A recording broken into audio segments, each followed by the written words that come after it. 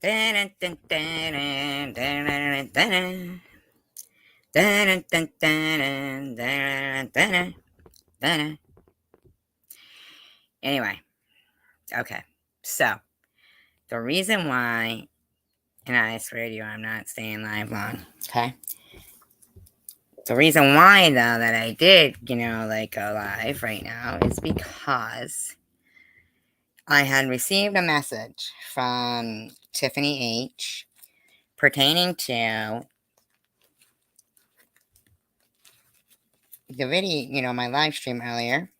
And yes, I feel absolutely disgusted that people that support that kind of behavior, okay? The burning of a female Barbie wearing a religious headdress, head covering, hair covering, okay? Which is a common, unfortunately, occurrence in some particular countries, even our own. Even our own. There's no justification for that behavior, okay? But comes to find out, it's it's okay. So SV Sharon V makes a video prior to her last video where she's complaining about she's still waiting for Tiffany H to call her with these plans and stuff.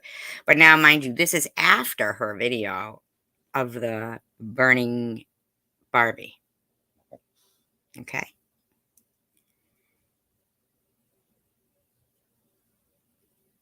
After the video of the burning Barbie.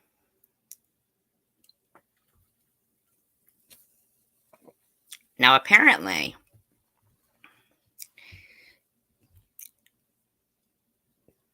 everything wasn't to her liking.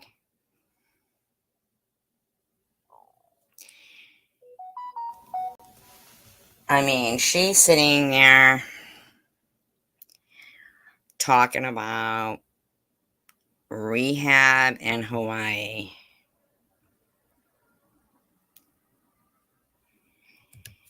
Okay. She's talking about lying, fakes, and phonies. Now,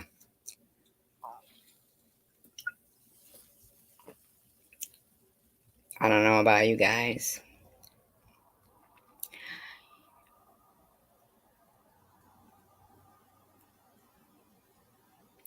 but Sharon, don't you think the best criminals are lying, fakes, and phonies? And not even the best criminals, just anybody who decides to enter into a life of crime and whatever else you do, God knows what, in my opinion. You're even sitting there bitching that Tom Reed gave out money that was left over.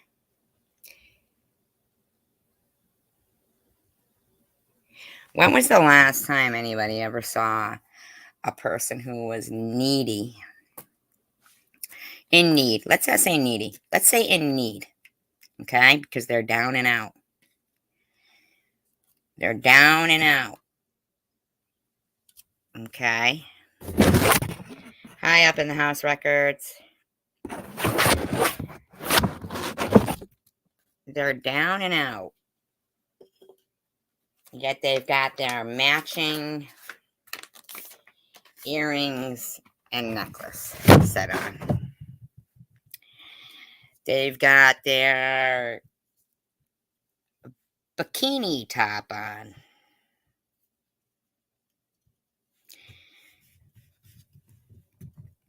Doing their live stream from their new bikinis. And I guess they're pissed because they don't get to wear them in Hawaii.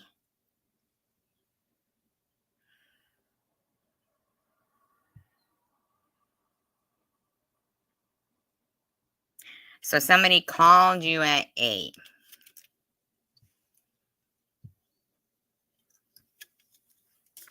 and said their kid had a half day. They'd have to reschedule lunch. And you, douchey, find it necessary to make a live stream about their parenting.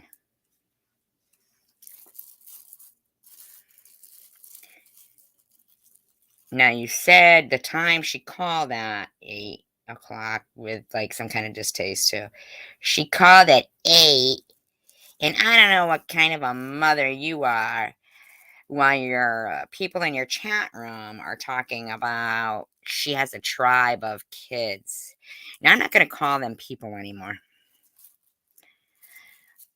I'm going to call them your enablers for your inhumane behavior.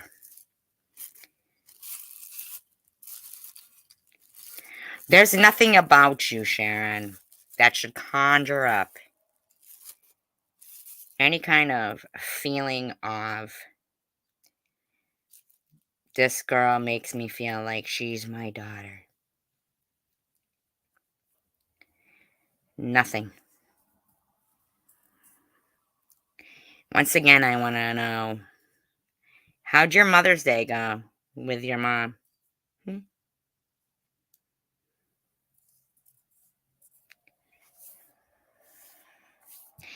Is it worse to lose a child and know that's the reason why they're not doing anything or calling you for Mother's Day or acknowledging you? Or is it worse to have a child that is still very much alive and treats their mother like they're not alive?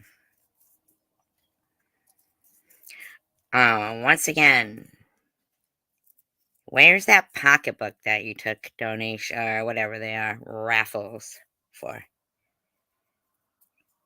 Anybody ever get it? Now, how long ago did Debbie call whatever on you there? How long ago? You're still going on about it? You're fucking gonna sit there and you're gonna talk about Tiffany H.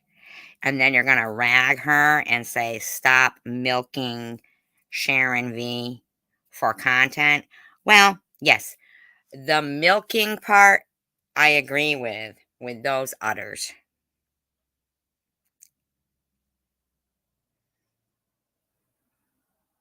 But I highly doubt she's interested in that sour fucking milk. Trust and believe. Ain't nobody interested in what Baron Sharon's got to offer.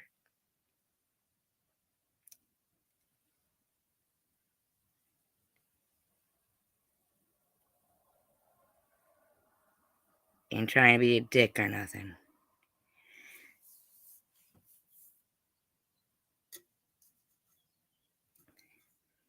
Just saying it like it is.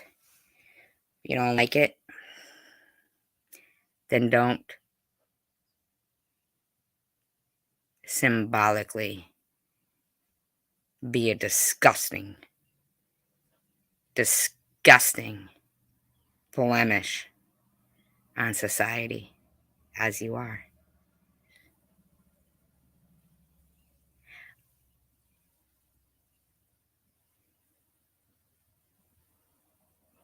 Now, I want to know,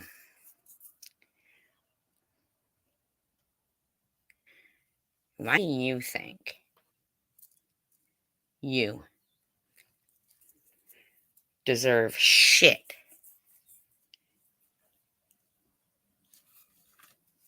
I mean, you're a fucking 46-year-old career partier. You're not a career addict. Because you seemed pretty capable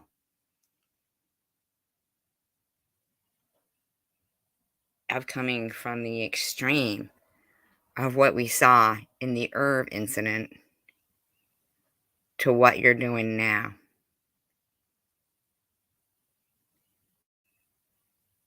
How's that? How's that happen? How's that happen?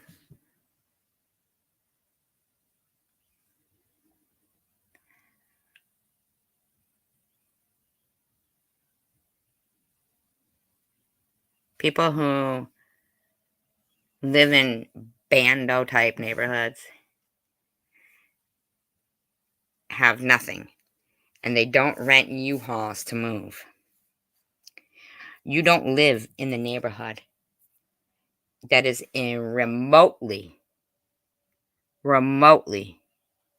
comparable to what Maddie is going through.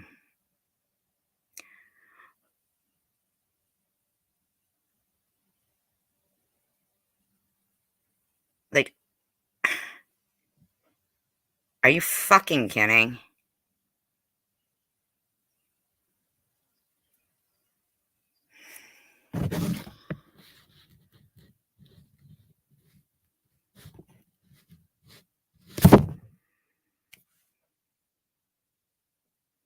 Hi, Bethany.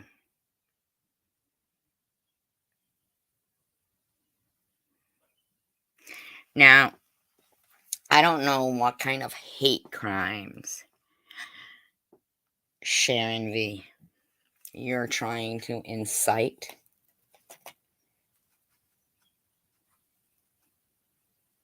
But I didn't care for it.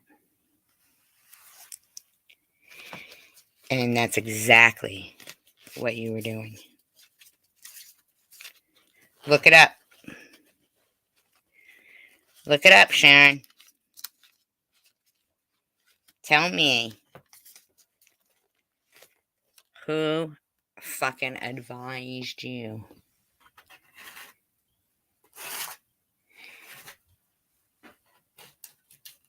to burn a Muslim woman likeness and call that a parody. Was that your own brilliant idea?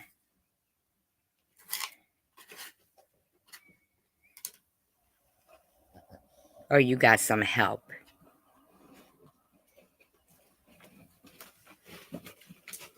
In my opinion, terroristic parodies. Nobody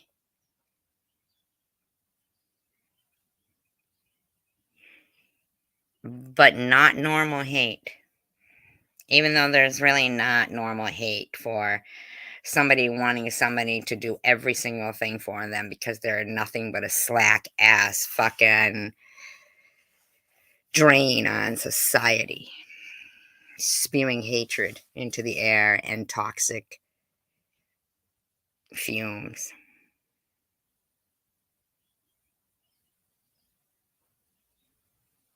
Like, here's another thing. Let's look back at the Earth thing.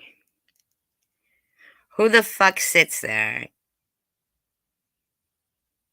and causes chaos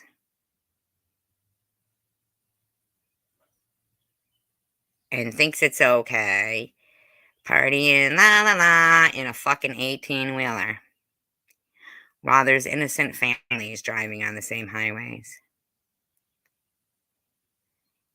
Let me ask you this. Rough estimate. How many needles do you just toss, Sharon V? How many? How many? I'm just curious.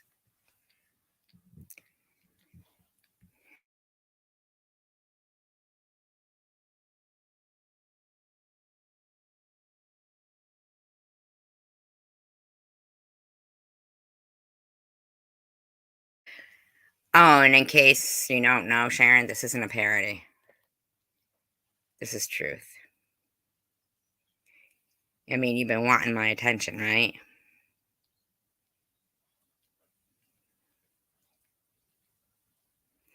Now, I didn't want to give it to you because you're gross. But what you did in that video, you deserve to be removed from YouTube. I've never seen, I have never seen such disgusting behavior from an adult woman, so-called woman. And I'm not saying because I think you're not a woman, but because I think you're not human. In a bikini top.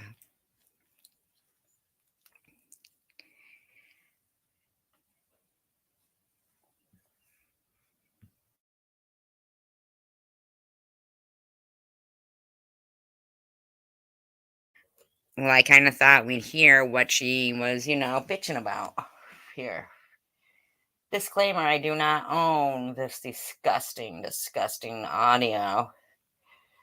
But to emphasize what a inhumane, disgraceful piece of crap this person is, I thought I would do some commentary on their disgustingness so everybody can see how grotesque smelling like pee is.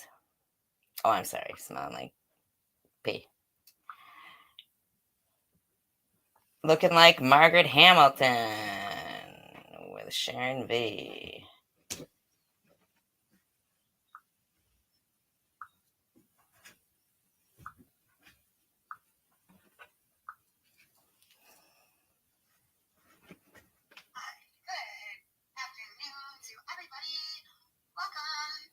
Smelling the tea with You're right, it should be. I just showed a corner and it's got a bunch of stuff crammed to the wall. I got boxes and bags and stuff. And do you got boxes and bags? Boxes and bags of what, bitch? You donating it? Or is it stuff you took fucking raffle money on? Or what is it, bitch? Boxes and bags of what, bitch? Part of it needs to go right into the garbage. I don't even need to keep holding on to. But anyhow, how is everybody today? Welcome to the Replay Watchers Club. Not as pathetic as you. Welcome to the Rewatch Players Club. Oh, smelling like pee with Sharon V. Who burned a Barbie doll with a religious head covering on. A hijab, is that what it's called? Hijab? I don't know how to pronounce it. Like for Muslims. And you know how, like, women in the Middle East are burned alive. This woman actually did that on her channel.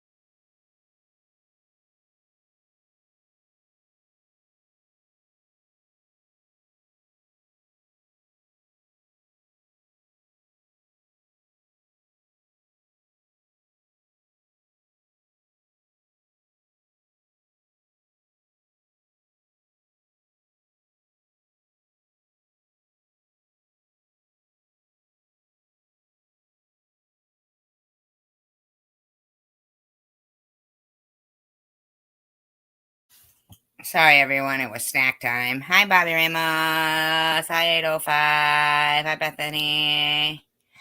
No, I know. It was snack time in the house. So I had to give snacks out to everybody. Well, not everybody, but my animals. Ha! Not that there's everybody here, but just kidding. You know, really, Sharon V is not something I would consider a worthy opponent, but I do consider hate crimes worthy of opposing. Now, if people are going to harass the people who were trying to help Maddie and call them enablers and this, that, and the other thing, then I do think that the video where a Barbie being portrayed as a Muslim woman being burned alive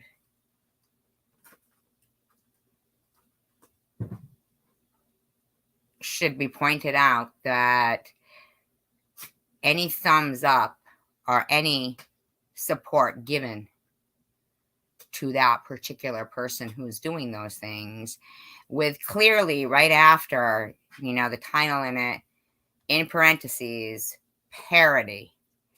A parody of burning a Muslim woman alive.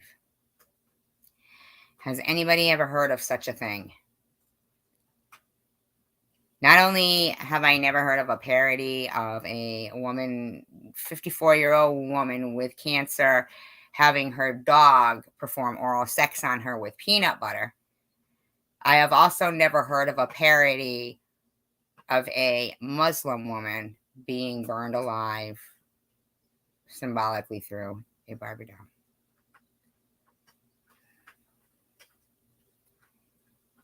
And I do think that anybody that supports that channel is enabling hate crimes and domestic terrorism. In my opinion, allegedly. There's nothing funny about it.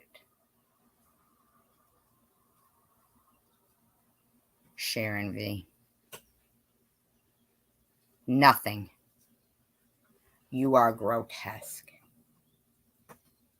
inhumane, criminal, and pathetic. Nobody is jealous of you. Nobody is.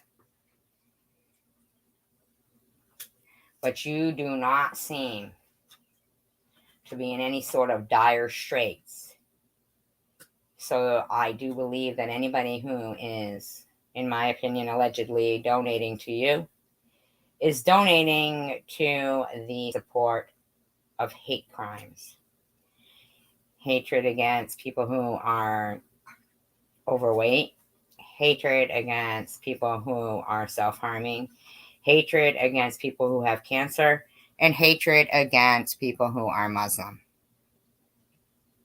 Hatred against people who are homeless, drug addicts.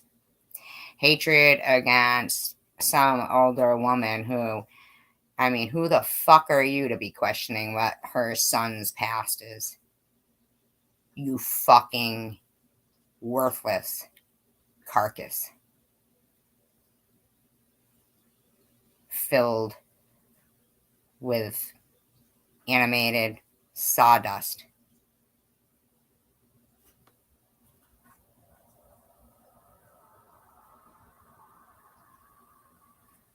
You're nothing except something that could become something, because the squeaky wheel gets the grease. So after seeing your video burning that Barbie,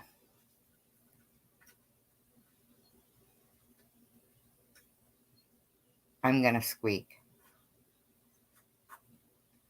louder.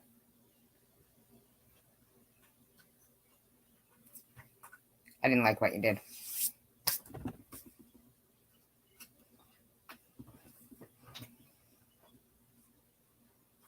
You can, and I mean, I don't like anything you do. I don't like that you got little fucking numbnut people like Tug Million, Tug a trillionth of an inch of a penis, motherfucker, or, what's up? I mean, you fucking kidding me, dudes?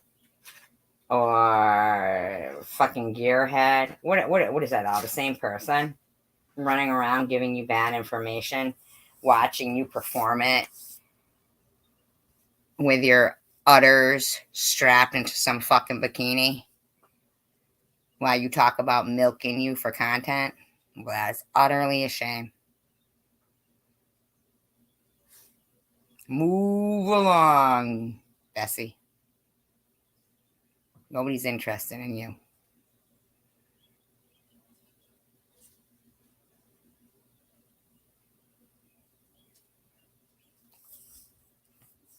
I don't know. I'm starting to think that she's actually, in my opinion, possibly the, runner person. You know what I'm saying? For all we know, and I'm not saying that this is the case, but a lot of times, these certain rings of crime activity do use women to reel in other women, or to even get there. From what I heard, she's been giving Tiffany H quite the hard time delving into personal business. Well, if they're giving her money, then it seems to me that when you're burning the likeness of a Muslim woman sitting on the sidewalk to represent the town square, burning alive, you're funding domestic terrorism, in my opinion. In my opinion. In my most humble opinion. That's hate crimes. Terroristic.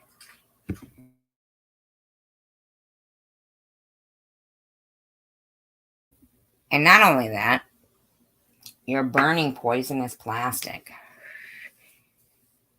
You think that it's okay to get fucking paid to ruin the environment? You dumbass, fucking ignorant, not even a bitch, because I think bitches actually have to have some kind of human or at least animal quality. You have the quality of that movie, The Blob. Or from Men in Black. Remember the guy? Fucking, he was from Law and Order or Criminal Intent. What was his name? Oh my god. It's right on the tip of my tongue. Remember, and he was the bug? It's right on the tip of my tongue. He's such a weird actor. But he was great for that role. Come on, Master. I'm not giving you another stack. You already had one. Hey.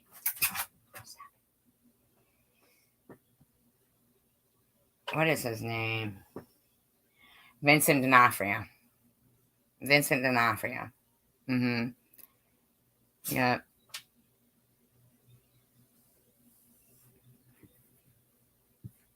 Well, I think thinking she's perfect is her thinking herself is perfect. There's more to that. Something's going on behind the scenes. Some, in my opinion, some scam, some fraud, some pulling the wool over people's eyes that would make her feel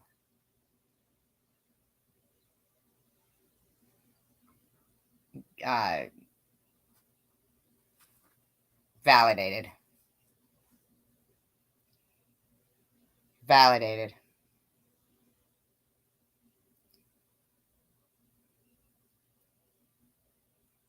I mean, this woman's a douche. Douchebag. All my friends and the people here on this channel know dang well, and anybody with half a brain knows that we defended Sharon V. We never said, can we? We never said, would you like us to? And we never expected anything from that.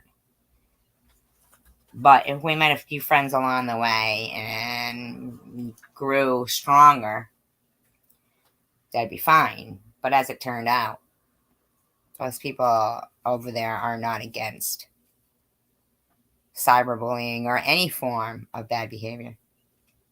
They go like as if you had something like a piece of meat, and this one person has this piece of meat, and they put it in front of them, and they follow it around. They're like followers, followers, followers.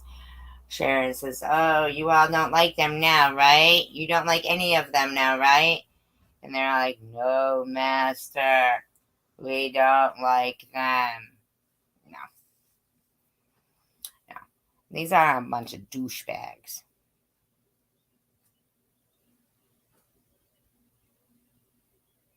People aren't that stupid.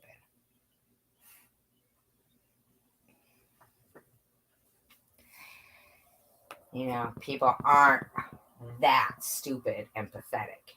I mean, Tug Million, give it a rest, man.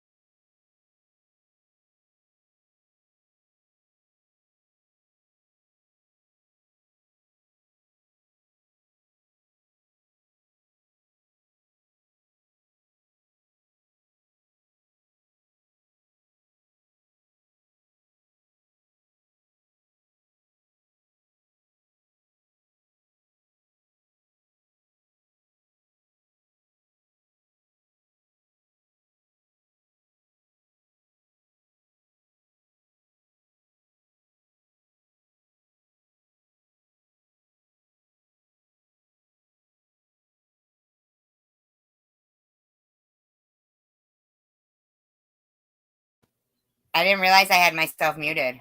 How long have I been muted, I wonder? Ah, it's so funny. So I have to go back now because I muted myself and didn't realize it. Oh my God, what was the last thing you guys heard? Isn't that so weird? I'm so sorry. Because I'm using something different, a different way of doing this. So, hi Renee. Sorry about that. I was just looking at a text. Hello, Peppermint Pixie. Hello, Peppermint Pixie. I incite hatred. I incite hatred. Welcome you. All right, guys. So real quick, let me just get this out. Yeah, let me get it out of the way. Let me get it out of the way. This silly bitch, a rotten mouse, and talking about me and her life. Didn't you already cover everything, Tiffany H? Why are you? I don't know, because she can. I mean, I don't know. I have been following because more or less I'm really kind of just annoyed at the whole act of the burning of the woman in the religious headdress. That's really what really has got me going here. I'm so sorry, you guys, but yeah. Milking Sharon B.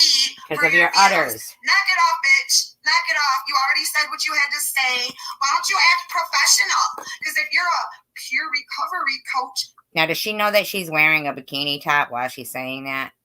You should be acting professional. But you're not professional because you lie. No, you do. And lie. And then when the truth is starting to come out of what a phony fraud fake you are. Now, isn't this the same person who recently said, oh my God, I'm so sorry. I think I released maybe the wrong information, but blah, blah, blah. Who cares? I could be wrong. Turn it around on me as if I did something wrong. No, bitch, quit trying to tell people I changed my mind and I backed out. Not true. I completely talked myself into going. And yet.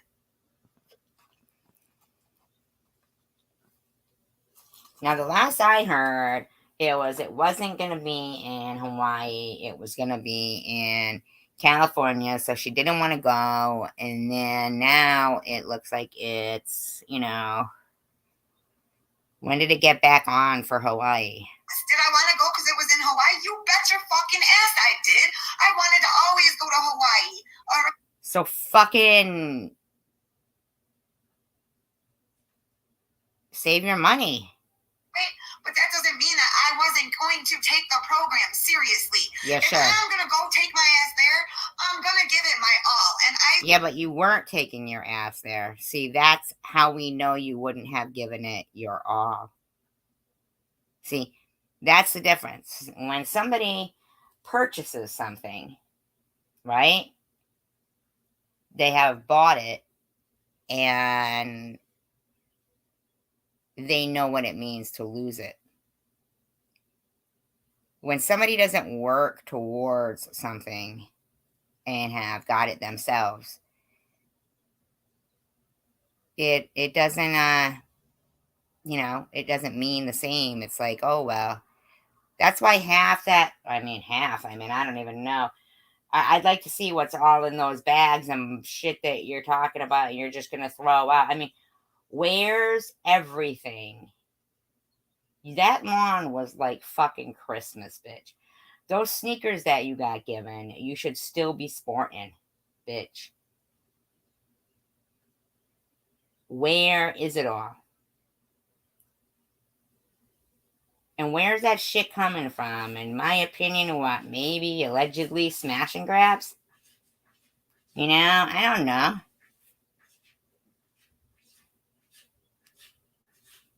I mean, I'm not trying to fucking sound funny, but I've never seen anybody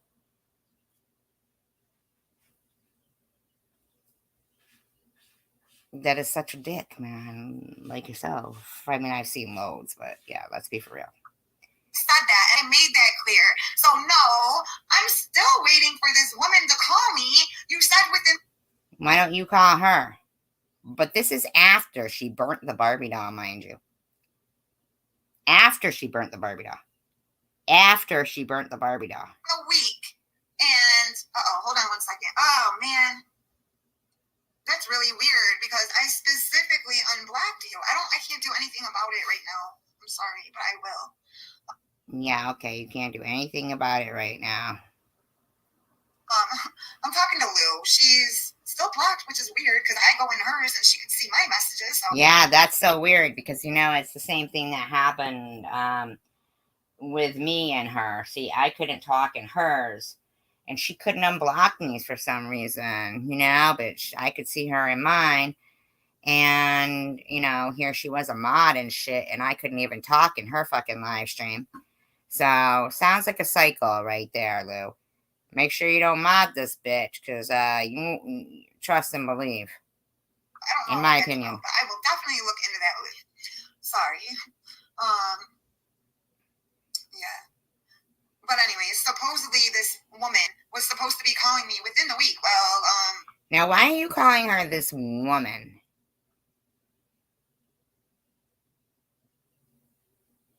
Like, look at your fucking self. Why do you gotta go public with this shit? Yesterday was Friday, so I don't know what within the week means to her. But the point is, she didn't come through with anything, nothing at all. What did you come through with? Burning a Barbie doll? Inciting hate crimes? Hurting the environment? Using some shit for content? Coming up with some excuses? Just being pure pathetic? Don't be putting it on me like I'm angry because I didn't get a junior whopper. You really got me fucked up, lady. Are you serious? Why are you talking about a fucking junior whopper? So this woman offered you Burger King too? Was nothing good enough for you? Because, you do say you've been waiting for her to call you. But I'm pretty sure that story changes in just a bit here. She did call me. Oh, wait a minute. Wow, wait a minute. Wait a fucking minute. Hey, is there anybody here? Did anybody hear that? Did she say that woman hadn't called her? And does she just now say she did call me? Wait a minute. Oh, I believe that bears looking into. I mean, is that for fucking real? Is that for real? Frown on me as if I did something wrong. No, bitch, quit trying to tell people I changed my mind and I backed out. Not true. I completely talked myself. No, I mean, really. Is anybody still here with me? I know I had muted myself for a while and screwed up. But seriously, is there anybody still here? Because this is some good stuff. Replay, watch your show. Into going. And yes, did I want to go because it was in Hawaii? You bet your fucking ass I did. I wanted to always go to Hawaii. Like, who the fuck are you talking to like that? But that doesn't mean that I wasn't going to take the program seriously. If I'm going to go take my ass there, I'm going to give it my all. You mean if somebody else takes your ass there? And I said that and made that clear. So no, I'm still waiting for this woman to call me. Okay. Now this is from her live stream. She's so sick of liars and fake people. Within the week. And, hold on 1 second. Oh, man. That's really weird. Now, she just said she's still waiting for her to call her, right? Specifically because I go in hers and she can see my messages, so I don't know what that's about, but I will definitely look into that. Sorry. Yeah. But anyways, supposedly this woman. Okay, so here we go. She said she's still waiting for her to call. Was supposed to be calling me within the week. Well, yesterday was Friday, so I don't know what within the week means to her. But the point is, she didn't come through with anything, nothing at all. Okay, all right, mark this down, everyone. Don't be putting it on me like I'm angry because I didn't get a junior whopper. You really got me fucked up, lady. Are you serious? She did call me way after the fact when I was. Now,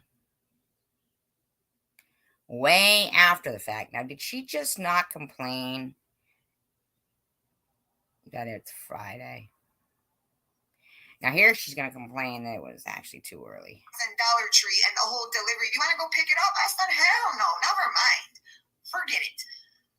Oh, well, I can get you an Uber. Are you serious? All right, now, I'm not understanding here. The title of this live stream is called Sick of Fake, or So Tired of Liars and Fake People. Did she just not? Now, we're only like, I mean, how much into this? 420 into this. How convenient. Because this bitch must be high. Because she's utterly ridiculous. Yeah, let's milk this bitch. Did she not just say she's still waiting for this woman to call? And now she's talking about she had her fucking ass in Dollar Tree so she could buy some more Barbies to fucking burn. Fucking environmental, fucking danger, fucking hate, crime, inciting bitch. Bitchin'. I'm gonna drive around town for a $2 Junior Whopper She just said she'd get you a fucking Uber, bitch. What more do you fucking want, you douchey bitch? Why didn't you just say, no, it's no problem? See, because I'm thinking the thing that comes back to is maybe they were supposed to go to lunch. But see, this lady ended up having to pick up her kids, right? That happens. Sometimes fucking all of a sudden there's a parent-teacher thing and they end up calling the school. You get a fucking robot call saying, okay, it's half day. Okay? We're going to be having a parent-teacher emergency called. I mean, you wouldn't know, Baron Sharon, but thank God for that. But anyway, and I'm not making fun of anything. I'm just calling it as I see it. So it seems that possibly she was trying to get you some Burger King. But then you didn't want to stay in the same place. It wasn't good enough for you because you needed content here. And ring up $40 with the Uber fees. I hung up on this silly bitch. And she's trying to go around saying I was too lazy to do the footwork. Wait a minute, cunt. You just said, oh, sorry, pardon my French. I mean, see you next Tuesday. You just said that you were still waiting. Now, I'm wondering, is this a parody on the title of your video? Is your live stream a parody on the title of your video? Because you're ridiculous. Carry through for what, bitch? I got an Uber app. Actually, it's the Lyft app. I ain't too lazy to do that. I just didn't want to. It wasn't worth all of that bullshit. How is this your content? How is you lying, saying you were still waiting for this woman to call you, and yet then just admitting that you hung up on her? And since I can't see your live chat, but I'm sure it's full of the most intelligent comments I've ever seen, they're probably just going right along with you. Okay? Oh, she bought her a pack of cigarettes too? I haven't gotten to that. See, I had no clue any of this went on. Just knew that video that she made was disgusting and caused a natural physical reaction within me. I felt like I wanted to throw up. I was shaking. I was so fucking angry. I mean, disgusting. Said you were sending me Burger King. I said you didn't have to. You insisted. So I said, give me a Junior Whopper, please. Just and quit lying and saying, but Burger King don't deliver. That's a lie because somebody sent me Burger. Okay, bitch. I still don't understand how this is content. And yet you're complaining. See, this is the thing that really kills me is, did she not say she was still waiting for this woman to call her, and yet she's relaying a whole conversation with said woman?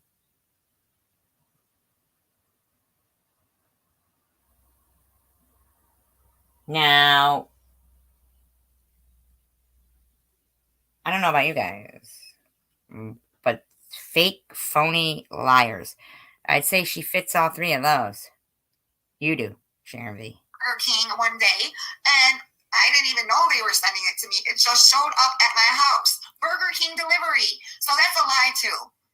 You know. Yeah. Prove it. We don't believe you, bitch. We want to see fucking the actual Burger King. That fucking guy with the red hair, the beard, and the crown better be delivering some shit. And if he isn't, I don't give a fuck what you say. I don't believe you.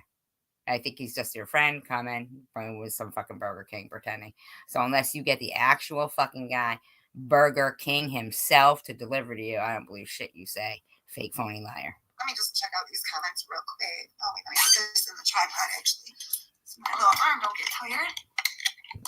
Your little arm? What, you got a gimp arm now? You trying to fucking convince us that you got a gimp arm now? My apologies to anybody with a gimp arm. Whether you think it's me or you don't. I fucking texted you and said I'm going live. And then I go live. You keep getting to try and ask me to call you. I'm not calling you. You should be happy enough that I texted you. I don't. My God.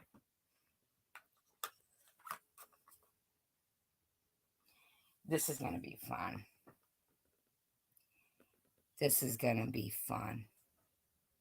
More fun than Bobble's commentaries were.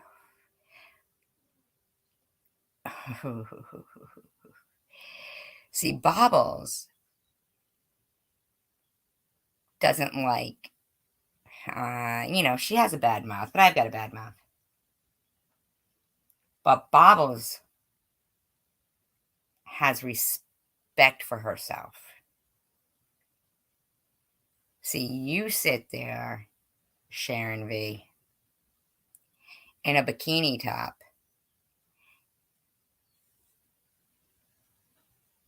and act like anyone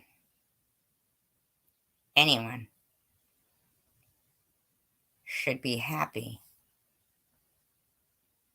that they got a text from you. Call people I don't know. And this person keeps texting me, well, I don't believe it's you. Well, then don't believe me. Shit. I told you a million times I'm not calling you. I don't even know who you are. I'm not calling you. Whoever that is, give her a dislike. Do not recommend her. In my opinion, she is the most ungrateful, disgusting, backdoor slob, in my opinion. I was wondering that myself. Yeah. Oh, my God. She's not blocked here. I don't believe Tiffany H is blocked here. I don't have a problem with Tiffany H at all. And I really appreciated her comment. My physical reaction to that video that she had made, I was so disappointed in myself for not seeing the other, because it was a short. Her other video, just Smell Like Pee, was a short. And I mean, I couldn't believe that this woman,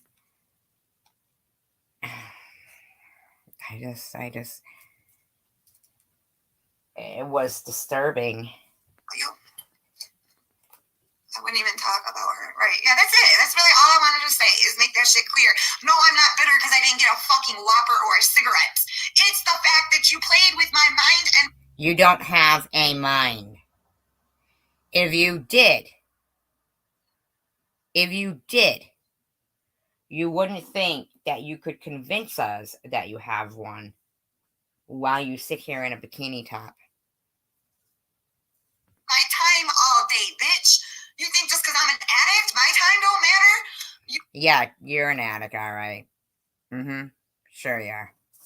No, you think she's sitting here giving me all these fucking excuses, and then I hear her say, oh, well, I did take a nap. You took a nap, you rude, unprofessional bitch. I want to see your site. I want to see where you shoot up. I believe you that the things on your arms are burns. I want to see where you shoot up. You had me waiting all day for you. Now Oh my God, is this woman? Oh my God, no, I can't even call her that. Thing. The blob. The thing. What is it? That monster from the swamp? What was it? Sigmund the sea monster. Sharon V. the sea monster. I don't even know. I mean, is she for real right now? And that's all I have to say. What else did she say? I didn't listen to all her bullshit. I listened to enough. Oh, so you didn't listen to none of it, Margaret Hamilton. But you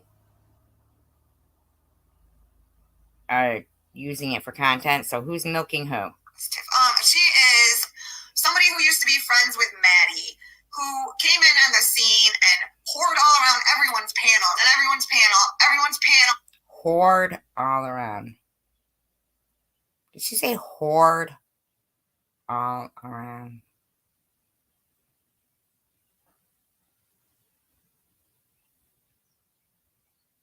Now, when somebody wearing a bikini top who has danced around in a diaper on her own live stream, okay, has the audacity to minimize the fact that somebody who is so adamant about their religion that they're going to wear it on their sleeve, they're going to make it a part of their outside package. That'd be like somebody wanting to become a nun. So, somebody who is clearly, this woman is hiding her hair,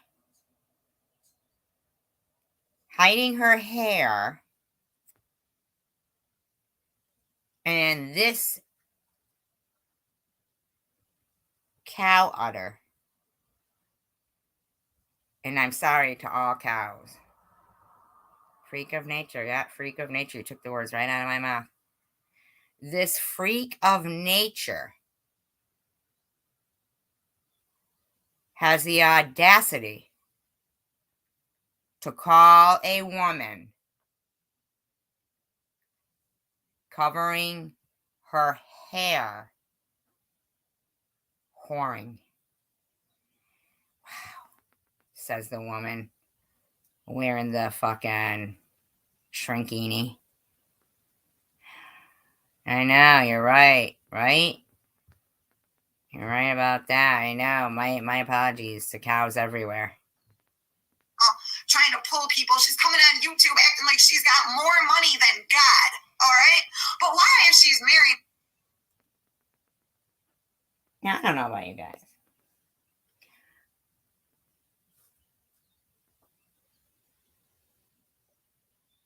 Who thinks God has money? And her husband makes so much money. Can somebody please tell me why she has a bridge card that she gets $2,000 a month? Because to me, that sounds like fraud.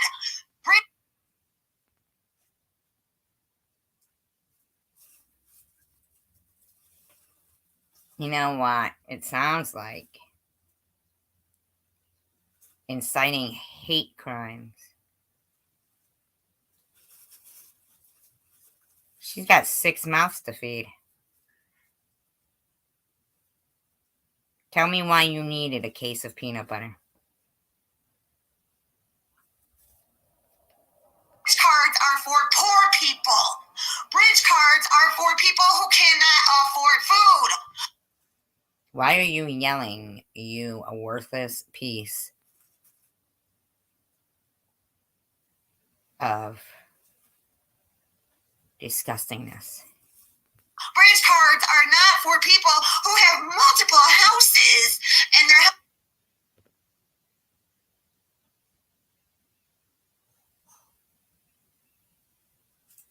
People who reside with the Lord have multiple houses.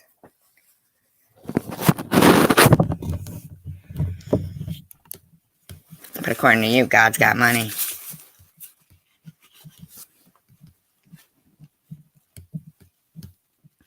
You're the most pathetic thing, I think, going. Like, you could actually win the most pathetic YouTuber going. I am not sure, Bethany. If she's around, if she's awake, I would love to hear from, I mean, I really was interested to find out, like, what was going on after, I mean. Husband makes all this money. You ain't supposed to have a bridge card, you fraudulent hoe. Okay, Margaret Hamilton, why don't you get under the house? I thought she said she was wealthy. How they got homes and businesses but get food stamps. Make that make sense. Exactly. Make it make sense. Yeah, rattle your rattle. Rattle your rattle. Queen of no IQ. Thank you so much to whoever sent me this. Thank you for the pepper spray. Thank you for the pepper spray. I need it to keep the dentist away. Amazon package, and it was this. I used to have one of these, but I kind of used it. So thank you so much. Appreciate that. Why is my camera? You used it? Well, how did you use it? How did you use your pepper spray? We'd like to hear that story. That might be some good content.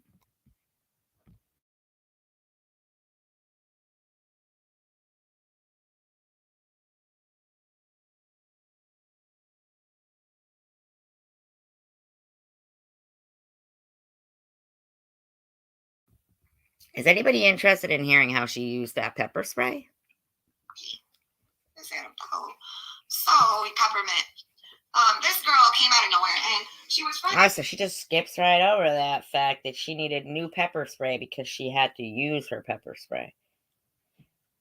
Now, I don't know about you guys, but if I had to use pepper spray, I think that was worthy of talking about. Wouldn't you guys? I want to know what she had to use the pepper spray on. Is anybody else interested in that? Like, what did she have to use the pepper spray on? With Maddie at one point, she exaggerated that and made it sound like she was besties with Maddie. Turns out, Maddie's baby daddy was friends with her.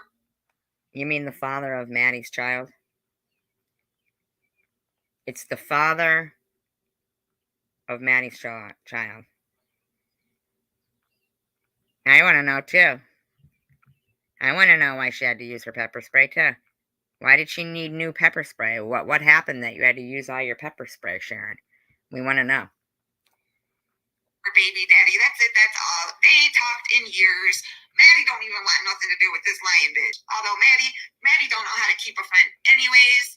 So, I mean. Oh, yeah, and I don't even know why they don't give you a fucking talk show, fucking radio show, I advising people how to keep their friends.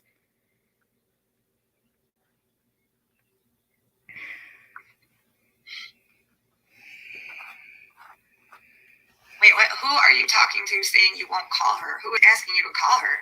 I ain't calling her. I ain't calling her. My name's Margaret Hamilton, and I'm waiting for a house to fall on me. I got some nice ruby red slippers over here.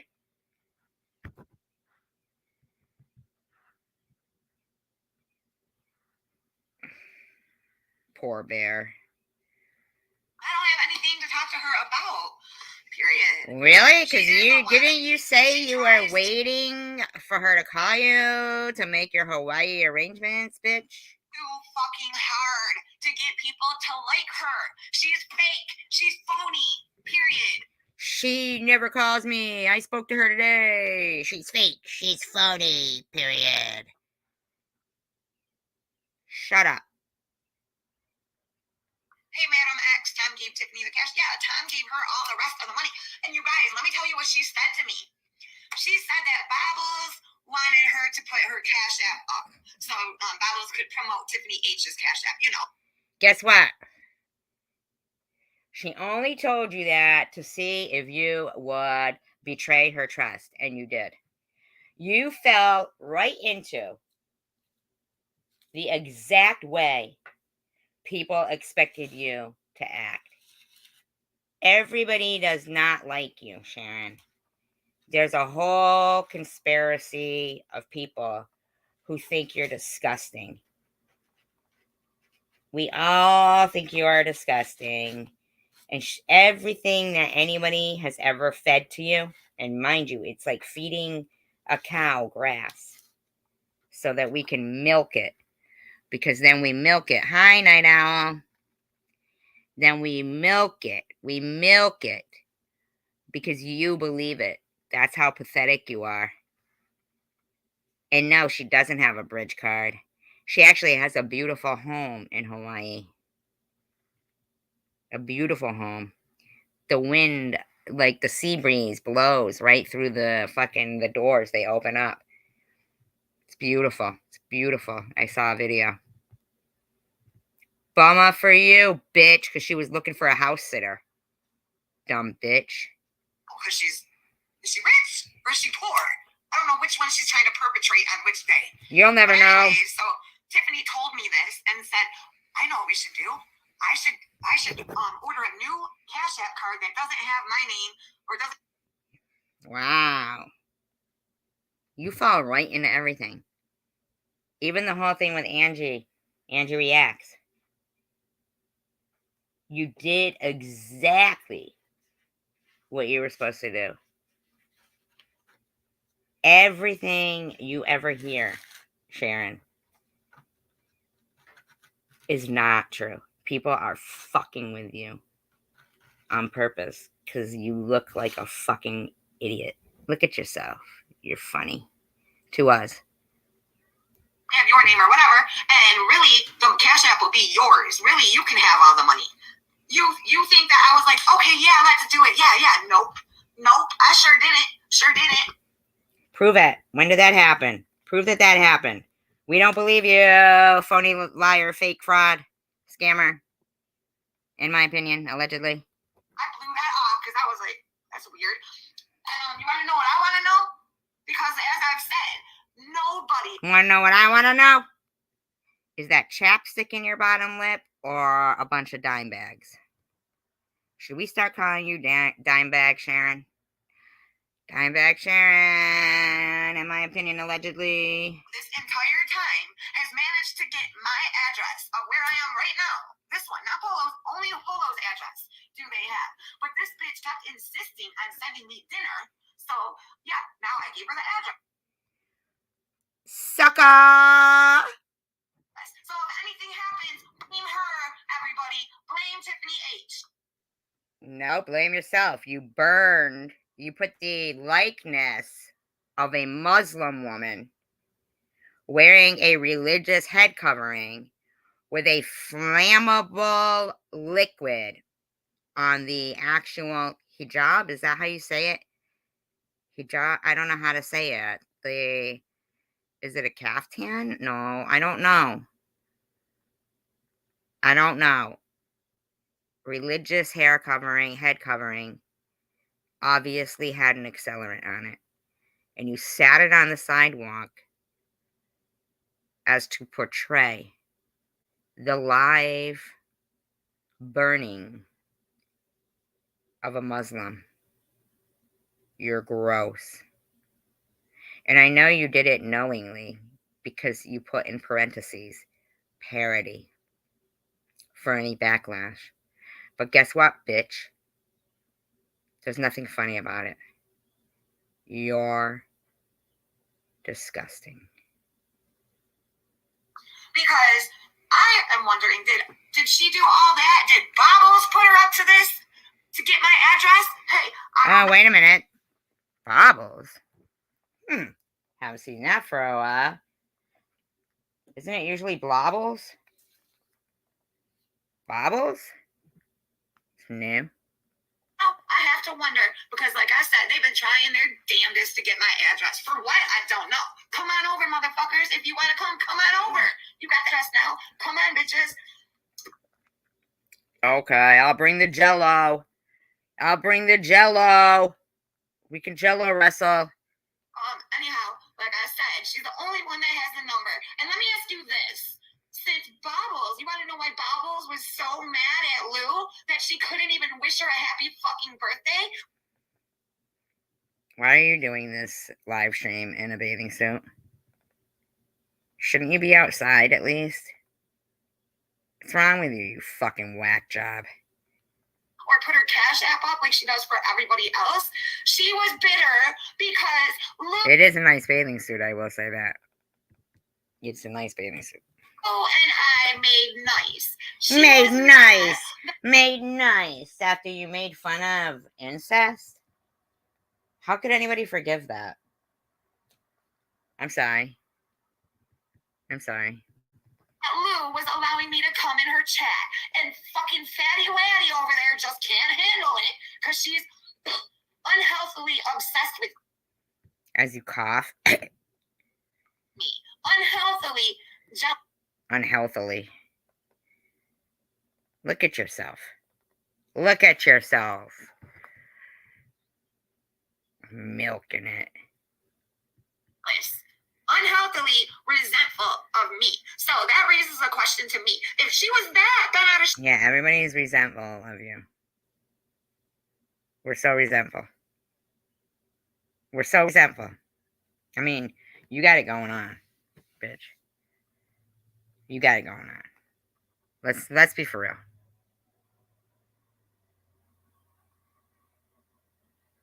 Can we get a list here of all the things we're resentful of Sharon for? Well, I'd have to say that this bitch got nothing to worry about or going on in her own life to care about.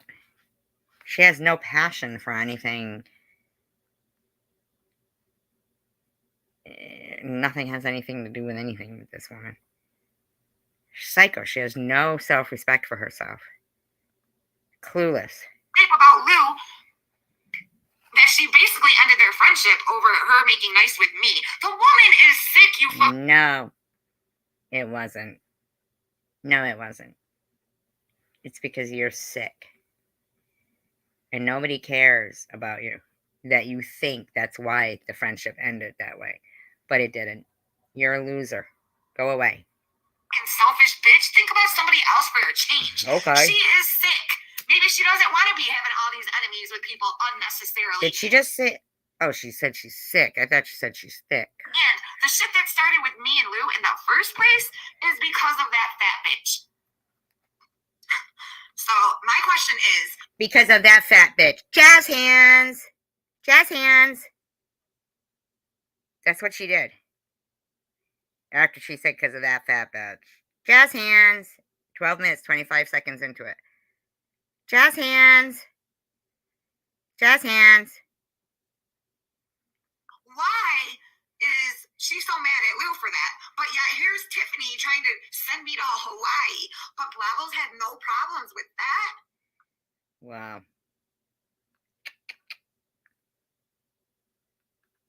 I don't think anybody did.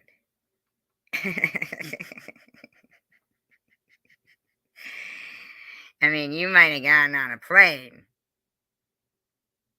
but I don't think you were going to Fantasy Island.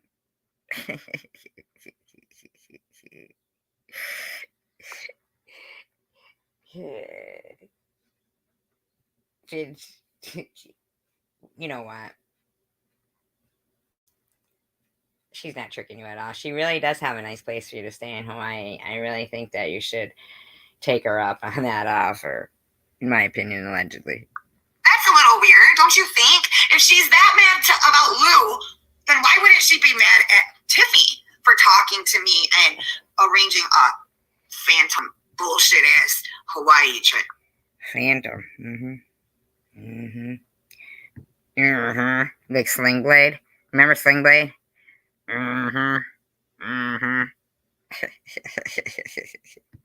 Because they're in cahoots together. Cahoots, I tell ya.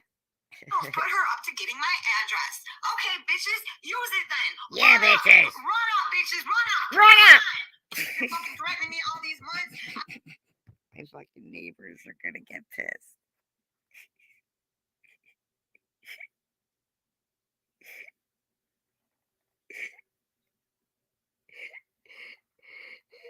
This is commentary on fucking. I reckon. I reckon. Run up, bitches. Run up. I got Nitty threatening me for a year now that he's gonna come over. Now she's doing sign language. At 13 minutes and 15 seconds, she does sign language. I reckon. Oh, look at her. 2 keys, 2 keys. I'm a broad. Now, let me just tell you guys. This mask is a plaster cast of Sharon's actual face.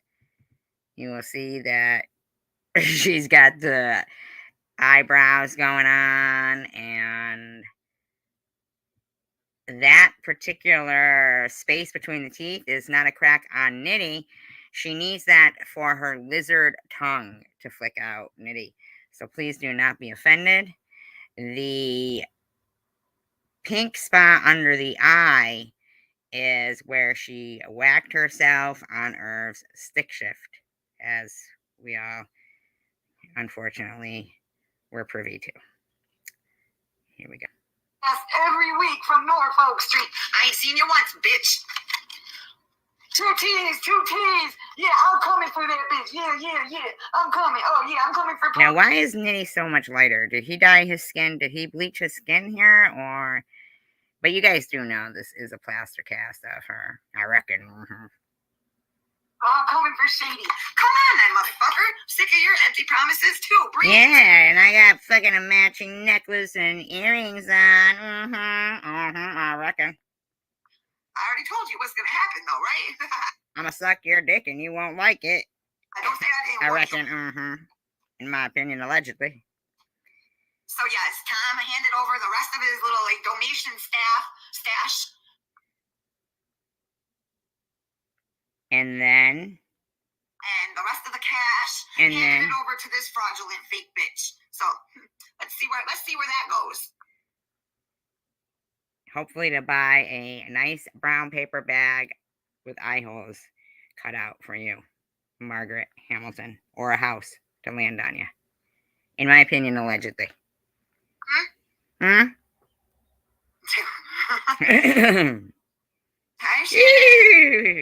is a trifle. And then this is another question. Yeah, twitch. So this bitch calls at 8 in the morning. 8 in the fucking morning?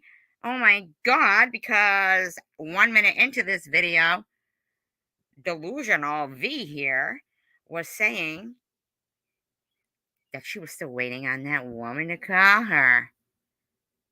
Is that not what she said? Oh, but she did call her. Oh, but it was too late in the game because she was already at the dollar store. Or was it not? Did she call you at 8 in the morning? Ooh, no wonder why you're so tired of fake, phony liars. You are one. And says, oh, I don't think I can make our 1 p.m. lunch date. It's going to have... Drugs is bad, okay? Okay? Be a little later because my kids have half a day. Really, bitch? What kind of mother are you? Did you really...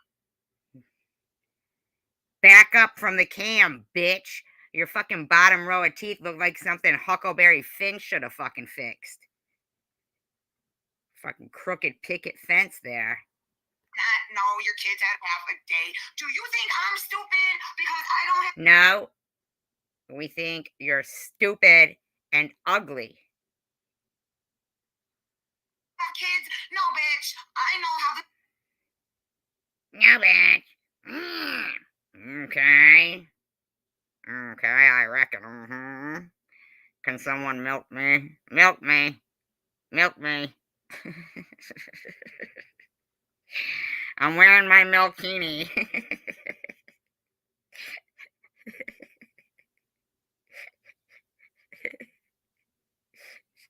That's why she's got her. That's why she's wearing that. It's not a bikini. It's a milkini. She's getting milked. School system works. Yes, that it is. Shit is planned out. Parents know. Oh, yeah, because you know how the school system works. When their kids are coming home with half a day. With half a day.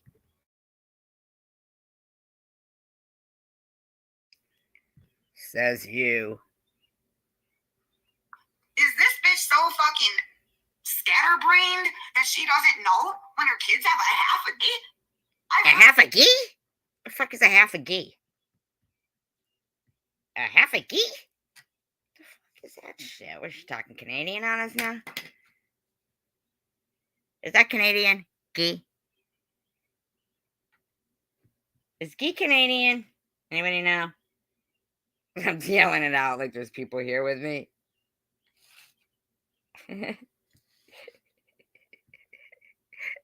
I'm funny to myself. Replay, watch your show. Heard her make the statement that she's not a good mother, and I didn't know why she said that at the time, and I thought that was a little strange that she would say she's not a good mother. She meant because she was considering fucking talking to you and possibly dealing with you and possibly touching something that you might touch and getting your fucking cooties on you. Then she got to give her fucking kid the cooties shot. Circle, circle, dot, dot. Because you're fucking such a fucking crotch rat. But hey, maybe she was right. Because if you can't even keep track of your kids' fucking schedules at school. Schedules? Hey, they ain't her kids. They're her daddy's babies. She's a mama, baby, daddy, whatever. Those ain't kids. Those are her baby daddies. Daddy babies.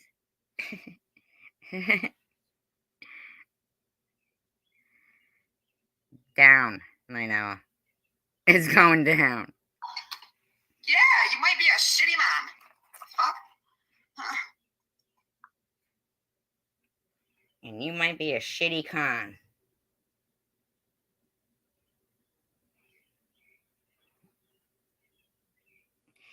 It's the SG show.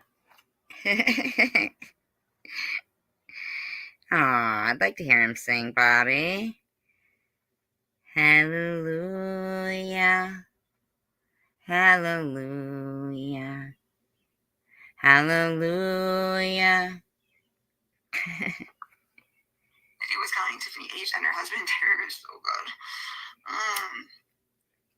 She's after that money. Speaking of cash apps, if you'd like to help Sharon out, her cash app is thank you.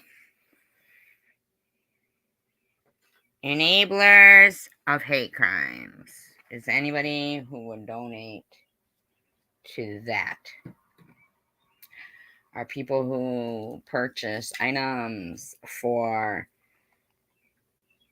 the exploitation of domestic terrorism, in my opinion, cancer bullying, self-harm, ridicule, harassing children, harassing homeless, harassing addicts, body shaming. She's got it all, and yet she's nothing. She fits the criteria of being a nothing. Hugs. I do appreciate that. Oh my god, and wait, let me just say that she was fucking lying. Was my parody not great? Did I not say, thank you, Hug? Thank you, Tug Million. And there she goes, thank you, Hugs. I appreciate that. See? Tell me I don't do a good parody.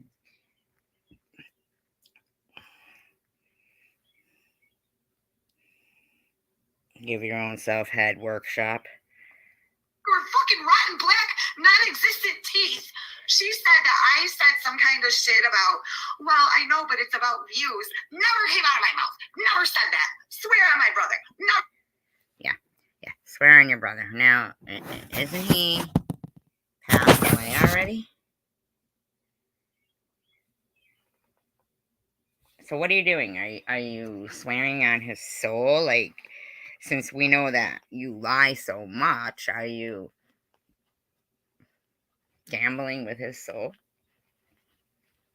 What does that mean? You swear on your brother.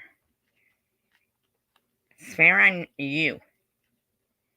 And I want to know, did you see your mother yet?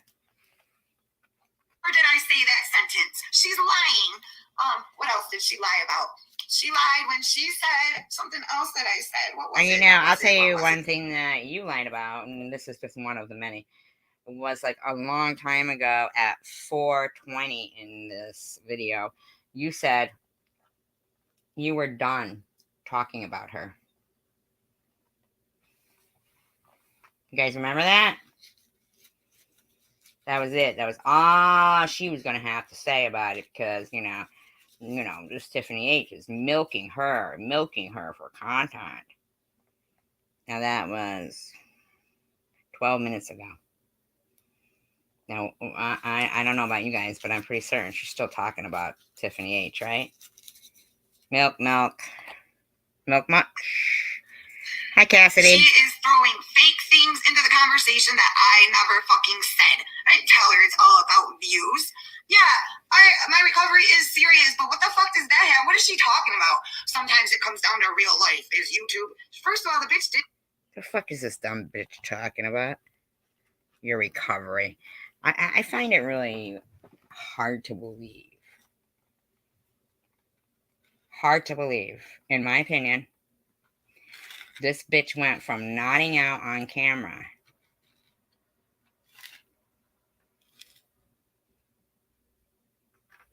and the whole entire Irv thing to this. She didn't skip a fucking beat. Now, I don't know. When did she detox from the whole few days there doubling up on this really strong shit?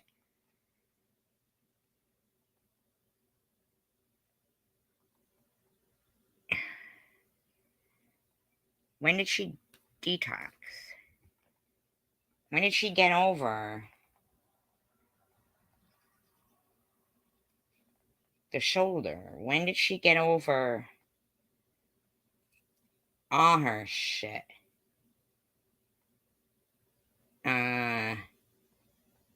Why does she need to be publicized on a homeless and addicted? I'm starting to think there's something really strange going on. Well, I'm saying that Sharon goes from nodding out on camera.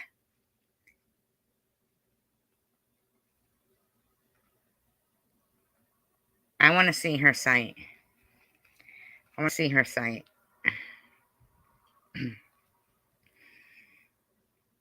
Even say that to me. But what in the fuck is she talking about? I'm not getting off YouTube whether I go to rehab or not. What the fuck is she talking about? I was asking you why you were saying to your phone, I'm not calling you. I texted you. That's enough. Yeah, it's this guy.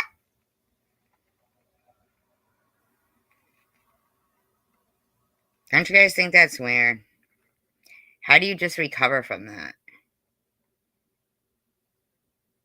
With no detoxing. Like, I didn't see any real story into it. Like, now that I've been, using like that amount, because she clearly said, yeah, she was using it like every half hour because blah, blah, blah.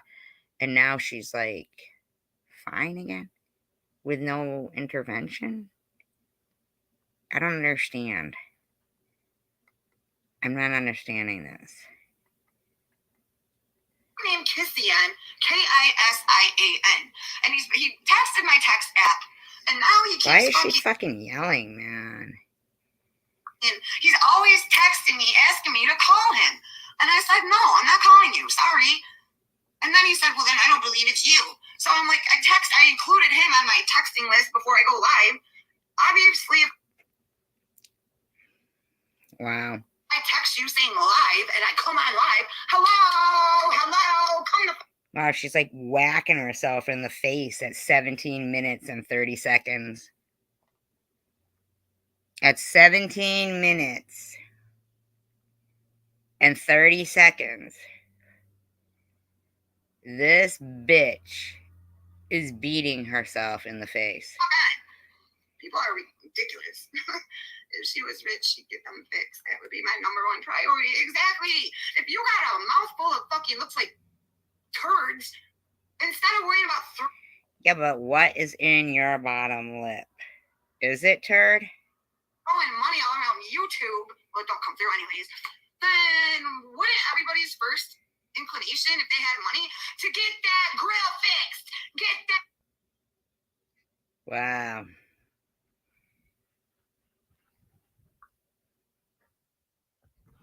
Wow. Sam Ryan says, I always wish the very best for you, hon. I wish you could just get rid of those fools in your life and just have the good people who care for you in your life. You are a good woman and deserve to be treated nicely. You are always in my prayers.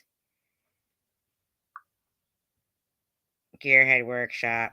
My next question is, why would someone like Tom just hand over all this cash to somebody he hasn't even met in person yet? That in itself sounds weird.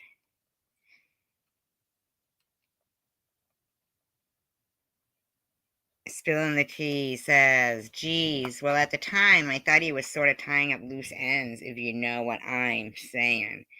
He's been very morbidly grim lately, and he's always spoke of taking himself out. What a weirdo she is, huh?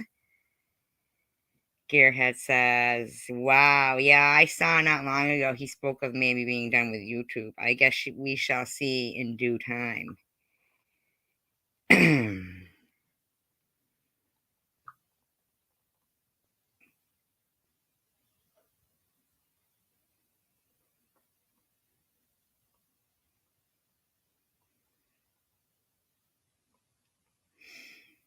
Wow. So this person says, theory. Husband works some type of construction under the table and she gets disability, food stamps for 8 people. Spillanity says, bingo, she said that. And also he's a silent partner of a restaurant in that shit town she lives in. Hamtramck, I don't know what that means. Hug Million says, it would be nice if Two Teeth Tiff was a silent partner too, so we wouldn't have to hear any of her lunacy and lies. And Crossroads and Cat says, do the kids all have the same dad? Could have some child support in there too. What is it their business?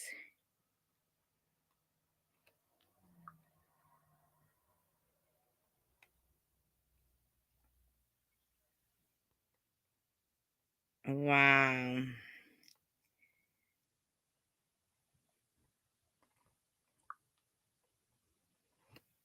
Wow.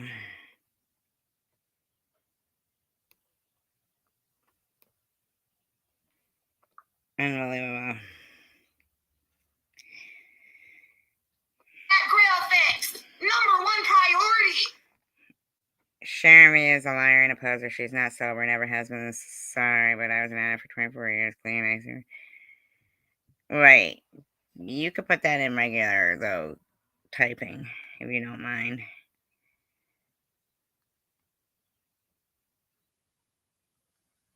Yeah, well, it doesn't matter. She's a whacker. She probably took money from him, though, and then did that. Fuck paying a bitch's airfare. I'm gonna get my teeth fixed. You should. What kind of sense does this bitch even make? I don't know. You should, Sharon. Yes, Brandy. I know exactly how you feel about it. Yes, I do, Brandy. Every once in a while, she really looks like she's, doing that whole movement she was doing with the fucking flashlight parody thing she did, which I thought was really disgusting. Ugh.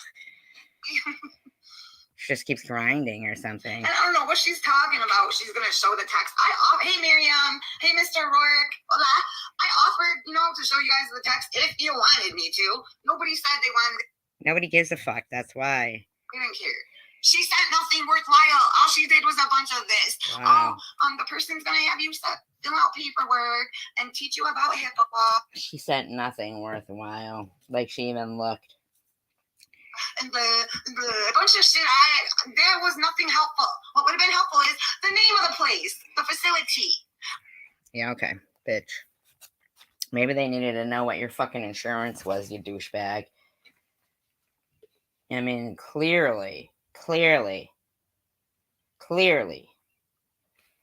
Did you honestly think this woman was going to fucking pay for your rehab there? No. But if you have some kind of federal insurance, she might have flown you there, and that in itself is very expensive. But I think it's odd anyway that you would jump on something, whether it's in the next town over or in Hawaii. I don't give a fuck where it is. You're gonna go somewhere a stranger is gonna send you. I mean, really? What are you, fucking ridiculous? You want another Irv incident, so called, in my opinion. The pictures that you promised you were gonna send, that you said you sent, and I told you I didn't, and you said, oh, they didn't come through. I sent them. I asked you and asked you and asked you to please send them again, and she didn't. I don't know what she's insinuating I didn't follow up on. You're gonna tell me I changed my mind. Shut up, girl. Trying to cover your tracks because you a phony bitch. Fuck. She might hijack a phone and go. Are they really making comments like that about hijacking stuff? Wow, Sharon. Wow. You found that tip was friends with Bobbles. You should have cut. Well, because I saw her on her panel. I told you she was panel going around. So I did know that she's been on her panel, and she's a total ass kisser to box. That's our first problem we had. And I don't know why she. What's wrong with this woman? Why is she yelling? Is there something, like, seriously wrong, like, mentally with this person? I don't even answer, because the answer is yes. Absolutely.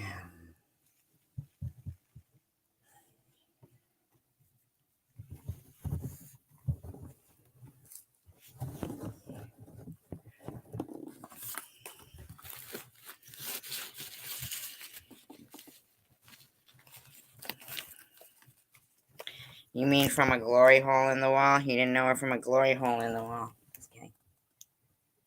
Keeps talking about this stupid shit, you guys. She keeps on talking about this. A week ago, I went in her chat and I was talking to her for a minute and I said, lunch one day, question mark. First of all, I wasn't meaning for her to pay for my lunch. I just meant so we can meet up and talk.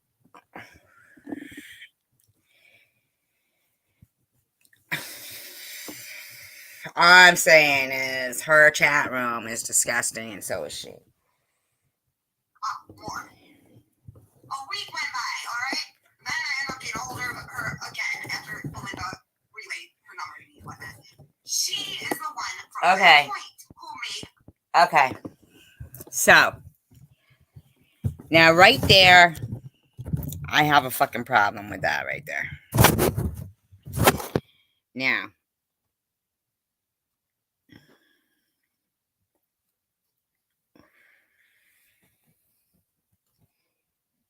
would she be referring to Belinda Shaw, who keeps sending me emails in my deceased sister's name on behalf of Sharon? A lunch date and offered to treat me. All right, I didn't ask for her to pay for my lunch. I'm not like that. So I don't know how this bitch wants to try to paint me like I just am mad because I didn't get lunch or a Whopper. Fuck you. Do you not think that I have people, if I'm really in a bind and I'm. Okay, so it was because Tiffany had to cancel the lunch, and I guess 8 a.m. was just too much time, and then it was after the fact, and this, that, and the other thing, so that she could make a video about it. So evidently, yeah, we do think that you do make a big deal over lunch. Starving? Do you think that I have people that I can't call? Do you think if I needed $100 right this minute?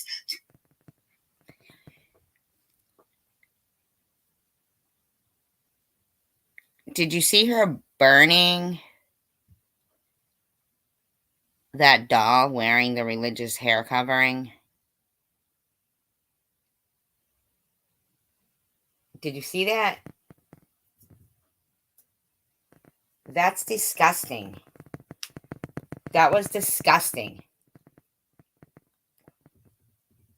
It made my heart hurt.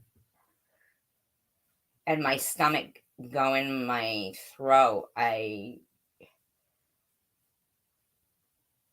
instantaneously felt sick because there was an accelerant. It was in her the shorts videos.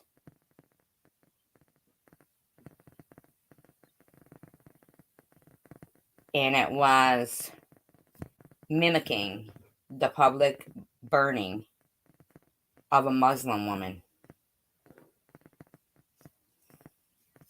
And they do that. She's disgusting. I don't care who she was referring to in that video. That was disgusting. Do you think that I don't have people that I can call that will give that to me? Bitch, stop making yourself more important than you are. And that's it. That's it, guys. I believe that's all I have to say on her. Sure. Now that's at 21:15. Let's see. Hi, little Sally Walker. Betty Weddy. Right. Hey, Blavos, don't forget to eat, you fucking pig. Wow, that's original. That's original. Time glorified. Yes, he did. He did. Just like he glorified Maddie all this time. Just like he said, I'm the con. How? Because you are. Because you are. Did I ever deceive you on nothing? Not a word. Never. He's just a weirdo that was resentful because I didn't take his orders and march to his beat, and I still talk to people he forbidded me to talk to. I don't care. I don't take orders from people. It's forbade. Yeah, the word is forbade. It's forbade. It's forbade. That he forbade.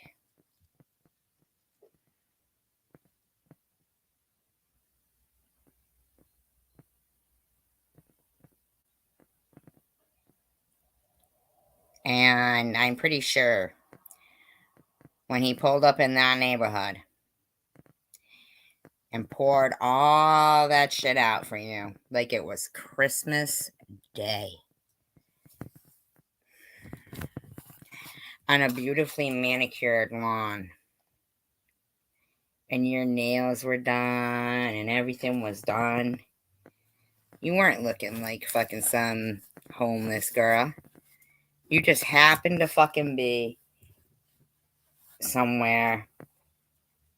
You are a fucking, in my opinion. Don't know, but this is just me speculating. Have you guys ever heard him describe his dream woman? Latina, long hair, thin. I believe Tom Reed wanted a piece of... No. His dream woman is fucking Shelley Duvall. No lie. Now, I'm not going to put down Shelley Duvall because Shelley Duvall, actually, back in the day, when she was younger, a good-looking woman. His favorite movie is The Shining. Now, that's not any kind of creepy thing, but I mean, I'm just saying that I happen to know things. He used to be interesting. He couldn't get it. He knew I wasn't a slut whore like all the other girls. Yeah, you were a fake. Hey, I don't know. I can't figure out that weirdo. That's all I can speculate. That's all I can speculate. Yeah, warrior. Yes, they did. Cray, Debbie. Hey, Billy Breeze. I'm alright. Hey. Marley Quinn, where you been? Hey. So yes, Cray, Debbie. All the po-pos here to this residence. Now, how long ago? How long ago is she talking about? How long ago is that? Like, I mean, wasn't that a while ago? What happened is she didn't have this address, but the cops knew. This address is on my ID, so that's how they found me. But she already called a wellness wellness check, right? And the cops have already been here, and they do not care about my piddly violation of probation warrant. So my question is, what the fuck do they think they're gonna? Or do they not care about your well-being? I'm just saying. In my opinion, allegedly, I don't know. Speculating. Do with my address? Send the cops over. Go ahead. Go ahead. It ain't gonna happen. Nothing's gonna happen. And like I said, run up. She's probably not legally married, so they can't count her husband's assets. Maybe. Probably, Marley. Oh, back to talking about Tiffany H, I see. Good thinking. A scammer mentality through and through. If that's the case. Who is she trying to scam? Disclaimer, I do not own all the rights for the audio contained within this video, but I am using it within Fair Use Act guidelines, and it is for commentary and educational purposes only. I thought I would milk this cow. Scammer mentality through and through. Since she likes being milked, I think Tom and her would get along. Nitty Tyrese lives in the Campbell building. Yes, he does. Hey, Jennifer W. So let's see who's next playing POS to offer sharing something under false pretenses. I got Tom. Yeah. Let's see who the next one is to offer sharing something under false pretenses.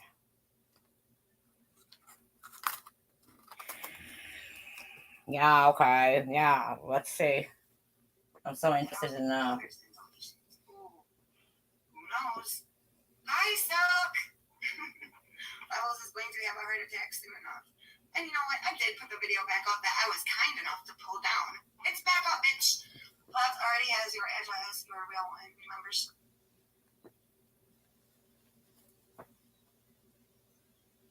Now, let me just get this straight. Her neighbor.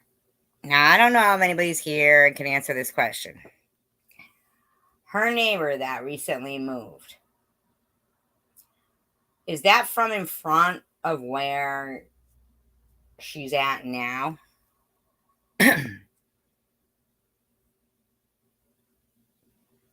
And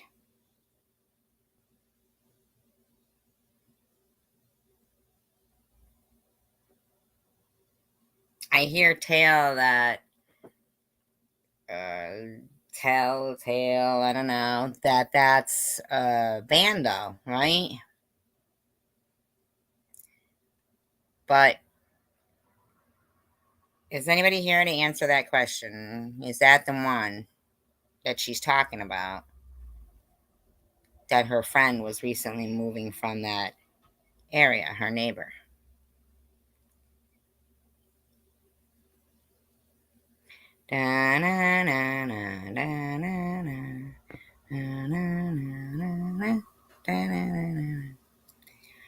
Yay, nay? No?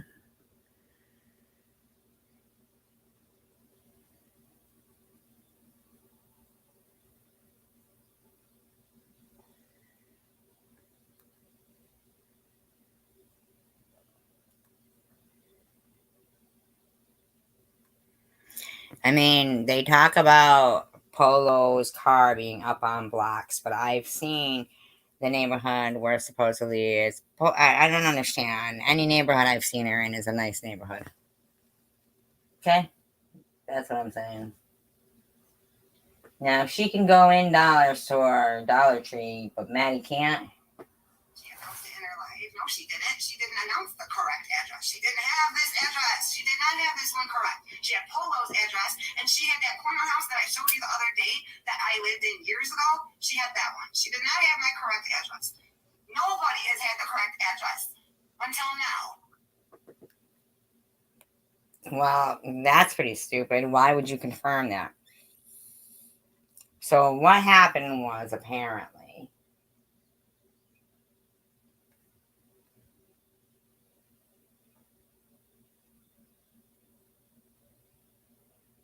I mean, I'm just saying, there's bandos, but there's fucking U-Haul trucks. Because Tiffany tricked me about a fucking delivery, and I trusted her enough and gave her the fucking address. I have said that she gets Section 8 HUD and stands and busload of kids, right? She came up tonight. Oh, did she, Peppermint? We know that too. Didn't she say she called after the fact? And she said, well, can you pick it up then? But she was already at, so she had called. And now I would really like if somebody who lives around there could call Inkster Burger King near a Dollar Tree and see if they deliver. And if they do,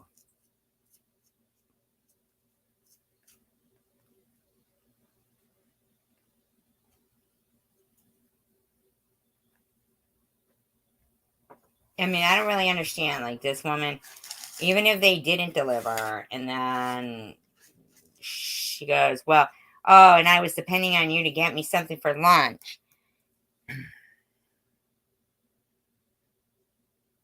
Hi, Mitch. Yeah, it is.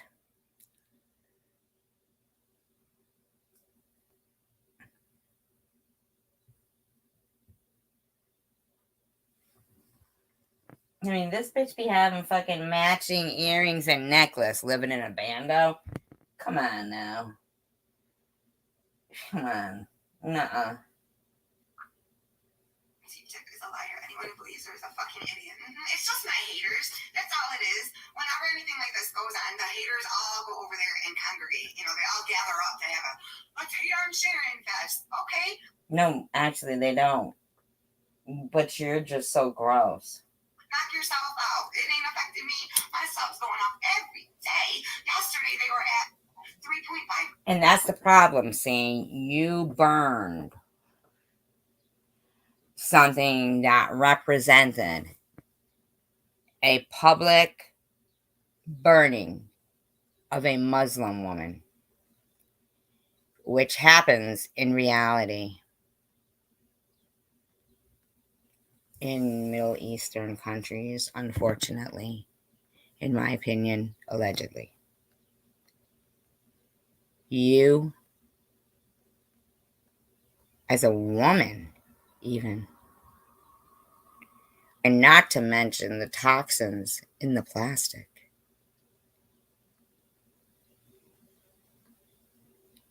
You're fucking gross. You're fucking gross. And then you just what? Left it there on the fucking sidewalk so you littered too? Did you just leave it there on the sidewalk, you stupid fucking douche? You fucking douchebag bitch. You're a douchebag. And if you're gonna brag about how much your fucking subs are going up, then I'm with Bobbles. I'm telling you. Then I'm with Bobbles.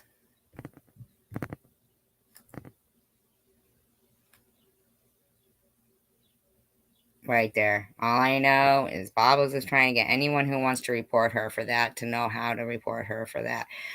I mean, I am all for that, in my opinion. Allegedly, I think that she is inciting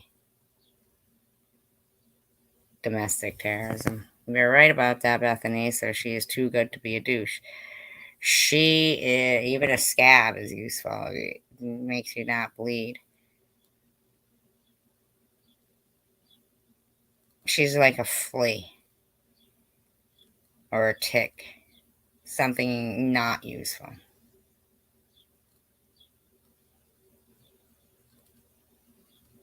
Yes, why YouTube has to be good for being in touch with people in the right way.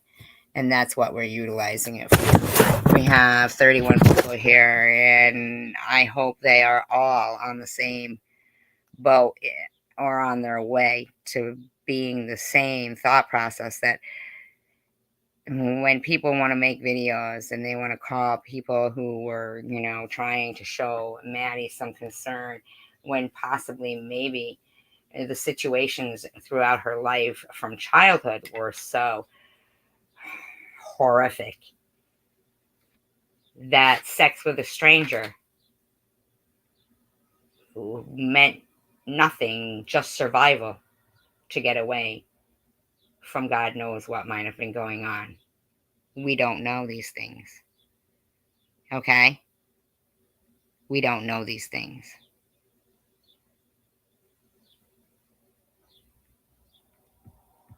But I do think that it's important for people to take a stand against things and have a place that is prepared to die on their feet rather than live on their knees.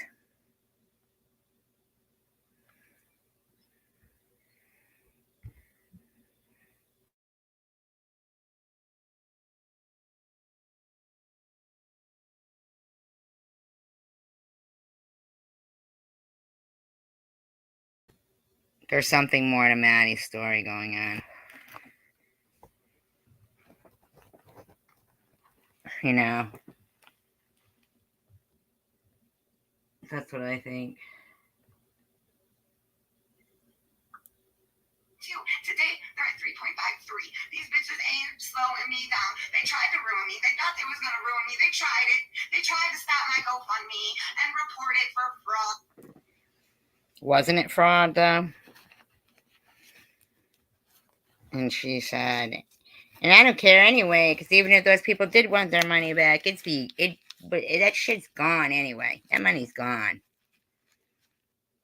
With no remorse. There's no remorse from this woman. None. Do you know why? Because she skates through life. And when there's lawlessness, no, she's not like Maddie.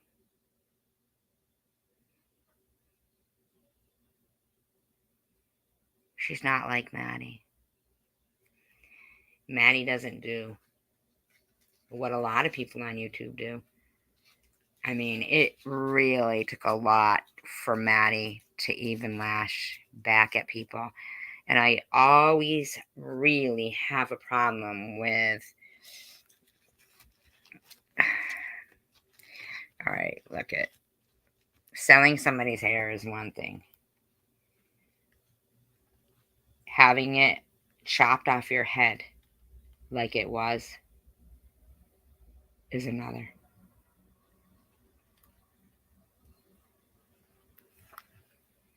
That wasn't just somebody buying somebody's hair.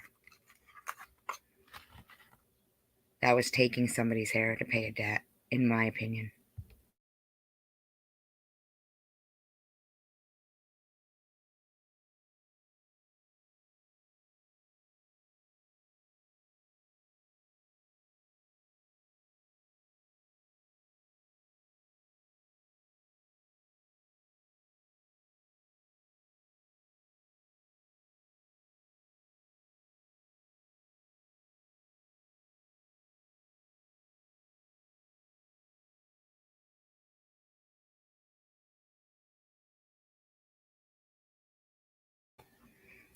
Here was the thing, though, I know.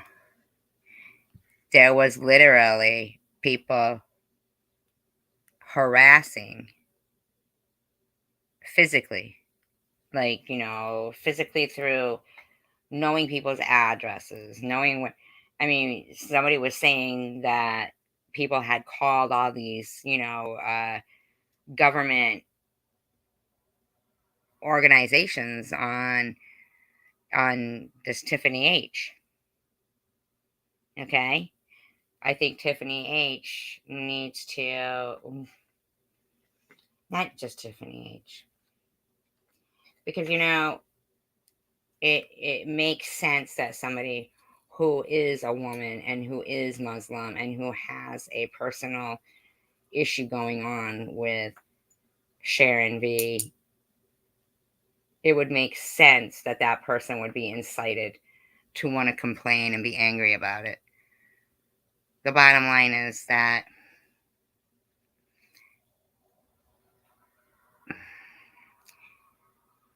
It's really easy to not look at things,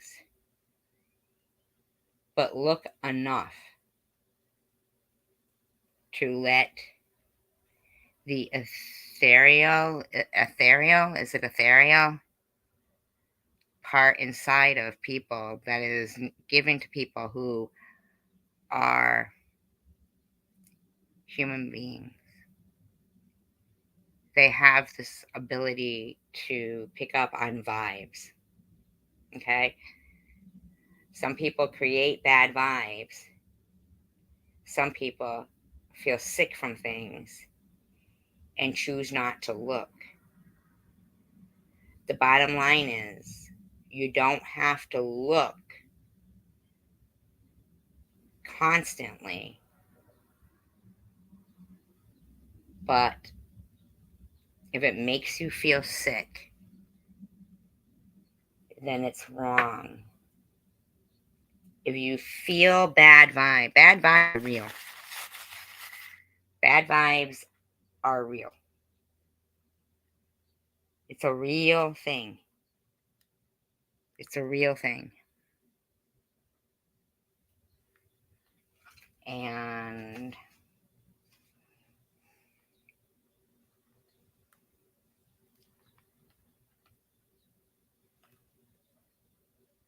some people, if they create them in you, if something creates you feeling sick, then it's a bad thing. And normal people should feel sick. GoFundMe investigated it and found nothing wrong. They tried to lie and say I called CPS on Nitty. Ain't phasing me, bitches. That's why. You try all this shit, you try all these lies on me, and still I rise. My channel's doing better than any of yours, motherfuckers. If you watch one, they'll all start popping up. Sharon is the best out of them. She always. The best at what, though, is the question. You know? I mean, yes, it's true. The squeaky wheel gets the grease. We have to be squeaky wheels, right? All of us. We've got to squeak louder, right? That's what we're here for. Squeak louder. To all the people in the chat and never asked for anything, unlike some of the others. Thank you. May I ask who we're referring to? Well, we're talking about that Tiffany that wears the hijab. Okay, so she knew exactly the name of the thing. Wow. Wow. I'm fucking blown away.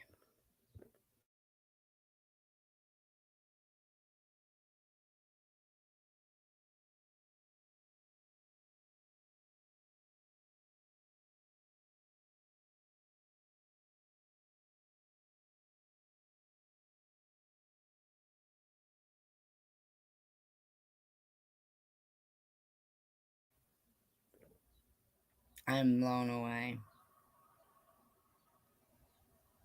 Now, you know that I'm not familiar with the name of that particular head covering. So when I say it, I'm still unsure if I'm saying it right.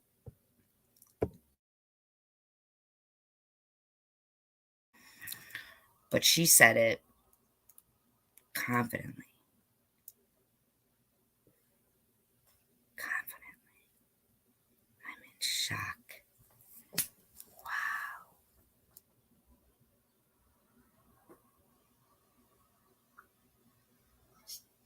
It's confused. She doesn't even. Aren't you supposed to fucking know the Quran and memorize a bunch of shit? She ain't done that. She's a fake ass fucking Muslim. But you knew. On the flip side, bitch, that they would burn a Muslim woman alive.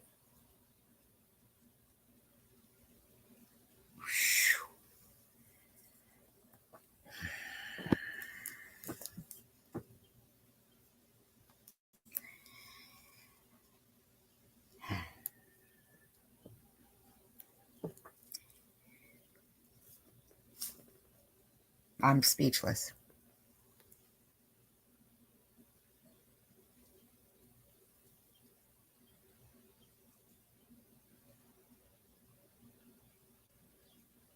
You know, there was an artist, Lydia something Panchenko, and during the invasion, you know, from Russia to her village, like, you know, in the Ukraine.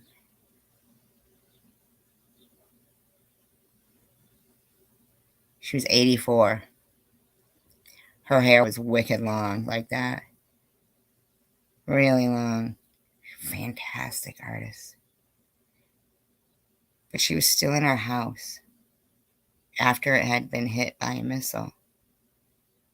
And she starved to death.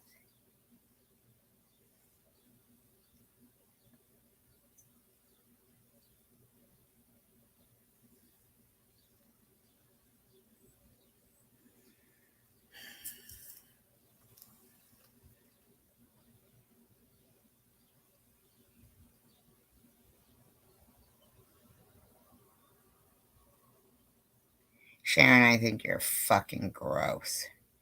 Even more so than I did earlier. Even more so than I did earlier. Even more so than I did earlier.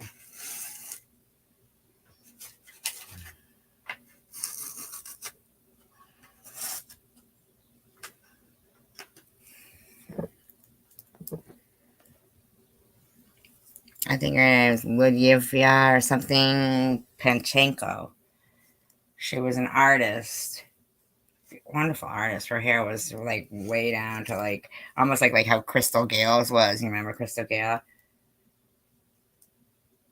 She was 84, and when, you know, the invasion in the Ukraine there, a missile hit her house, and she was still in there and trying to live in there. Like, where was she gonna go, you know? And she starved to death. She was 84. She was fucking brilliant. Her art is so beautiful. So beautiful.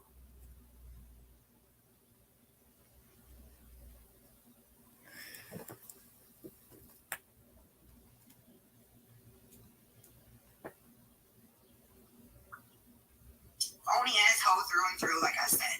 I wish Sharon would realize that she doesn't have to defend herself. And no, I don't. Oh, I need to be like that guy. New date, new.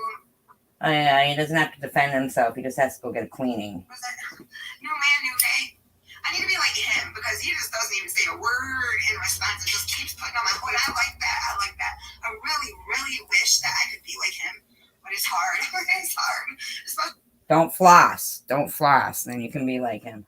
when I got these bitches slandering my name, saying I was angry because I didn't get a Whopper. Are you fucking serious? Now, what bitches is that I'm now? sorry, but it's a therapeutic. I thought it was a junior Whopper myself. Get my stuff out, you know? If I just sat here and took it Worked. and didn't defend myself, I would be very miserable. So it's an outlet. So instead, we all have to suffer. Traffic to them, which I wish I didn't. I can't do anything about it. Ah. That person was most likely someone you don't need around. Meh. Exactly. She only goes after people who go after her. Oh yeah. Ding ding ding. Ding ding ding. Is there a dentist in the chat? We wish for new guy, new day, whatever, new world, new mouth, new floss. Thank you. So new brush. Sharon, she told why she didn't fix her teeth. LOL, because people have died from having it done.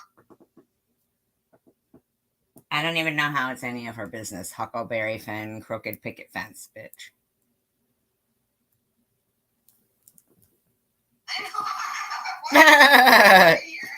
Oh my god, what a piss poor excuse. Yeah. Piss poor, Let piss poor. me just throw this out there. Please Because, do. everyone's wondering who's Munchie. We are all wondering who Munchie is. Wow, treat. She's going to tell us who Munchie is? This is a treat. Did anybody know this was coming up? Really? Is this for real? Is she going to tell us who Munchie is?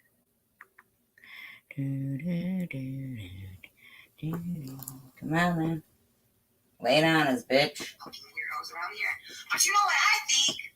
I think it's none other than Mr. and Mrs. Blabs. That's right, I said it. I think Munchie is Mr. and Mrs. Blabs. Alright, so it's her. You know, it could be Hug Million.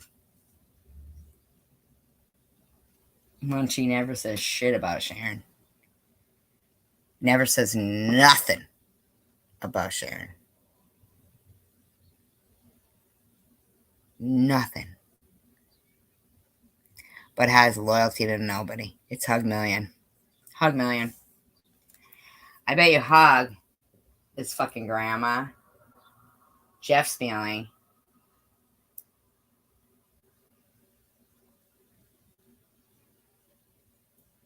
I can't help but wonder if Hug Million isn't fucking rich, right?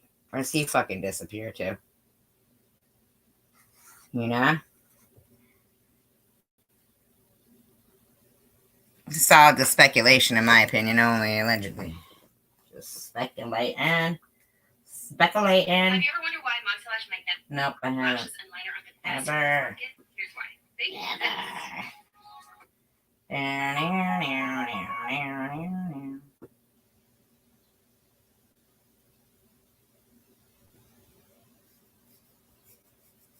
Dingleberry, dingleberry, dingleberry, dingleberry.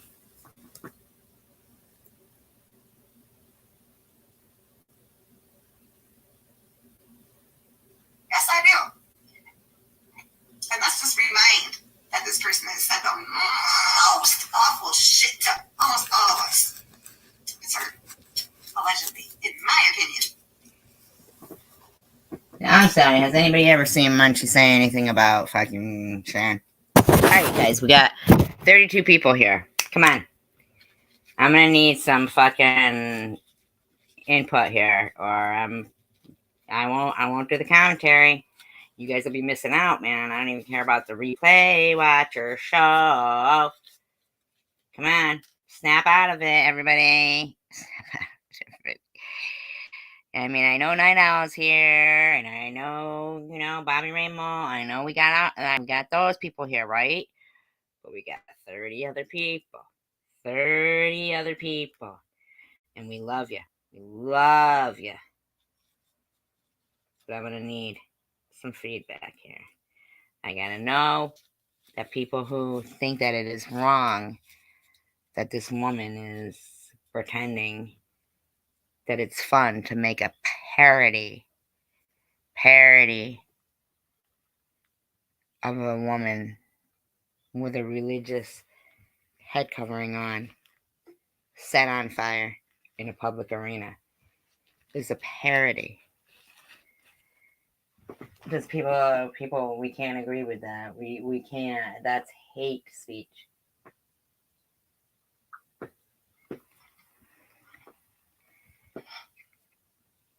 People have died from abscess teeth. Right, more like it, warrior. People have died from not getting their rotten mouth fixed. That's more like it. Maybe she was confused. Now, I want to remind everybody that this is at 29:30. Now, remember at 21:15, she said she was done talking about her. Prior to that, at 4:20, she said she was done talking about her. You're on StreamYard soon? Oh, man. Hi, Jenna Rue. Thank you, Jenna. I'm all right. I just don't like that the bitch tried lying. Just a little lie she said. So not true. You mean like when at 20 minutes and 15 seconds into it, you said that you were done talking about her? Or how you said you were still waiting for her to call, but you've already spoke of 2 conversations with her? I mean, like Sharon. Who's milking who here? And are you milking the right stuff? I mean, what the fuck is wrong with you? You can't even sterilize the shit you do and make it okay. About that really pissed me off. I wish they would have used it. Oh, yeah, I wrote that one. Right, who's the subscriber who's supposedly going to the rehab that already signed up? Yeah, I want to know. Please, please, subscriber, tell me who you are. I will not tell anyone else if you don't want me to, but I just want to know if she's lying or if this is, you know what I mean? I just want to know if you're really signed up. I want to know how it goes. So please. Yeah. Yeah, like, you know, everybody's gonna fucking say, hey, I'm the one going, you know, like, everybody's gonna fucking just say that. So that what? So what? In the meantime, Sharon, I want to know if what's happening to your bottom lip is from chewing tobacco or dime bags. Because you're looking like someone who might have, at some point in life, in my opinion, allegedly, be a runner who, you know,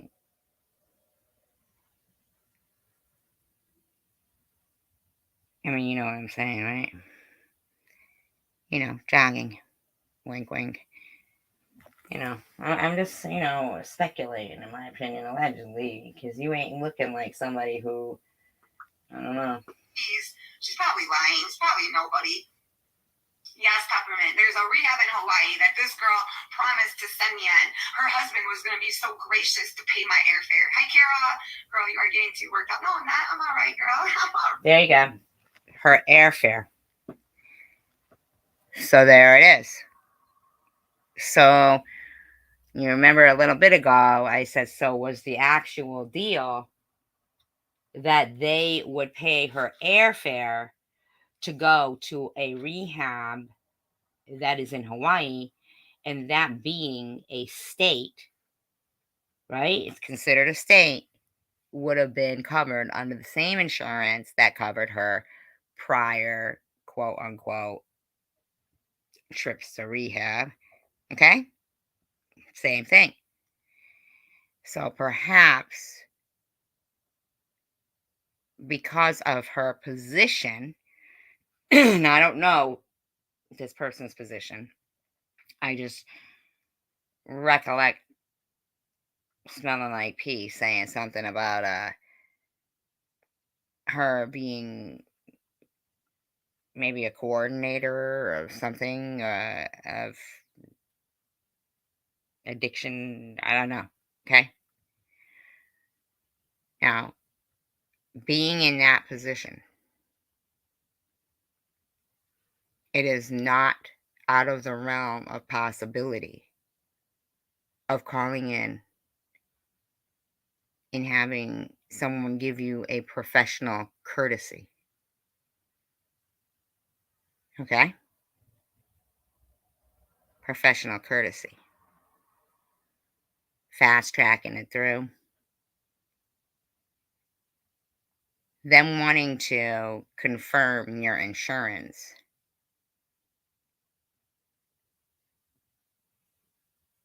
is not out of the ordinary. All she wanted was your insurance information, probably. Now I'm only speculating. I'm just getting. This is commentary and educational purposes only. So we're all trying to figure out what makes this thing tick. Okay? So I'm thinking she thinks people are stupid. And when highly offended, won't say, whoa, wait a fucking minute right there. You made my stomach turn. And I'm willing to put money on the fact that you've made other people's stomach turn with that video replicating a woman in a hijab, is that what it's called? Being burned publicly with some sort of an accelerant. And if you think I don't know that you use some form of accelerant there, you are wrong.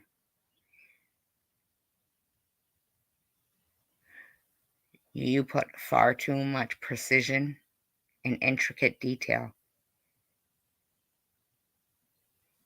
into harming others. It's alarming. It's alarming. You're alarming. You're alarming. Spilling the tea with Sharon V. In my opinion, and allegedly, you are alarming. Your fingers work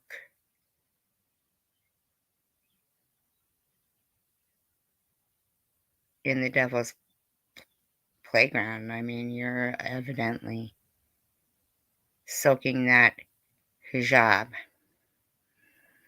Hijab, I don't even know if I'm saying it right.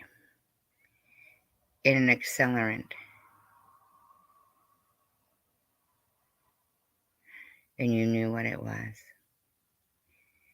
And you didn't even use ignorance as an excuse.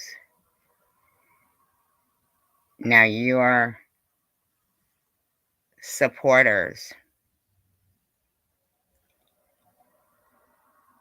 of hate crimes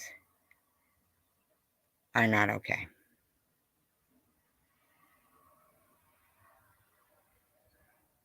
Hate crimes. Hate crimes. Hate crimes. I don't expect it out of anyone, Bobby Ramos. Not out of anyone. Not in a million years. Out of a serial killer, maybe. Maybe not. They'd probably be smarter. But because of certain lax laws,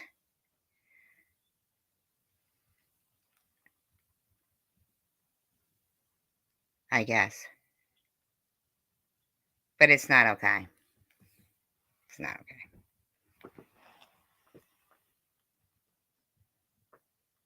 She is not okay. Right? Not taking sides at all, but whenever I would get really worked up, I'd really do it up. The way it works here in Florida, where I work helping people, is to, here's the rest of it, get them resources and give them client's name and number. So that, yeah, I know. Exactly. And she said that you didn't get in touch these are from her own words, okay?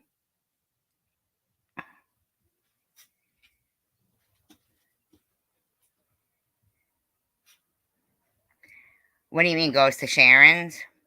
Here's the thing though, Night Owl. It's in her shorts, the short stream, the video. She knew exactly what she was doing. She put parody next to it.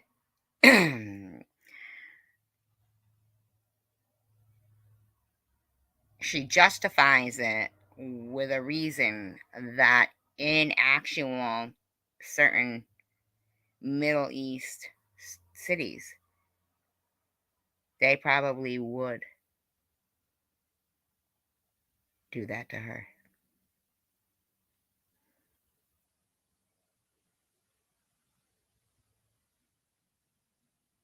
They do it to other people, in my opinion, allegedly.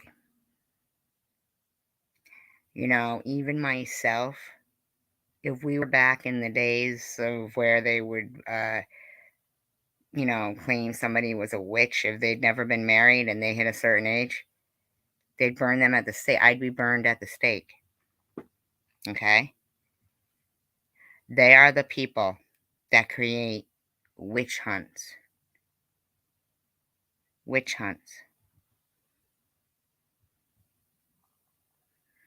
Now, chicken lips.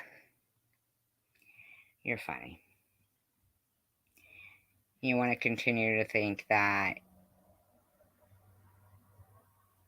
your comparison to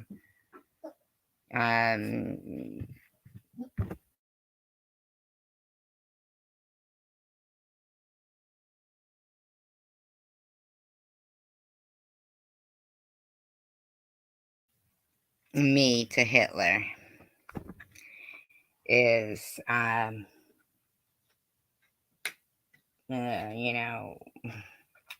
funny. It isn't. But here's the thing that I always thought was kind of weird about the whole Hitler thing is here's a man who had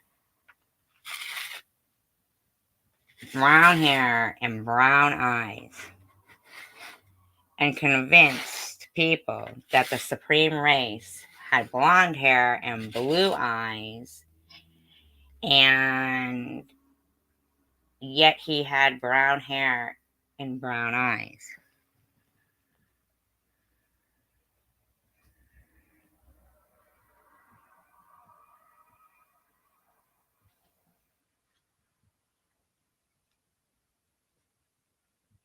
Brown hair and brown eyes. Now, and here's another thing with that sharing video. Not only does it incite hatred, but imagine if a bunch of people decide, won't it be funny to burn Barbies? Especially dollar store Barbies, which, I mean, about any plastic burning is really bad for the environment. Really bad for the environment. What kind of a fucking bitch is this thing?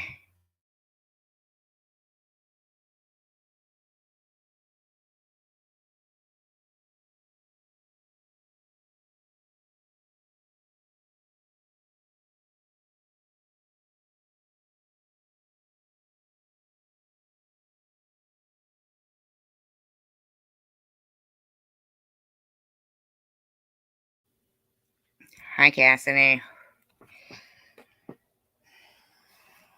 I'm just saying that with the shorts, kind of videos like that, they can go into stream and just keep playing, No, that's what she was supposed to be doing.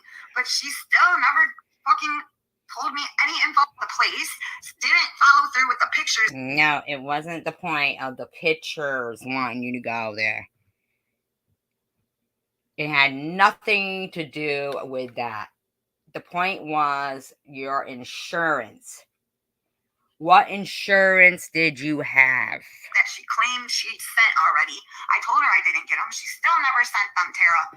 I've never received the name of the place, never got pictures of the place that she claims she sent. Lies. Okay, let me go back.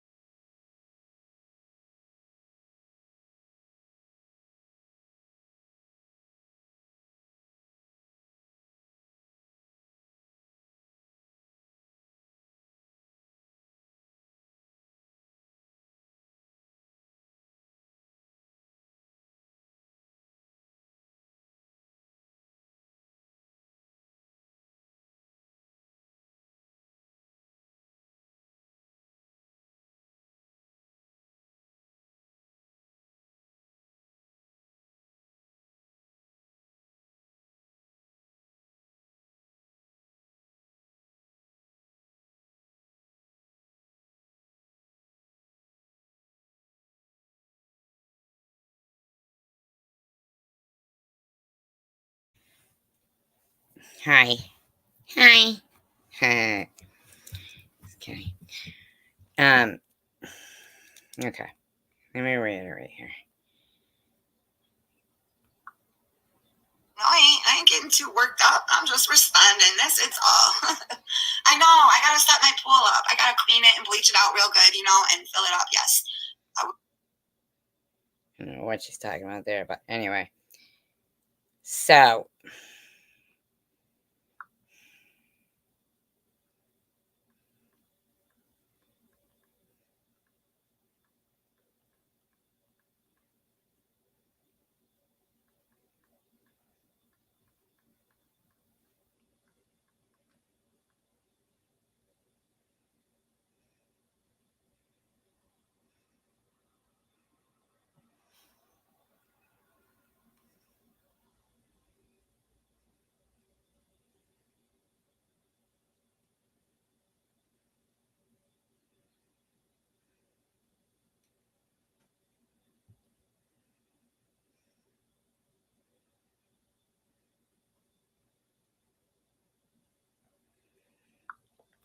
Saudi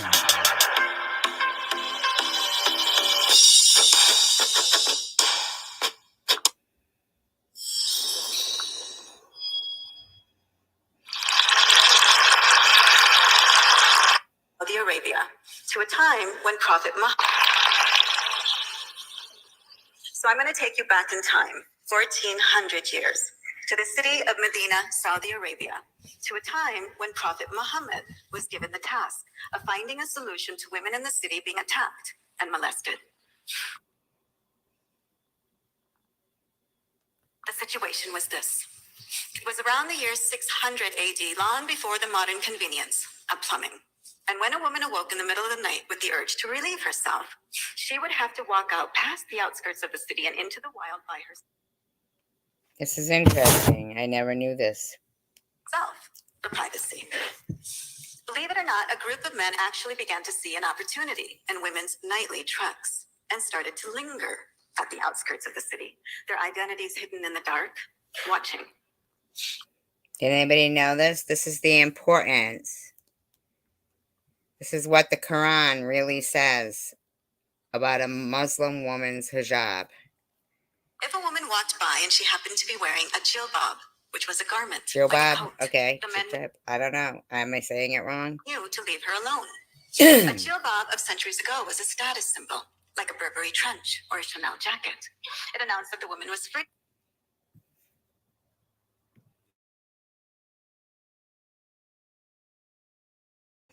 I always think it's good to be in the know. Disclaimer, I do not own the audio for this video. I am using it within Fair Use Act guidelines for commentary and educational purposes only. Thank you. And a free woman was protected by her clan. She would have no problem speaking out against the attacker and identifying him. But if the woman walking out at night wasn't wearing a jilbab, if she happened to be dressed a bit more freely, then the men knew she was a slave.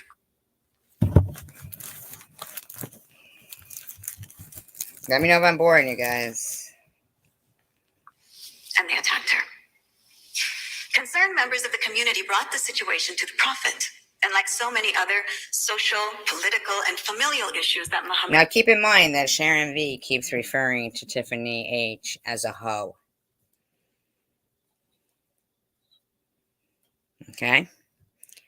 And remember, even if Tiffany H was becoming a nun, it would be comparable.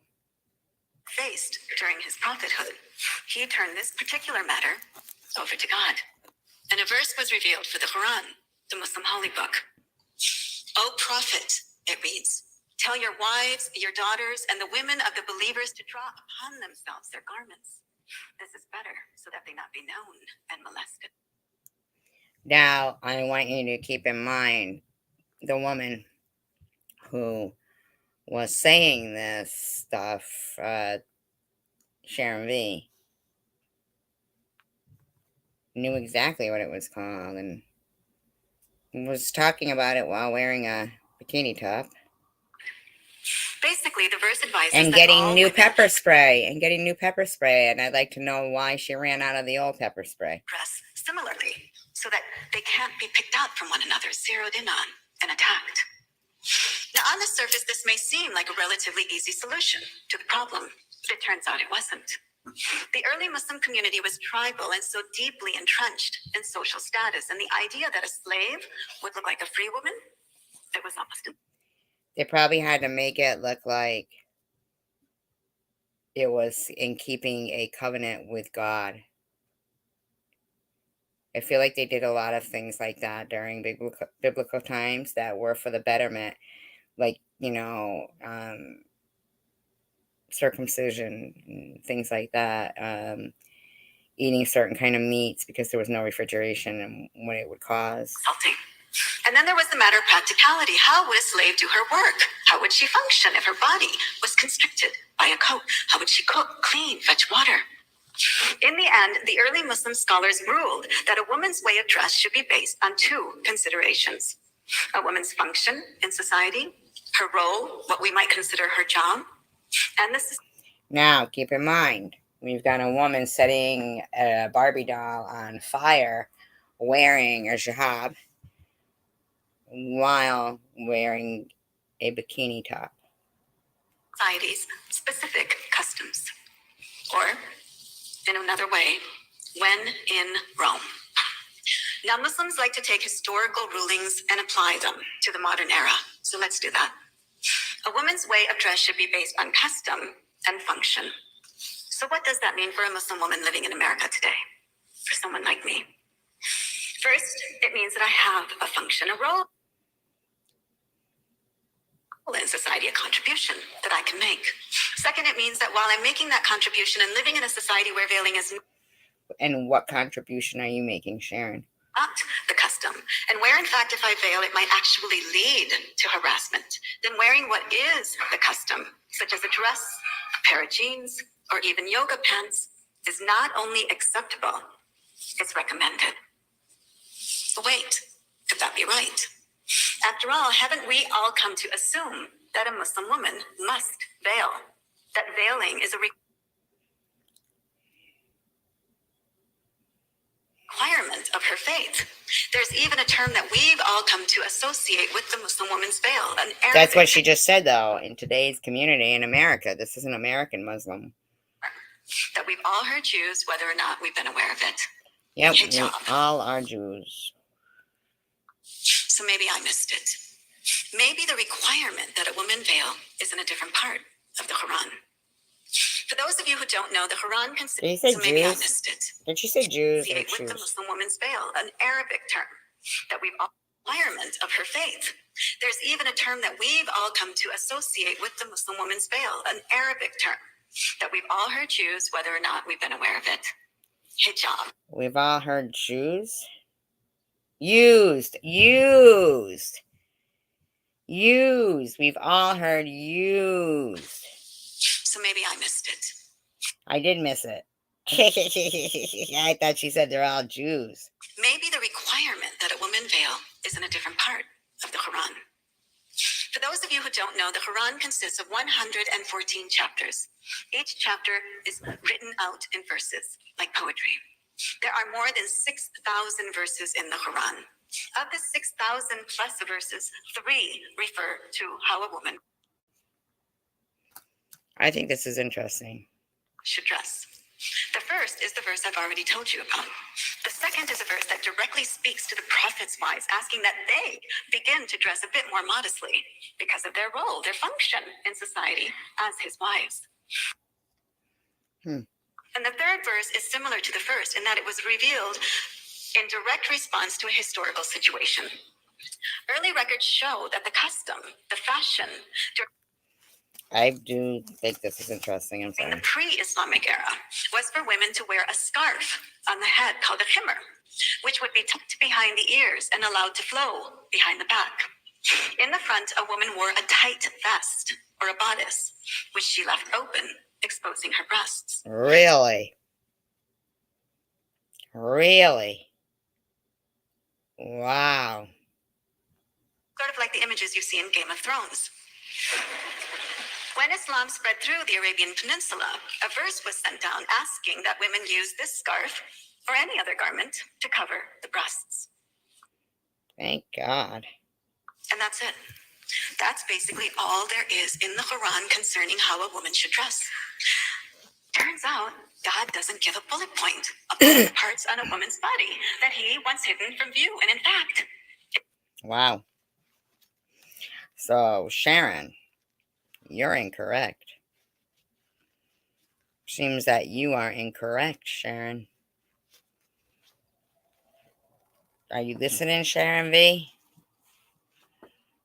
might be argued, and it is argued. I cannot stress enough that it is argued by many Muslim scholars that the reason these verses were left intentionally vague is so that a woman could choose for herself how to dress according to her specific culture and the progression of.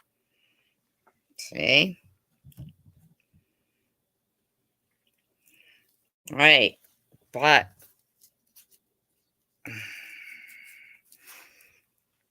time. And that term hijab, guess what? It's not in any of these three verses. In fact, it's nowhere in the Quran directly meaning a woman's veil. wow. Wow, Sharon V. Who's the fake phony now? You sat there and you fucking said, doesn't this woman know the Quran? And you knew the word hijab, you knew all this shit. You fucking preached and judged and said it was in the Quran. It's not to say that the word doesn't appear in the Quran, because it does appear. But when it appears, it's actually used correctly to mean a barrier or a divide, such as the barrier or divide that exists between us humans and the divine, or between believers and non-believers, or it means a barrier like a physical screen that men during Muhammad's time were asked to stand behind when speaking to his wives, or it means the seclusion, the separation that Mary sought when she was giving birth to Jesus.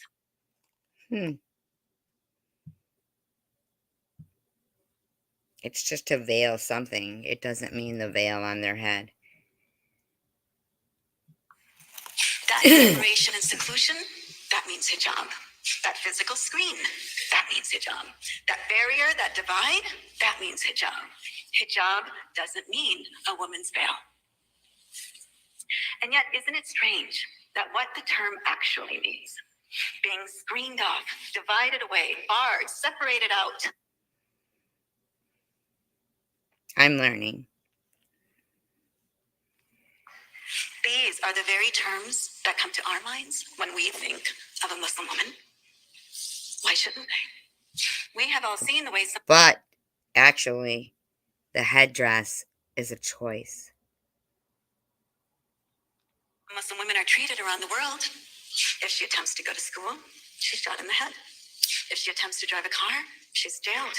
If she attempts to take part in the political uprisings happening in her own country, to be heard, to be counted, she's publicly assaulted. Forget about hiding out in the dark at the outskirts of a city. Some men now feel comfortable enough to assault a woman on the sidewalk for the world to see. And they don't. For the world to see in a video burning a Barbie meant to portray a Muslim woman. Care to hide their identities. They're more interested in making international headlines. They're too busy making videos and uploading them onto YouTube, bragging about what they've done. Wow. Why don't they care to hide their crimes? They don't feel like they've committed any crimes. It's the women who've committed the crimes. It's the women who got these funny ideas in their heads, ideas that actually led them out of the house, led them into society, believing that they can make a contribution. And we all know honorable women, they stay at home. Honorable women stay Wow. invisible, just as it was the custom for honorable women to do during the Prophet's time. Is that true? 1,400 years ago is long before feminism. Were women locked away behind doors, screened off by veils? Tiffany H., don't stop doing what you're doing. You're good. Well, it turns out that the prophet's first wife was what we would define today as a CEO. She was a successful merchant whose caravan equaled the caravans of all the other traders put together. She essentially headed up a successful import-export company. When she hired Muhammad to work for her, Tiffany H. You're good. she was so taken with his honesty that eventually she proposed. I'm not sure how many women feel comfortable proposing marriage to a man today. And Muhammad's second wife, she was no slacker either. She His second wife. What happened to the first one? rode into battle on the back of a camel, which is equivalent to a woman riding into battle Ironically, Sharon V wants you to milk her. today inside of a Humvee. And she rode into battle on the back of a cow. Or a tank. And what of the other women? Early Because get that, they probably wouldn't kill the cow, because isn't it supposed to be like, a holy animal?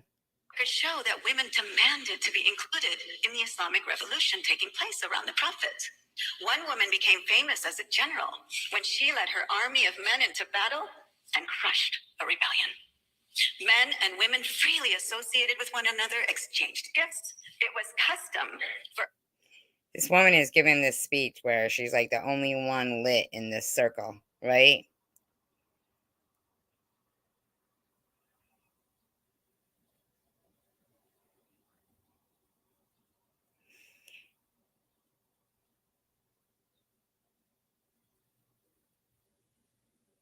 a woman to select her own husband and propose. And when things didn't work out, to initiate divorce. Women even loudly debated with the Prophet himself. Seems to me that if fundamentalists want to return current Muslim society to 600 AD, it might be a huge step forward. Yeah, but did he really say he did that, or did she say that? Progress.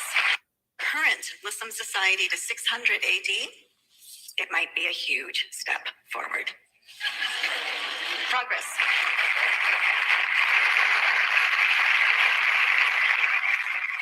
But we still have to answer an important question.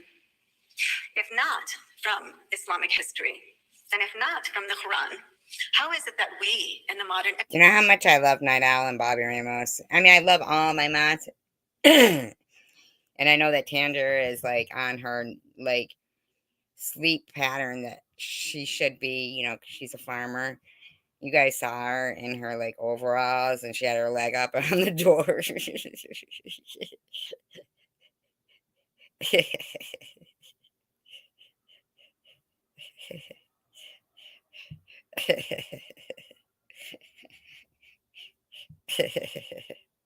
have come to associate Muslim women with hijab, with being separated out from society, secluded and isolated, barred from the most basic human rights.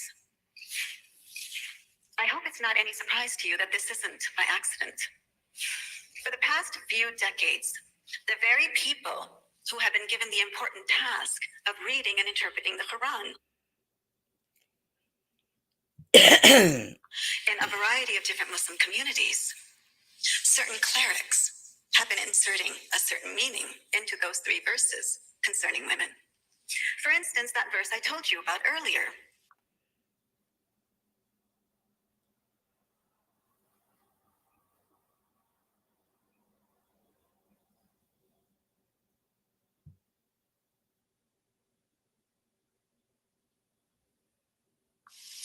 O Prophet, tell your wives, your daughters, and the women of the believers to draw a...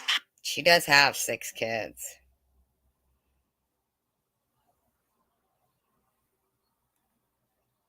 I mean, even if her husband works a full job, right?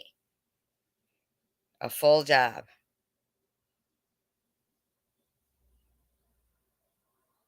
And is a small owner in a small restaurant, after the COVID pandemic thing, and I don't even mean to say that word. I'm so sorry that I did, but I do know that a lot of businesses, suffered. I mean, it was hard to come back from that.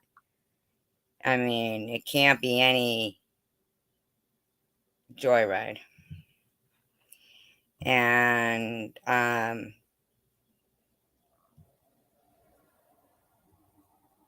even just for anybody, I mean, it was a hard time. It was just a hard time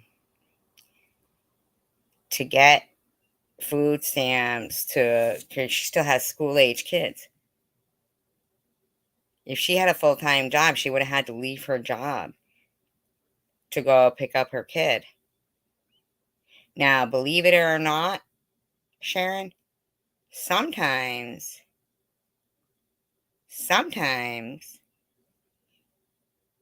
one of your kids gets sick in school and the nurse calls and you got to go pick your kid up. Who do you think does that and takes, your kids to dentistry? I mean, who do you think does that? Sharon, are you and your fucking loser people really calling and harassing these people? This couple? Are you fucking really doing that, you bitch?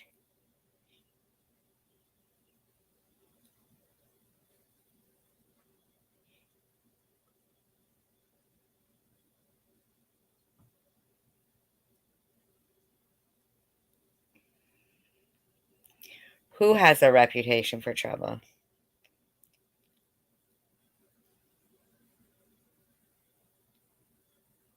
I mean, doesn't Sharon? I mean, really, what has, On themselves their garments. This is better, so that they not be known and molested. Some clerics, not all, some clerics have added a few words to that, so that in certain translations of the Quran, that verse reads, even Tom Reed, he doesn't have any kids, and I've seen him sit there and fucking berate some woman saying, I feel sorry for your kids. like this. O Prophet, tell your wives, your daughters, and the women of the believers to draw upon themselves their garments. Parentheses.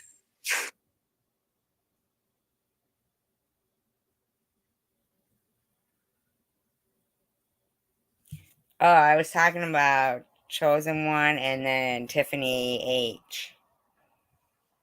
Maybe he just felt that she was the one that most needed it. Especially with this idiot Sharon P. A garment is a veil that covers the entire head and the face, the neck, the breast, all the way down to the ankles and all the way to the wrists. Everything on a woman's body is exposed except for one eye, because she must see where she is headed. And the hands must be covered in gloves. Because, of course, there were certainly a lot of gloves back in the desert. That covers the entire head. Added a few words to that, so that they not be known and molested. O Prophet, tell your wives, your daughters, and the women of the believers to draw upon themselves their garments. This is who have been given the important task of reading and interpreting the Quran in a variety of different Muslim communities. Certain clerics have been inserting a certain meaning into those. Certain clerics have.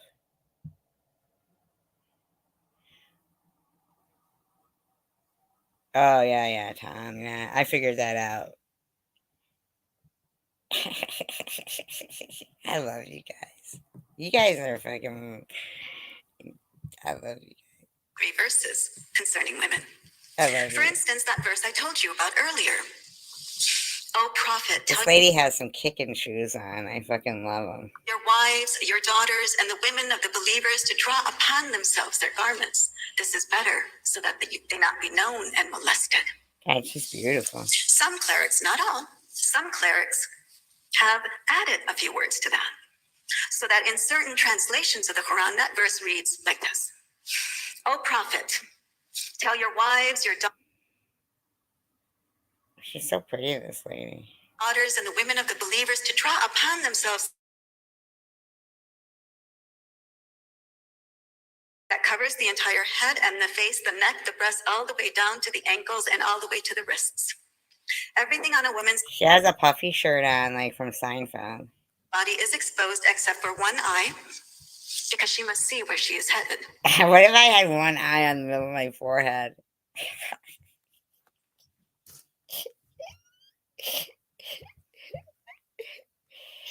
And I had to wear one of those garments from my eye hole was on my middle of my forehead and I had an eye.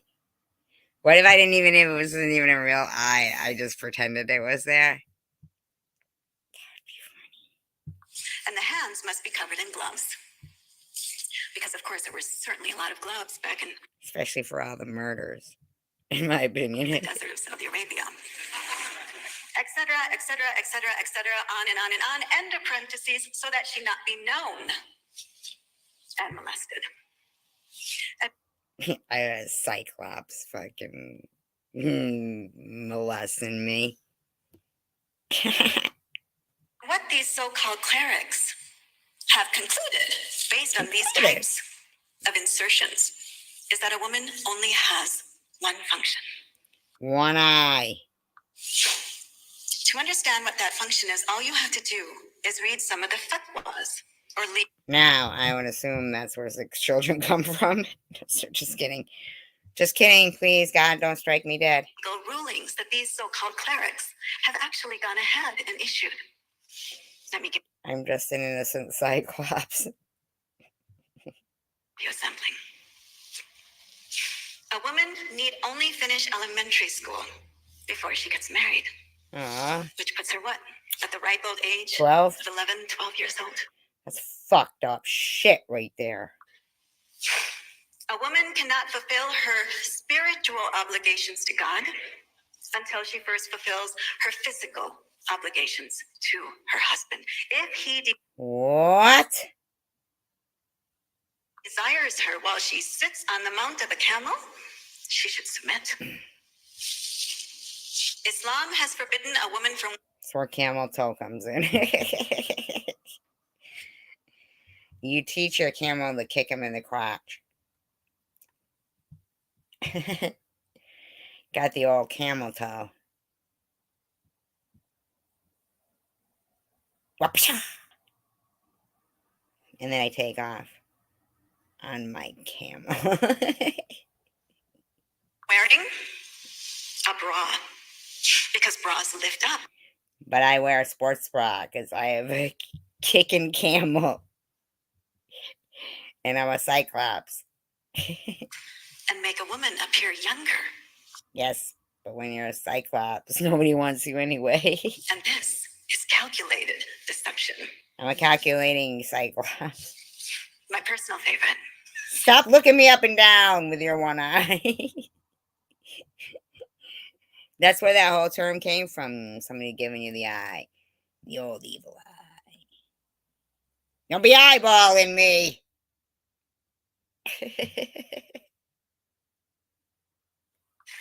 If a man has an ulcer excreting pus from the Stay away from him. Stay away from the excreting pus. I'd rather have a cyclops. top of his head, On the top of his head to the bottom of his toes. That's grotesque. Get rid of him. bottom of his feet, Get rid of him. and she licked it for him, Lick it. she would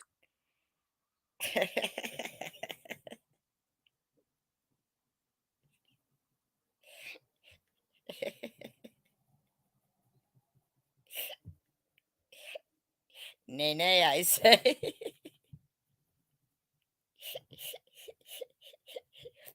How many licks does it take to get to the center of a pustule?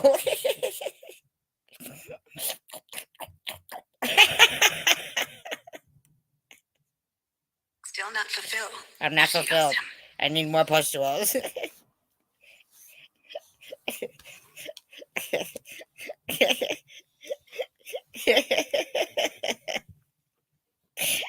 Then I rope lists around the sun. What these and the many other rulings just like it concerning women boil down to is this.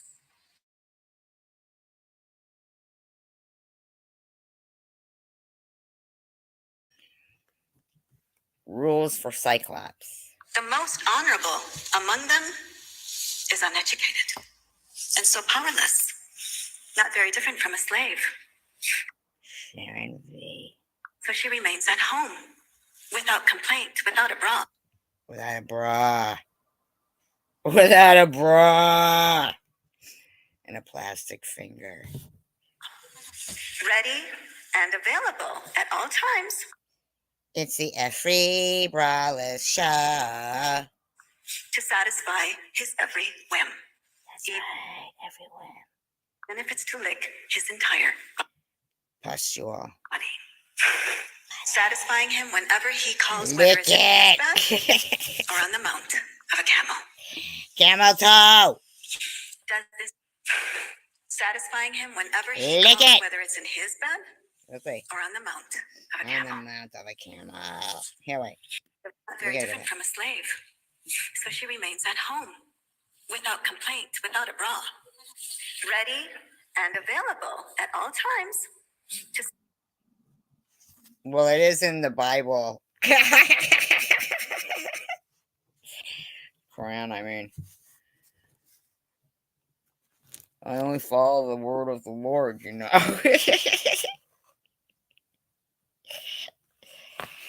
I burned my bra on the burning bush. satisfy his every whim. I reckon. Mm-hmm. Even if it's to lick his entire body. Lick that. Satisfying him whenever he calls, whether it's in his bed or on the mount of a camel. That's a camel. Does this sound like God's will to you? Does this sound like scripture? Or does this sound strangely, uncomfortably Familiar, Sharon V. erotic? Like the Erotic! worst kind of misogynist fantasy. Secular loves Are it. these so-called clerics So does and the fundamentalists and extremists who support them truly purifying camel toe porn, night owl. Islam from within? Bringing it back to its intended form? Right. Or are these men no different from those men Yeah. standing out in the dark No at the different. outskirts of the city, No different, I say. eager to Eager. prey upon a woman? Yes. Thank you. Cyclops.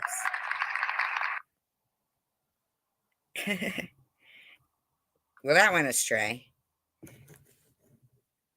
La la la la la. La la la la la.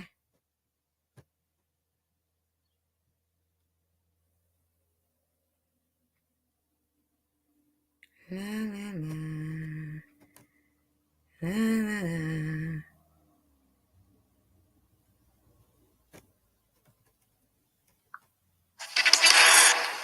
A young pregnant woman was stabbed and burnt alive by her own family for eloping with a Dalit man in Karnataka, facing resistance from her family. Oh, Sharon V. Looks like she's in the middle of that one.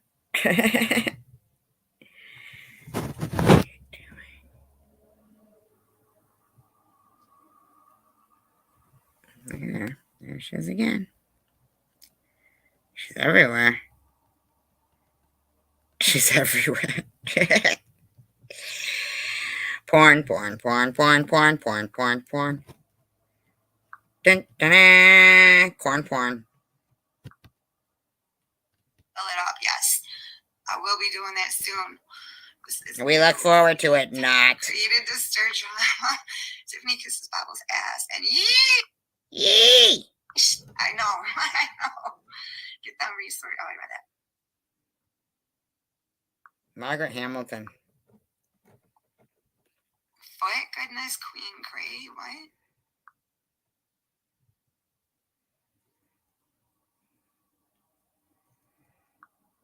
What did this weirdo say?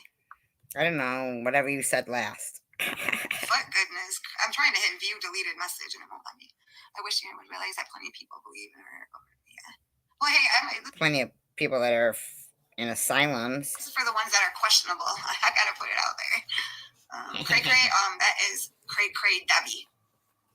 Peppermint's trying to learn the characters of the community. If you look through some of my videos, you'll find out who they all are. And none of them bear any resemblance to any of us. Freak of nature. Bubbles is never forgetting to eat ever. Or if the agency wants you to call them, then you get the number and call them. It takes time, but Florida is the recovery mecca, and it's Mecca! Florida has nothing to do with anything. Nobody said nothing about Florida. Tom said Maddie and Gerald. Yes, but isn't that where all the alligators are? I hear they get a nice rehab down there in the Everglades. Some great people. I know. And he started fucking sing their praises and Maddie's praises all that time. But yet, I'm a con. That man James Caan? I think not. took so much effort, sending GoFundMe all these cockamamie fucking messages trying to get my GoFundMe shut down. That didn't work. I put my porn habit on a pedestal too.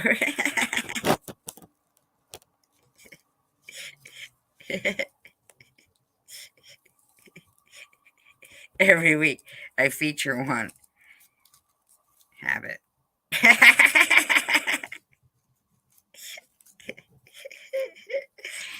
Can someone kick out sexy dating site? They're on my nerves already.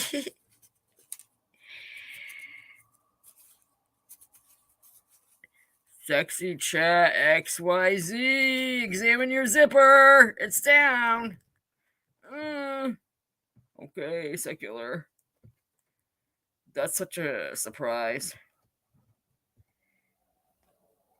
I met Tom at the casino in Mackinac. No shit. I couldn't believe it a few months ago. Did you, Jenna? And what else did you No, meet she them? did not meet Tom Reed at fucking the casino in Mecca. Okay? Is there casinos in Mecca? No fucking for reals now. Don't pull my leg here. Don't pull my Cyclops leg. Tell us more.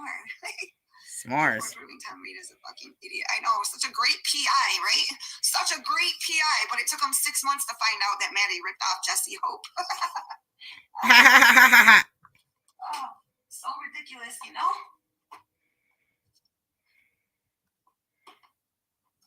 Yeah, spit it out, bitch. Hey, Danielle and Nicole. Wait, at work. Okay, no problem. Here you go. Work? What's that? Lactating ladies obsession. I know.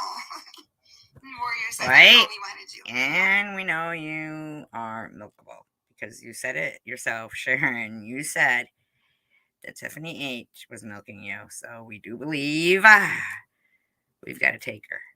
Tom Reed was looking for you to hook up to his new machine and preview it for the people who like to milk people for views.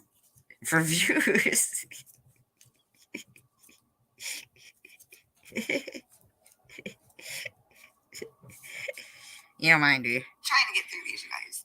She'll be Tom by. Reed is mad that Sharon's channel has succeeded without him. Tom Reed created the monster that Maddie is and is the cause of the way she looks. Without him, she wouldn't be on the internet or have any cash at PayPal. All right. Well, what's your excuse, Sharon?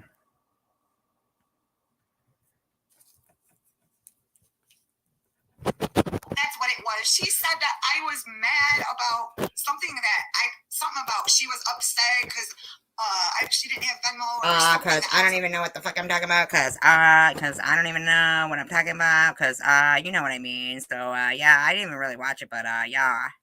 Upset. No, I wasn't, girl. I told her. I don't know. I think she asked me what I had. Did I not predict that? No, I haven't seen this before. I know that's hard to believe, but honestly, I haven't. Cash App, PayPal. I sent her a picture of the thing. That was it. I never said another word. I never said, "Hey, are you sending the money?" Hey, I never even said another Who's she word talking about about? the Cash App telling me I was Maddie? upset. Liar. Is she talking about Maddie now? YouTube is your jam. She's drinking Mountain Dew. That's what all those fucking people from Deliverance jerk off into it. That's right. In my opinion. I heard Maddie had her thumb cut off. It was a lie. Yeah, she said that they amputated part of it. I heard your thumb got cut off in your fucking sphincter muscle.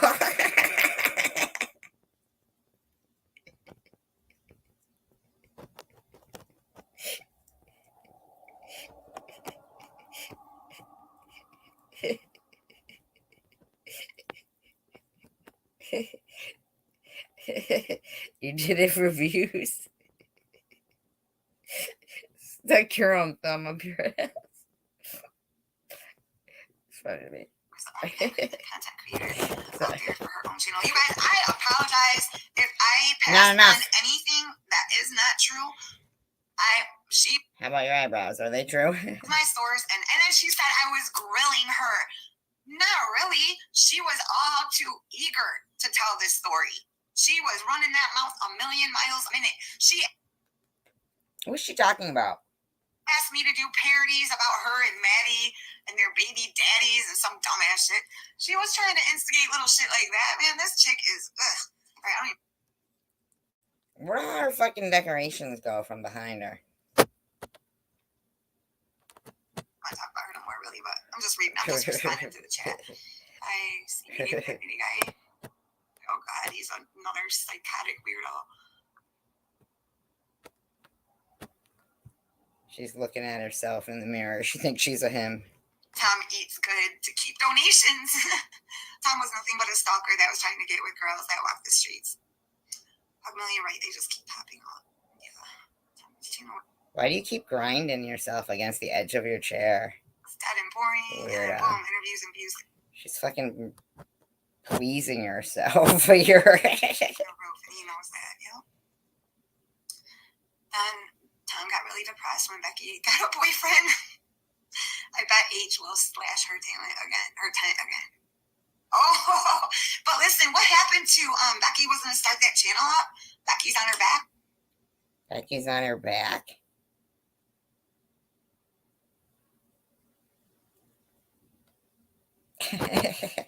Oh, no. Becky's back. What happened to that? It's been months. And she said that she's like almost off of the beat. Well, that little tiny interview he did with Becky when he was in Detroit a little bit ago, he did that interview with her, and I don't know, she seemed quite the same to me. She was eager. This bitch is related to Margaret Hamilton. Get the fuck on out of there. I don't know. She has a rich taste of brim. Or was she chock full of nuts that heavenly? Was she rich to the fill it to the rim? Or chock full of nuts?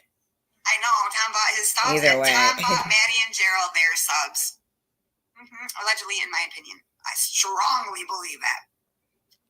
And we all know whatever you believe is the word gospel.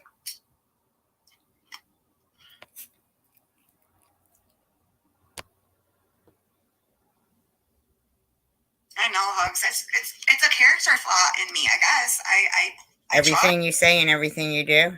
trust too easily. Yeah, it's a character flaw.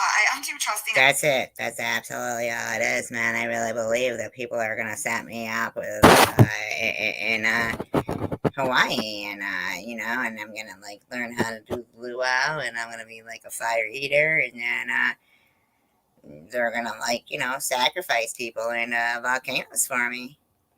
Because I'm the big kahuna. I do believe in people, and I hate to be so jaded that I doubt everybody and everything. I don't want to be to that extreme either. You know what I mean? It's who I am. I have a trusting heart, and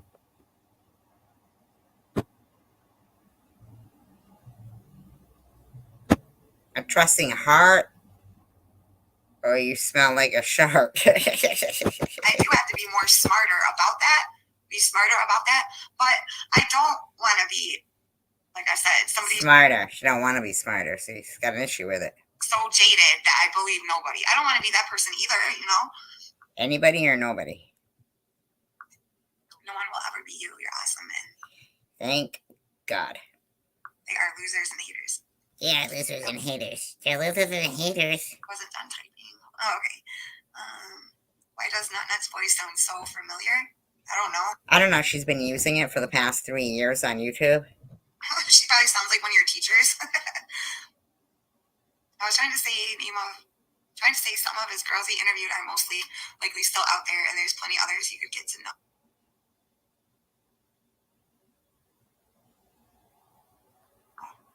Right? I want to be Osama bin Laden. A sound of moving. You gotta pray like minimum 5. Oh yeah, you do have to pray 5 times. A lot of times a day. Yes, you do.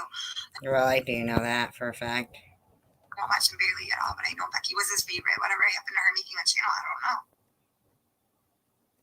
Right? What's up? Her husband is so embarrassed over vase. He makes her the basement like completely erase. What, Margaret Hamilton? Thank you for the PSA. Luckily, Sharon has a lot of people looking out for her, and we're questioning this whole Hawaii deal from the get-go. Yes, you did. Danielle Nicole, I think you're the only one left. Well, wow, who the fuck is gonna go to Hawaii from a stranger? Here. That is still on Mary's channel and not Planet. Otherwise, it would have become another situation.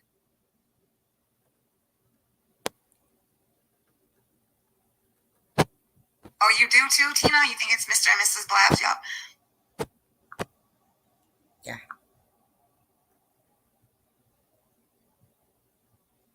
Are you growing another chin, Sharon? I don't know, Danielle. I don't know what the fuck this chick's motive is with my address. I don't know. I'm thinking she did this whole thing to get my address. I don't know. Oh, absolutely.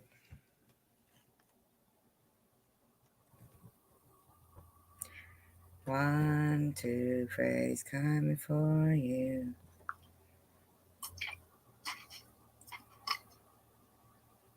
Good morning, Adair. Good afternoon, Adair.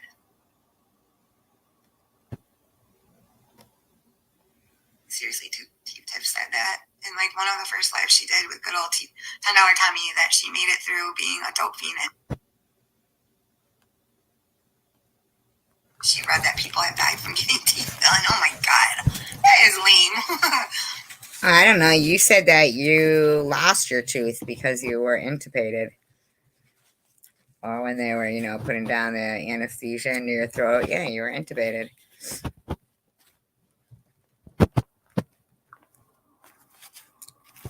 You could see the greed in her beady eyes when Tom handed her over the envelopes of cash. Ooh, yeah.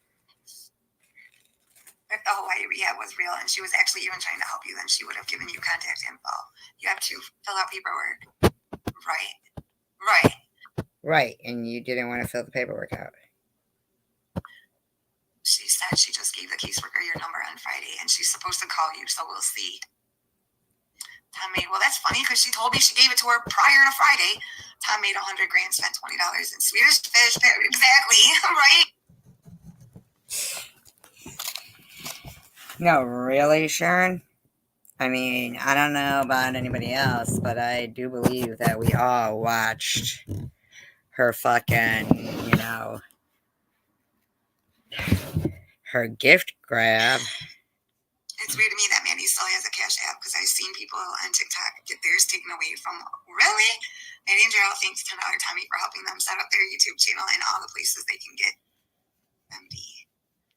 I was just saying Florida's where I work. Oh, okay, Karen.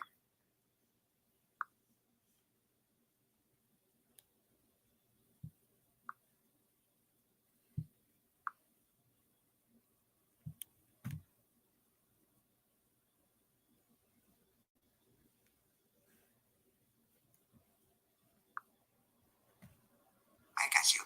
And it's a mess and harder to get into a place than people think. It never even got that far, though. We never even got that far. So I understand what you're saying, but it doesn't apply here. It didn't even get that far. Yeah, because you didn't give her your fucking contact info. You didn't even want to give her your fucking address to see if you had insurance, you stupid bitch. We all friends with. Yeah. Tom said he had no idea Mandy was doing that. Okay, Mr. PI. I think Tom Reed knew about the Jussie thing before and just didn't want to admit it. Jenna says he came up to me and asked about my slot machine. I looked at him and said, Tom, he was just as shocked as I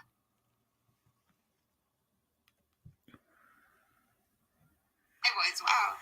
Tom's a private investigator of Pilot Hell. He even owns YouTube.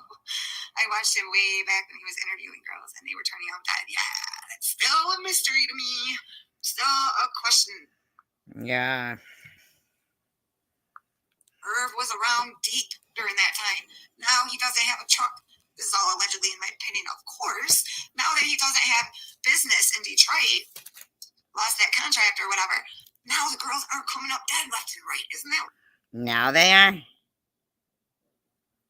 Huh? What is she talking about? weird? Same thing, Tom Reed not coming around anymore. But I mean, it's just really questionable. Secular got pulled over with. Wow, did she just report old news or what?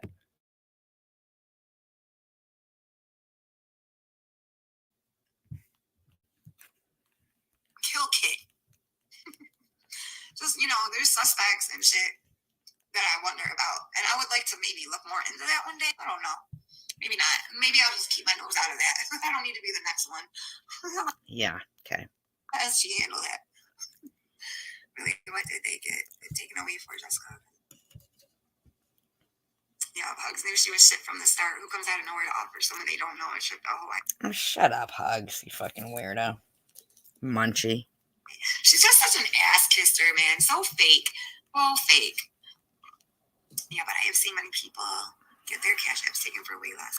Hugs is Munchie. You can't get another one? What? I always wondered why Tom kept a shovel in his van. Tom is sus. Thank you. Hit the thumbs up. Very much appreciate it. Those comments she left, and Maddie's told it all. Sending Maddie to Hawaii and Gerald to California. What the fuck ever. The only good thing Tom Reed has done is encourage Sharon to start her own channel. Yeah. Hi, Marie Rush. I always wondered if Tom had something to do with those girls. I know, hashtag Free Daisy. It's one thing for sure. Nobody will knock Sharon nor her panel down. That's right. We too deep over here. Nobody's gonna. Oh yeah, we too deep over here. Nobody's gonna fuck with me or my channel. Okay, I got friends on. Her vibrator's running out of batteries. And off YouTube. Well, I still think that's who it is. This different person. Right. Visiting with Mark. So okay, Sassy, send Mark our wishes. My wishes, and I know theirs too. Danielle, yes, they got it taken for fraud, taking money and not getting their products, but no proof needed, just lots of reports. What's she talking about? Who got it? What's she talking And about? lost the money. Okay. Tom could be the Oakland County killer from the 70s, allegedly. And when he wasn't around, it all stopped. You're a good person. That's why you're so trusting. Yeah. Is Tiff the one who offered Maddie a house? I try to. I understand it pisses me off that assholes take advantage of Sharon's trusting personality. I have to look. Oh yeah, she's got a trusting personality. But is she trusting? Is she trustworthy? Oh, you never heard of that one? Oh yeah, look that Oakland County killer up. There's a bunch of kids.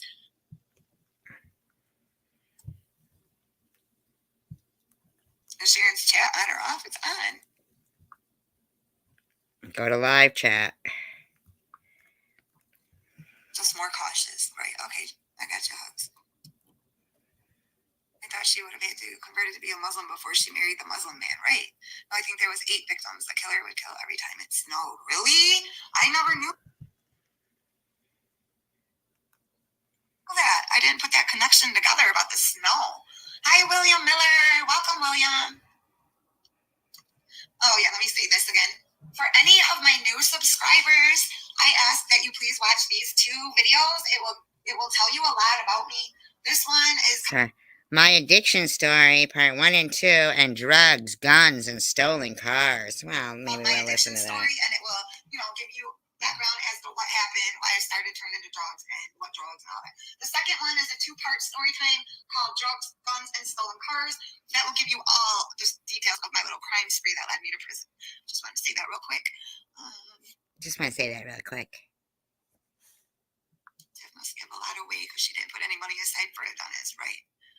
I'm the firefighter that came to Detroit for a seminar. Oh, that's right, William. William's the firefighter. All right, all right. Hi, B. Kane. How are you today, B. Kane?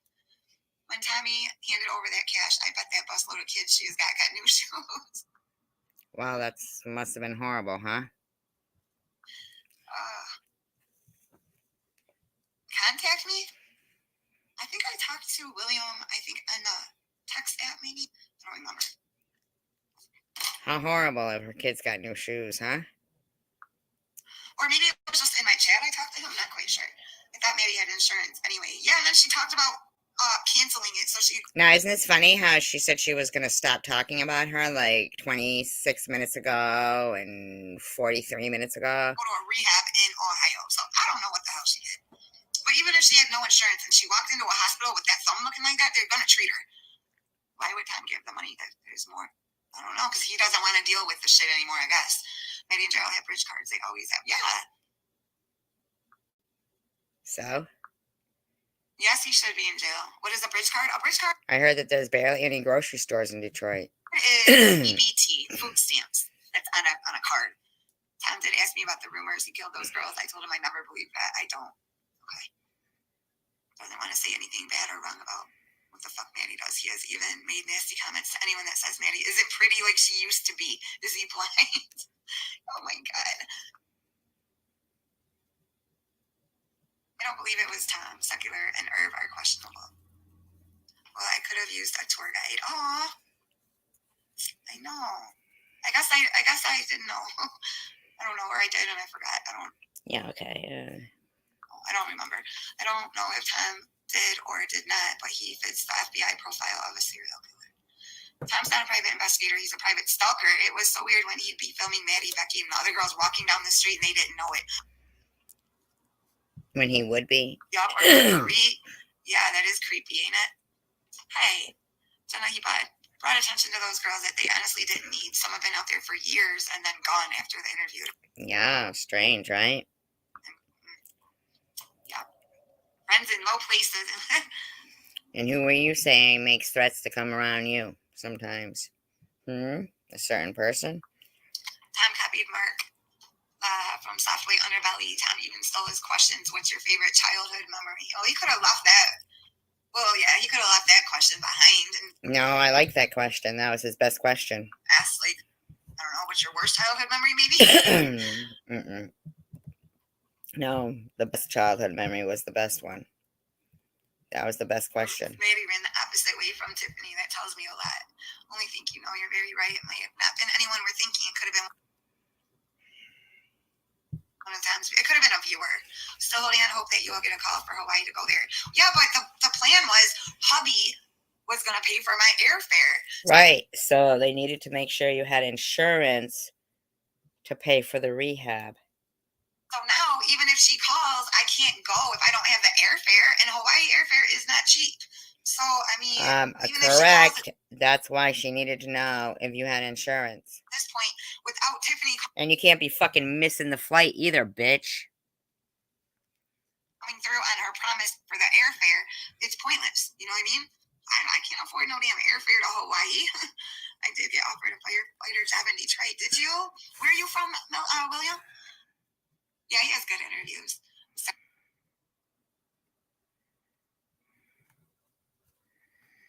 starting to feel the way I was yesterday. Calm down, Randy. Tom has a multiple personality disorder. Yeah. Privileged student will likely go to Hawaii someday. Hopefully on our own terms. Hi, Chris Collins. I'm good. Just woke Hi, Cindy Infinity. up a little aggravated with this Tiffany bitch talking shit again, but I'm good. Sure, William, you can ask a question. Oh, you're getting your girl ready for her senior How you doing today? prom. How fun. I never went to mine. Me and my friends got a limo, and we just did our own thing. That's not what you told me. You told me that fucking you got caught smoking weed or something like that on the grounds of school right before commencement day and all that shit, and you didn't get to partake in any of it. Yeah, got mad at me saying the people of Kensington want drugs, not God. What? Well, I kind of believe you. I kind of concur with that statement. I just hope she does someday. A girl can dream. Me too. I hope so too. I finally got mine, so I have hope for her. Thanks, Kara.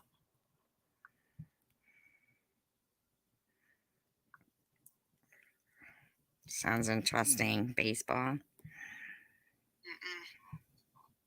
That's awesome, William. Arsonist. Jan, I saw you on Tom's channel opening stuff. You were the only one that liked arts and crafts. Yep.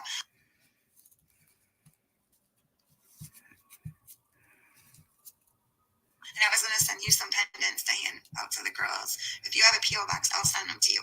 Okay. Sure. I don't have a P.O. box, but I can give you an address. if you can text my text app and let me know who you are. And you gotta use your avatar name so I connect it. Hugs, if you would you put out my text app phone number, please? I'm gonna let you know right now. I do not check that thing constantly. It got a little too much. Because she's so popular. You know, I try to keep up with my YouTube comments as best I can, and I do for the most part. But that thing was just getting like a little much, you know. There's a lot of assholes coming in here sending dick pics and stuff like that, and it just got a lot. It got to be a lot.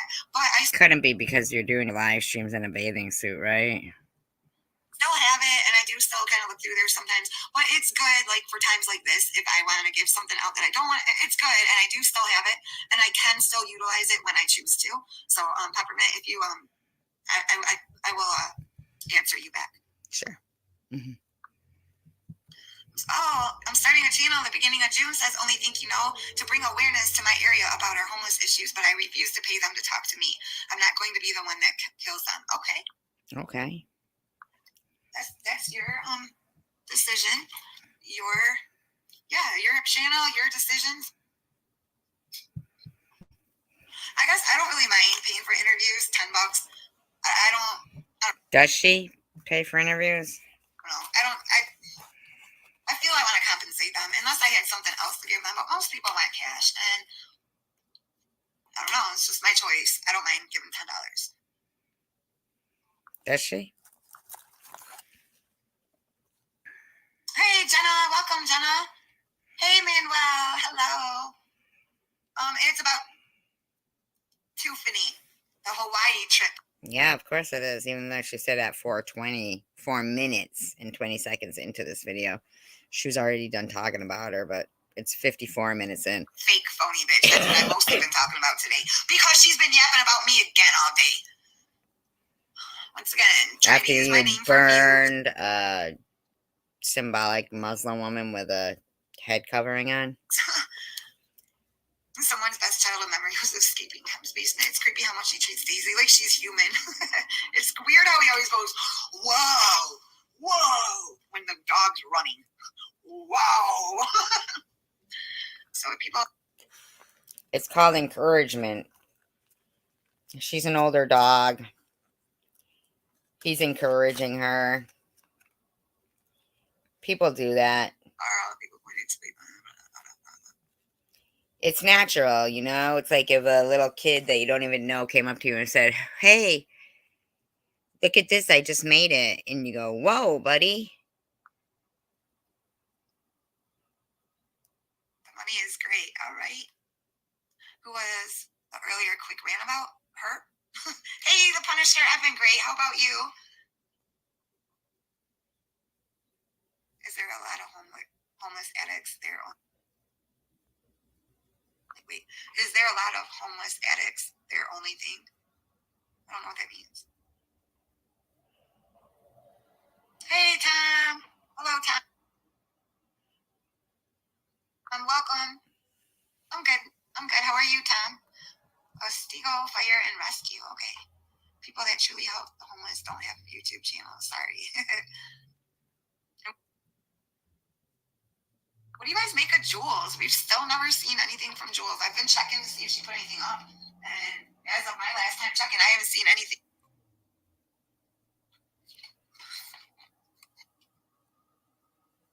Hey, Chris. Something will work out for you, Sharon, because you are open to changing. Changing what? Barbies?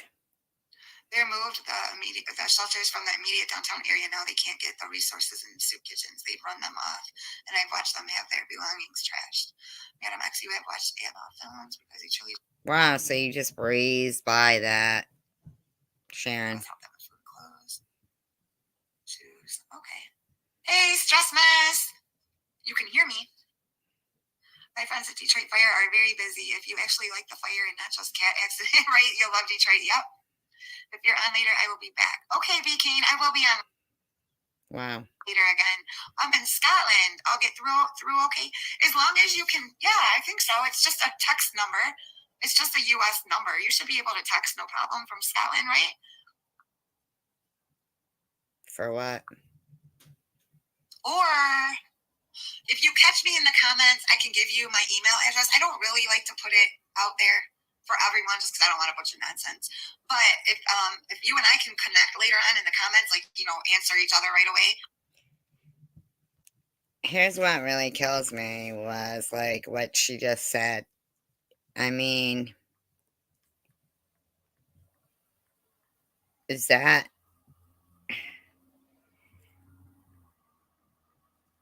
true?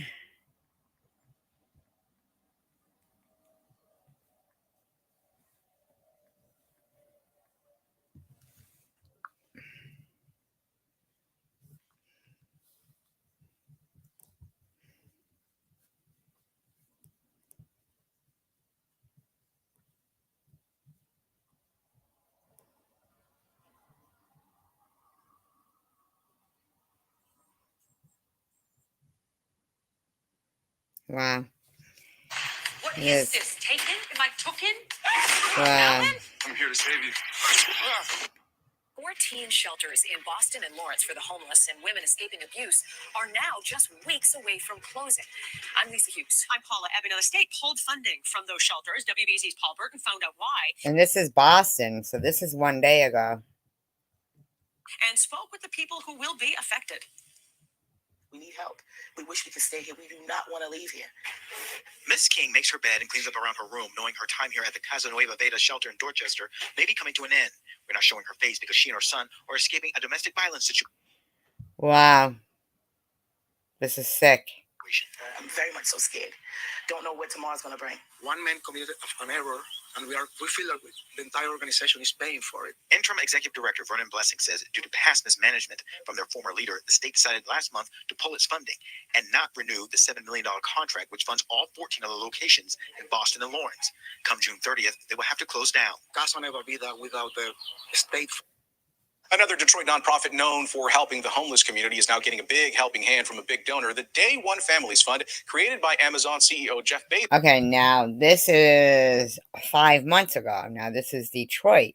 Awarded the Homeless Action Network of Detroit over $1.2 million. The nonprofit, also known as HAND, has been working in the community for over 25 years, combating housing insecurity issues in Detroit. HAND's director, Tasha Gray, says the agency plans to disperse $1 million to other local nonprofits to help homeless families. According to Bloomberg, Michigan has the #1 economy in the U.S. right now, and it has grown the most in its history. This is 2 months ago.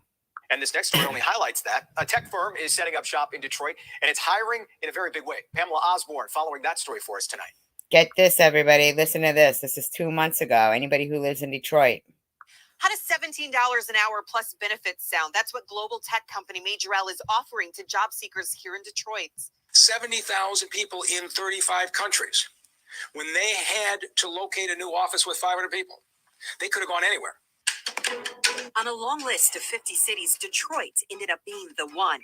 And now tech company Majorel is looking to hire 200 full-time employees at a downtown location soon to be announced. So what exactly are they looking for? People with a passion for social media. These jobs are higher tech jobs. You'll be reviewing social Wow. Look at this. media content to make decisions about it. And it's a way to really grow your career. Your first crack at one of these opportunities is Friday from 10 until 4. The company is hosting a job fair at the Renaissance Center. On Saturday and Sunday, the hiring event continues from 10 until 2. We're told Majorel will be making some hires on the spot. If you don't have lengthy experience in the field, not to worry. Training and educational opportunities, they will be made available to employees, which they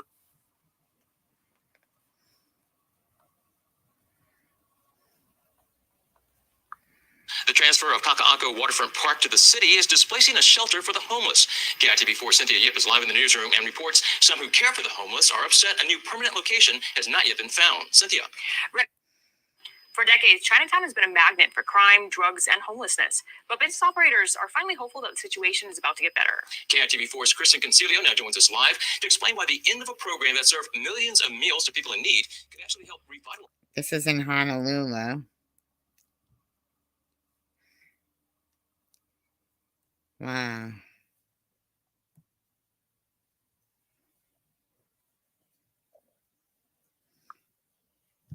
This helps me pay for my bills. Sign up directly on the app. Choose your own hours. Get paid to deliver on your...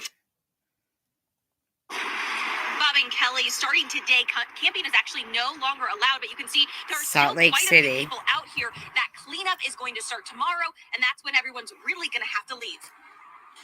It's called Camp Last Hope, but Robert Smith said Salt Lake City. Bye, Bobby Ramos. Good night. Love you. there's not much of that here today. It's hard to stay hopeful when we're basically being pushed out into the gutter.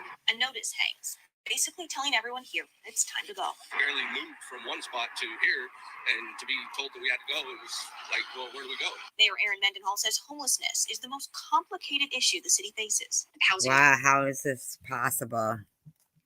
affordability, housing access across the state of Utah leads people to homelessness, along with many other complicated factors. Under this overpass, these tents sit on private property. So Mayor Mendenhall says they have to go. But the city is making sure they aren't just tossed out. The people who are there, which was at last point in count time last week, about 20 people are able to connect with resources, whether that's housing, shelter, detox, or mental health. How the fuck?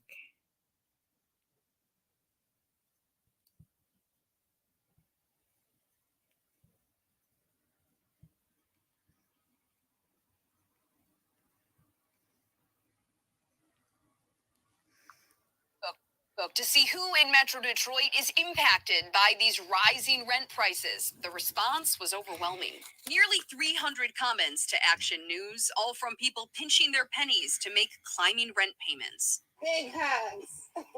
People like Tiffany DeMoss, a single mother of 3 in Madison Heights.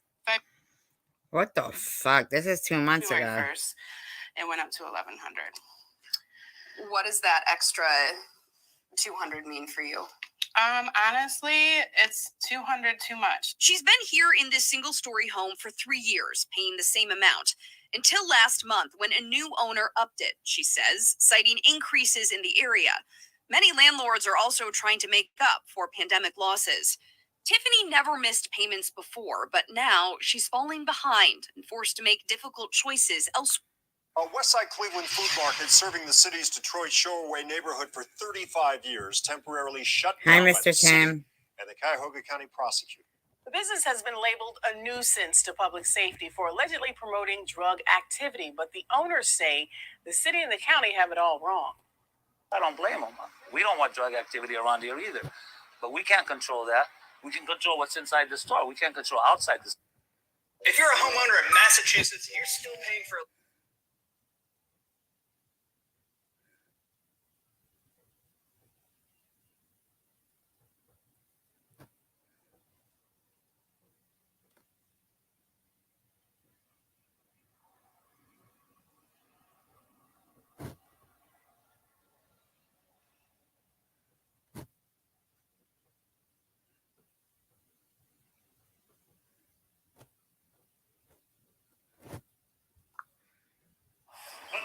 With Armor All, a little bit of this. Now, how do they have some people who are getting cut off and stuff like that?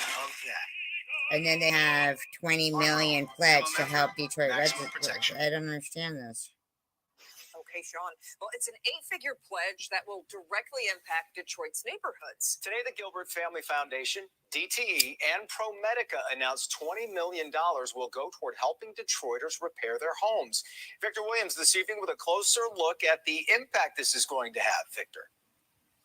Yes, Jason and Kimberly, $20 million is a whole lot of money.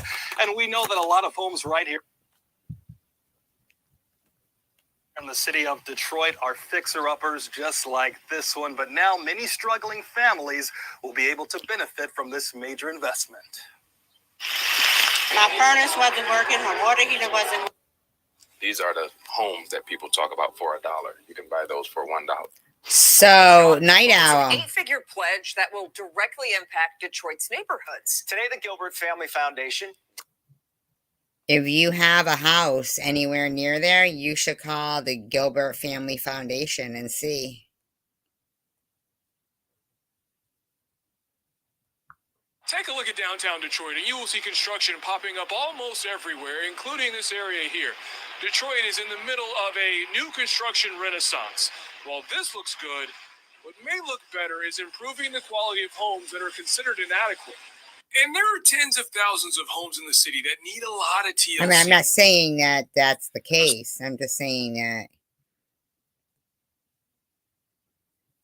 What the hell A is this notorious shit? housing group could cause hundreds of Indy Hoosiers to lose their homes because of non-payments of utilities. Citizens Energy Group made it clear the tenants at Covington Square Apartments are paying their bills, but the owners are failing on their end. As Fox 59's Courtney Crown explains, this is just the latest issue the owners are facing. Neighbors out here tell us they're understandably worried that their water might be shut off. We even spoke with one woman who's lived here for years, who says her bills are always paid on time. And Wow, that's fucked up. now she's pleading with the owners of this complex to take responsibility. They need to shape up. Amanda Sisk moved into the Covington Square Apartments on Indy's west side 13 years ago. They've never had a problem with us and everything. We pay our bills, and now we're worried about our water being turned off. And a shutoff is a real possibility if the complex's owner, JPC Affordable Housing Foundation, Inc., doesn't pay Citizens Energy Group for past due bills. Holy shit. Wow, great. What'd you do? Play 5 for 5? Night Owl? Awesome. 5 for 5? Awesome.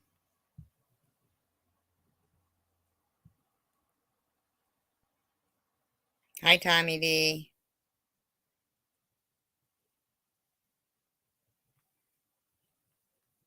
Last thing we want to do is disconnect those folks and inconvenience them, especially. So basically, they paid their rent, which included the water bill in it. But the new owners didn't pay it. So they're supposed to pay it again? They're paying rent that's supposed to take care of their utility bills. JPC Affordable Housing Foundation, Inc. and Berkeley Commons IN LLC owes about $1.5 million to Citizens Energy Group. This amount covers 4 properties in Indy: Covington Square, the Woods at Oak Crossing, Capitol Place, and Berkeley Commons. It's a terrible situation. They're $1 million to Citizens paying rent that's supposed to take care of their utility bills. JPC Affordable Housing Foundation, Inc. and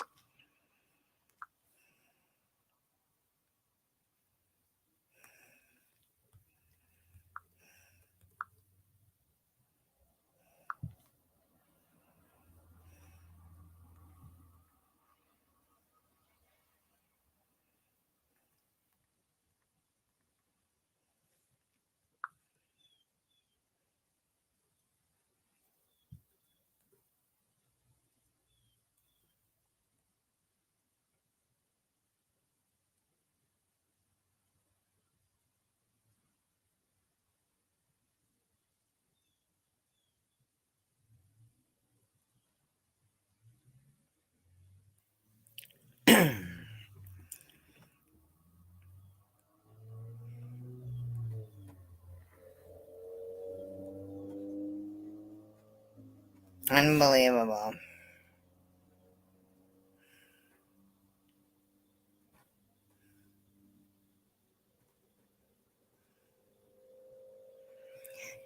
Exempt from income tax.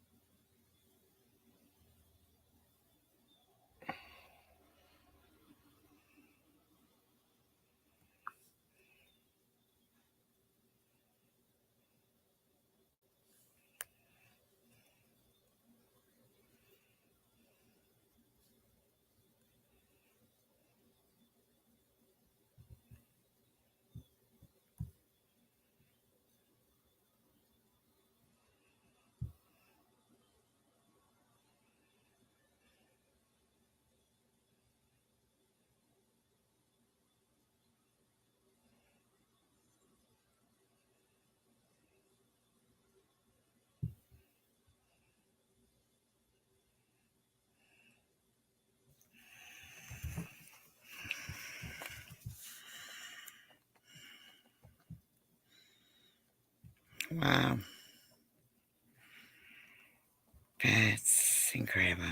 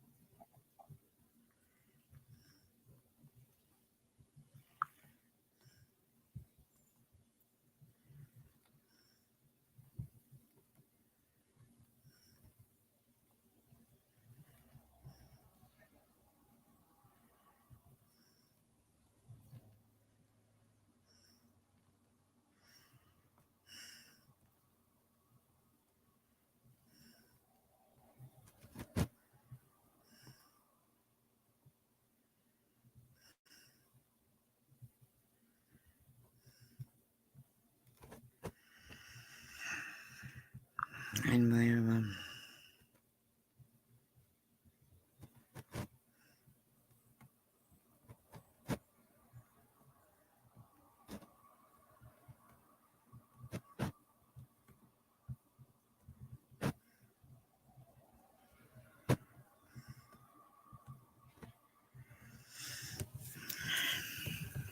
Well, you know, you couldn't research something if you wanted to nowadays. You really could not.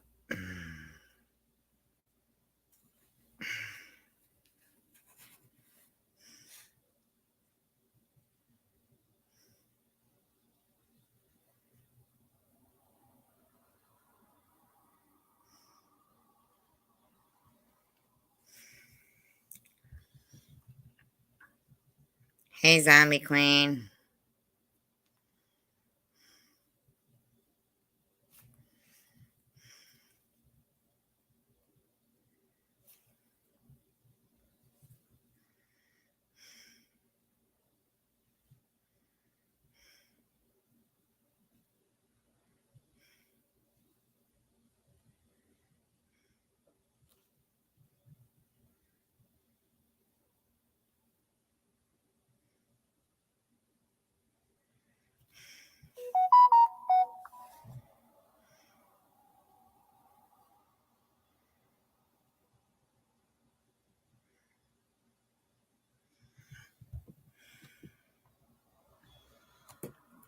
Buffalo.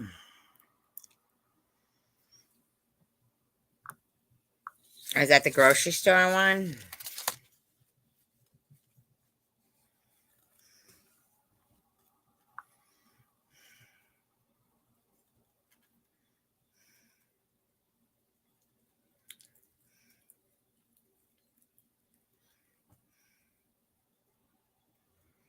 Ten people killed. Wow.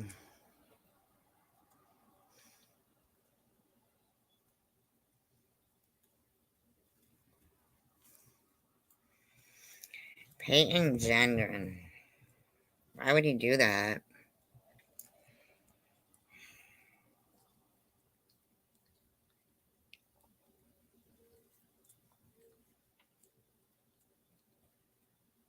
These are the Camper Scouts, earning their Eco Badge. They're sharing this FedEx electric vehicle and Frank's sustainable camping store with their global Scout community. Good thing Frank uses Live FedEx to streaming help him it. expand his reach and make Earth a priority. Live streaming it. We begin with breaking news from Western New York. Just moments ago, Buffalo police confirmed an 18-year-old man opened fire at a supermarket, killing 10 people and wounding 3 others. Police officials say they have the suspect in custody. CNN. How is that even possible?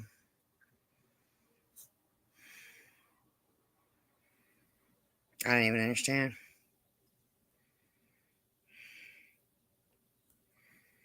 Does anybody understand that? I don't even understand that. And Athena Jones was monitoring the news conference. Athena,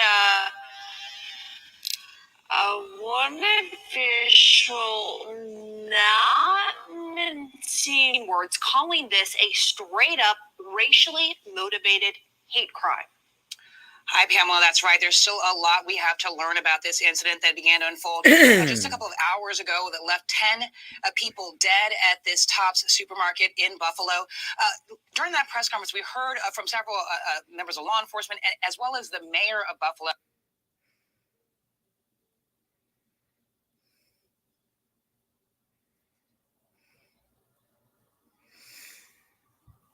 Well, I mean, racially motivated, and here we are talking about Sharon V burning a Barbie doll that's supposed to be resembling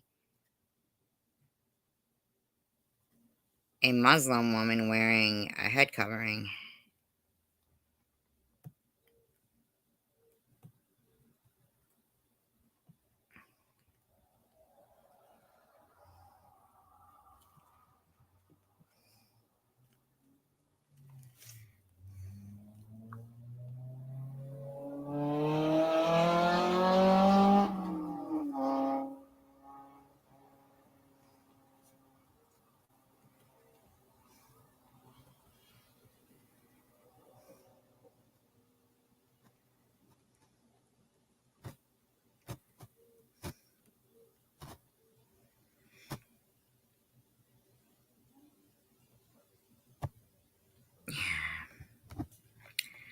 My guess is, though, you wouldn't be able to find out anything about this kid now.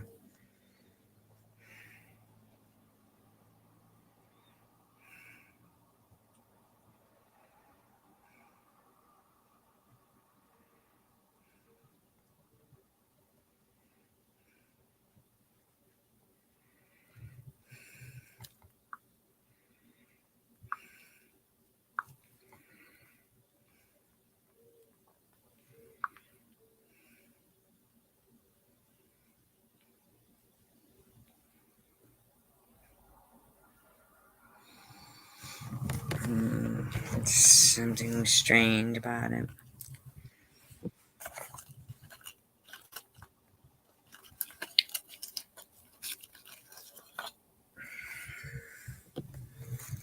Amazon has a fantastic parental leave. 20 weeks off, fully paid. Spending that extra time with them just meant so much to me. He's only going to be really little once. Hi. Your content. Your appearances for the record. Gary Hackbush on behalf of the people, and Brian Parker on behalf of Mr. Gendron. Why doesn't he have clothes on? Why is this guy wearing something that looks like could be considered a dress? Okay. Yeah. Yes, sir. Okay. Do you need me to read the charges to you, or do you understand your charges? I understand my charges. Okay. And can you afford an attorney? No. Mr. Parker? Judge, I've been appointed to represent Mr. I don't understand this. Gendron, and I accept that appointment. As far as any further reading of the following complaint, I would waive that at this point and enter a plea of not guilty on behalf of my client. Thank you. Mr. Hackbush, you'd like to be heard, correct? Yes, sir. Where are his clothes? I mean, I understand that they would have had to take them for any kind of, evidence, okay?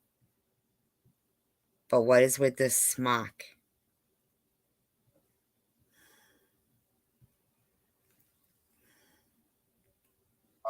We would respectfully request that the defendant be remanded without bail. I would also like to let the court know that the people intend to present this directly to the grand jury, and we are providing the defendant orally their notice pursuant to 190-50 of their right to testify before the grand jury. These remanded. I don't understand this outfit. Without bail. You'd like to be heard? Judge, I'm also going to ask that the court order a forensic exam at this point. As far as any... Why wouldn't they have a forensic exam?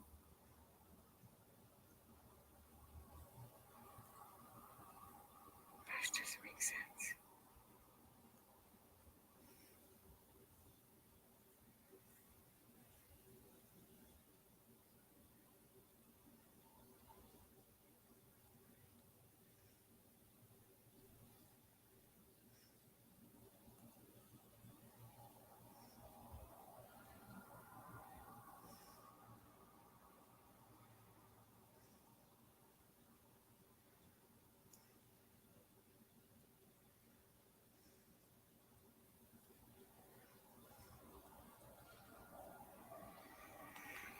A helmet.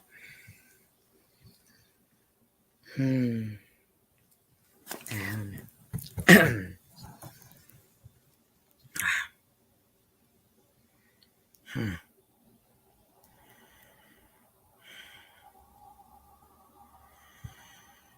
So strange. Any bail issues, I'll reserve our right to make further argument at a further point down the road. All right, then remanded. Parker, you want me to bring this back? Excuse me, Mr. Hackbush, you want me to bring this back on a 180 date? Yes, sir. I'm looking at Wednesday afternoon. Could we extend that to Thursday? Okay, Thursday in the morning, then I'll be the 19th in the morning. Are you both feel?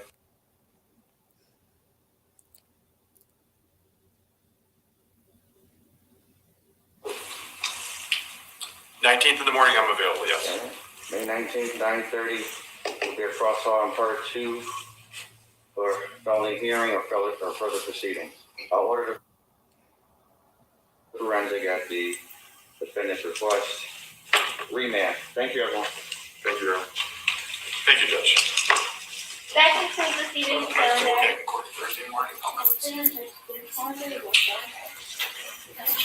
Why is he wearing that?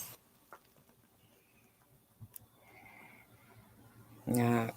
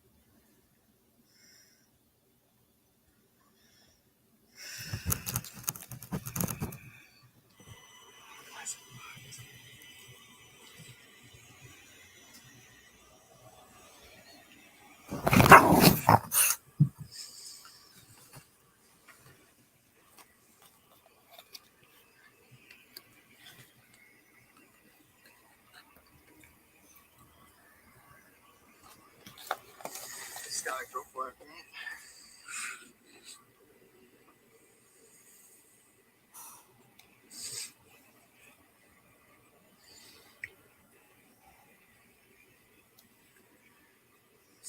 Then, right here, going.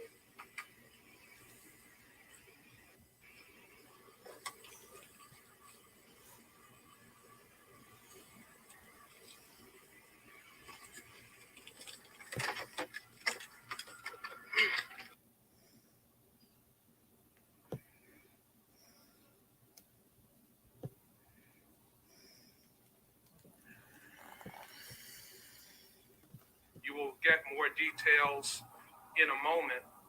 I want to thank all of the law enforcement agencies at the federal, Hey, Tommy D. county, and city level, all of the agencies that have responded. Buffalo is known as the city of good neighbors nationally and internationally. This is a community where people love each other. The shooter was not from this community. In fact, the shooter traveled hours from outside this community to perpetrate this crime on the people of Buffalo. A day when people were enjoying the sunshine, enjoying family, enjoying friends, all manner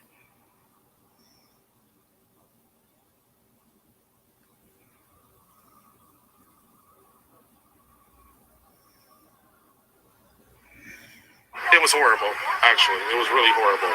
I'm still kind of shooken up. Grady Lewis in disbelief after what he witnessed while sitting outside of the Tops Friendly Markets Saturday.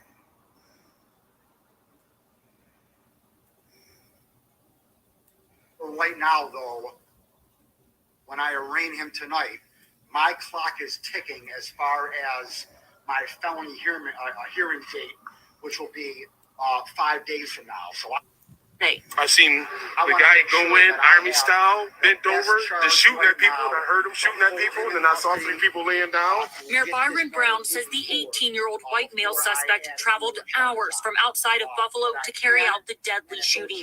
At a supermarket, the mayor says he worked on bringing to the community. I don't know, man.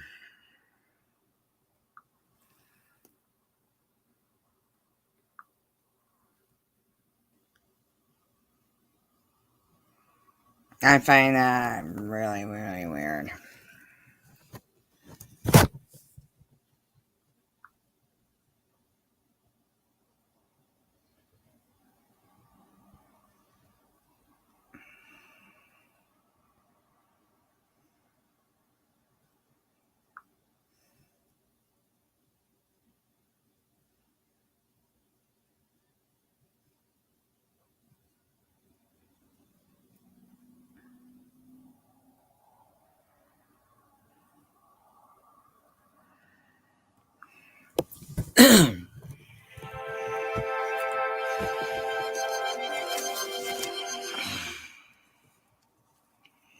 Surveillance cameras in the Bronx captured this dramatic moment when a suspect opened fire on a man standing near 2 children who tried to duck for cover. Today, New York City police are trying to track down that gunman behind yesterday's brazen attack. The 10-year-old girl and her younger brother miraculously. A tragic end to the search for a missing teen out of Berkeley. Her family confirmed she was found dead in an alley in Detroit. Detroit police found the 15-year-old girl's body in an abandoned car yesterday on the city's west side. Janiyah Brown had been How horrible, huh? missing for 2.5 weeks. Victor Williams has been following the story. He joins us live on Burnett near Joy Road in Livernois. Victor, this crime could also Joy Road in Livernois. I think I've heard of that street, be connected Livernois. to another crime. Yes, that is correct, Rhonda. And police are connecting the dots on this story that just keeps on unfolding by the day. You can still see the scene tape right here behind me from where Janiyah's body was found in this very horrible situation. Back on April 24th, the Berkeley Police Department released this picture of Janiyah saying she was a missing runaway. Fast forward to this past Monday, and she's a suspect in a carjacking in Detroit involving a 20-year-old man that she allegedly lured to a home on Clarita. Once they made it to that home, the young man was robbed and carjacked by 2 other men. Janiyah was last seen.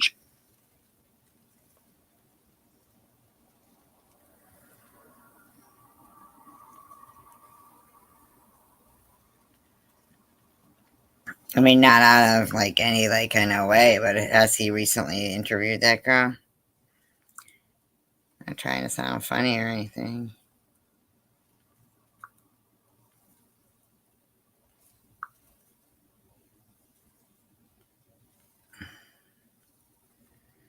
Just curious.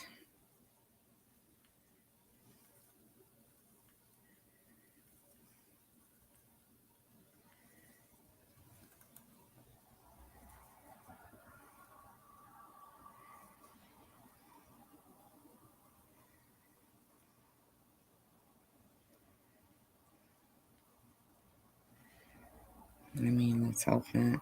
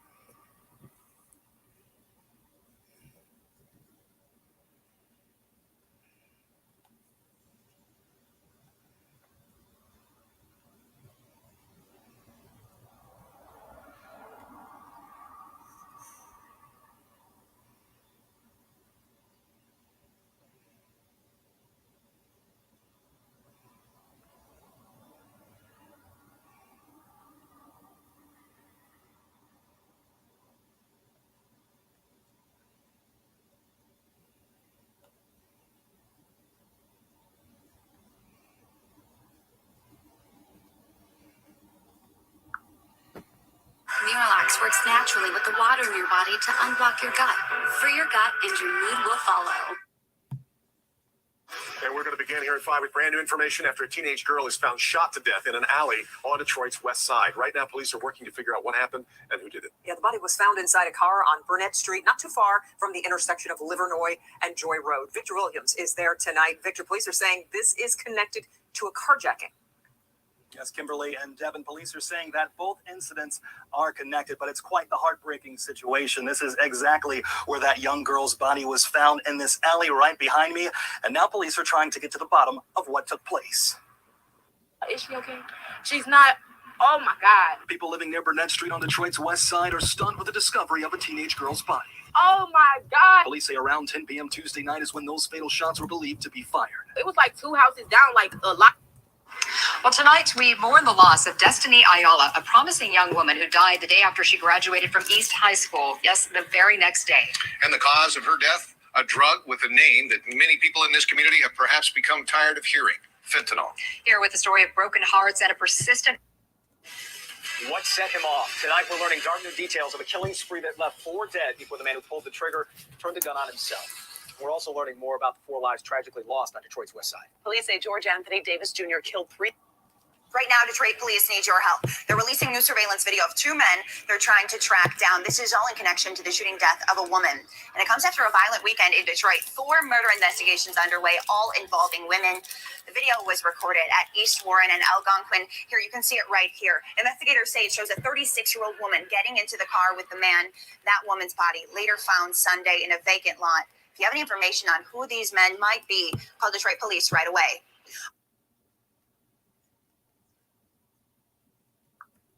And in Wayne County, prosecutors have charged 5 more juveniles in connection with a wave of school threats. The children accused of threatening violence at these schools across the county in the last week. While the students are charged, they will not receive adult sentences. Over the weekend, 7 other kids were charged with making threats against schools in Wayne County alone. Well, now to a truly senseless act of violence on Detroit's east side. An 88-year-old. Yeah, Rick and Court, this has certainly been a tragic weekend with gun violence coast to coast. Here in downtown Los Angeles, a deadly shooting took place just outside of a hotspot called Grand Central Market. The place was packed at the time. This happened in broad daylight. And at last word, the shooter was still on the run. 6 hours ago.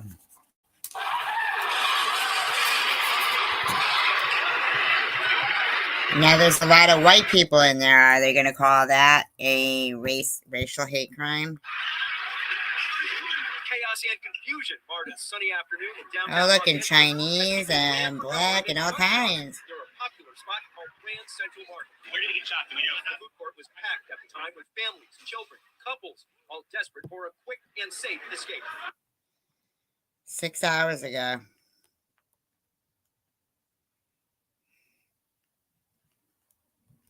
A chilling case of child abuse.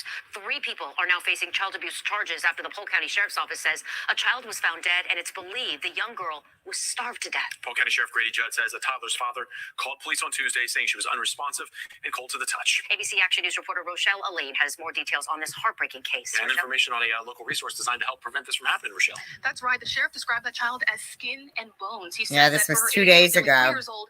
She should have been 30 pounds, but she was just 9 pounds when she was found. The child's mother, Aranda Tillman, father, Regis Johnson, and uncle, Frank Robinson, are now facing charges in connection to that girl's death. There are also a lot of unanswered questions in this case, with the main one being, how did this happen? What the sheriff's office can confirm is that the child was at the center of a DCF investigation in 2019, just months after she was born, because she wasn't gaining any weight. Well, then who dropped the ball, huh? Isn't that awful? Delicious Do Good Chicken. Fight food waste, combat climate change from your kitchen. This one's in We manage Florida. your credit risk. You secure more funding. You June 3rd, 2021, this one. We're getting our first look at the 12-year-old boy who cops say opened fire at deputies along with a 14-year-old girl. Today he was in court, and considering his age, it's hard to fathom the charges he's facing. Many news outlets have decided to show his face, even though he's a minor, because of the seriousness of the incident and the charges. Les Trump reports. He looks like he could be in the principal's office for some silly What prank at the school. heck? But this 12-year-old is in huge trouble with the law. You're also charged with attempted first-degree murder of a law enforcement. What was going on there?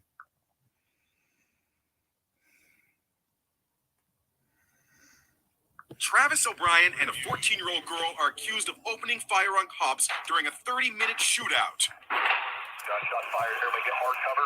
They were coming out to kill cops. The 12-year-old did not speak during today's hearing, at which the judge referred to him as Mr. O'Brien. What? I mean, what? O'Brien. Cops say the boy and the girl ran away from a home for troubled youth. They broke into a house and found 2 shotguns, an AK-47, and a handgun. When cops arrived, the girl reportedly said to the boy, "I'm going to roll this down like GTA." Sure referring she to the did. violent video game Grand Theft Auto. Unbelievable. Out the rear window toward my direction. I think that's why that 18-year-old kid did that, too. They don't know that it's real life. Cover behind trees. They just busted out the window in the back. Stand by. Female has a shotgun in her hand. Stand by. Put the guns out now! How do they know how to use that? I wouldn't even know. She's got the AK and the shotgun. She's wrapping around the top of her neck. Then No way. Come on, man. Realization that they were being fired upon by children. Hey guys, you hold behind hard cover. Let's not shoot. Yes, man. Let's just hold on. Take our time. 10-4, they're shooting at me. She's No way, man. Mm-mm-mm. No fucking way. No way. No way. There's more to that.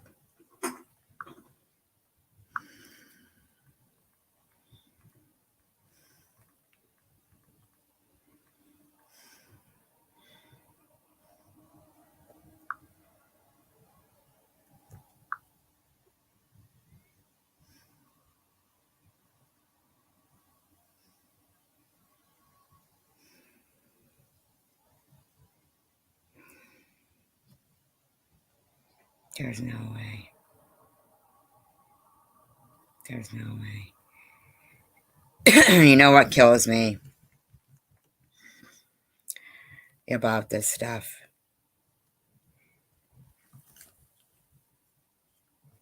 Is they don't tell you anything. It's this sexy dating site. Why don't you get the fuck out of here?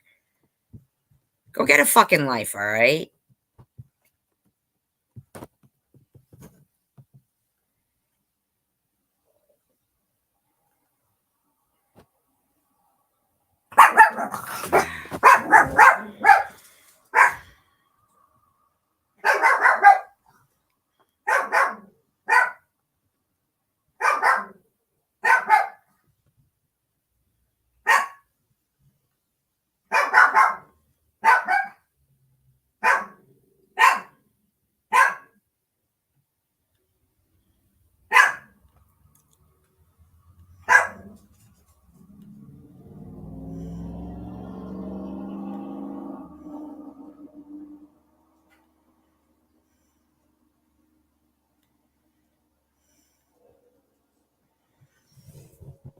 We just have good intentions in mind for her.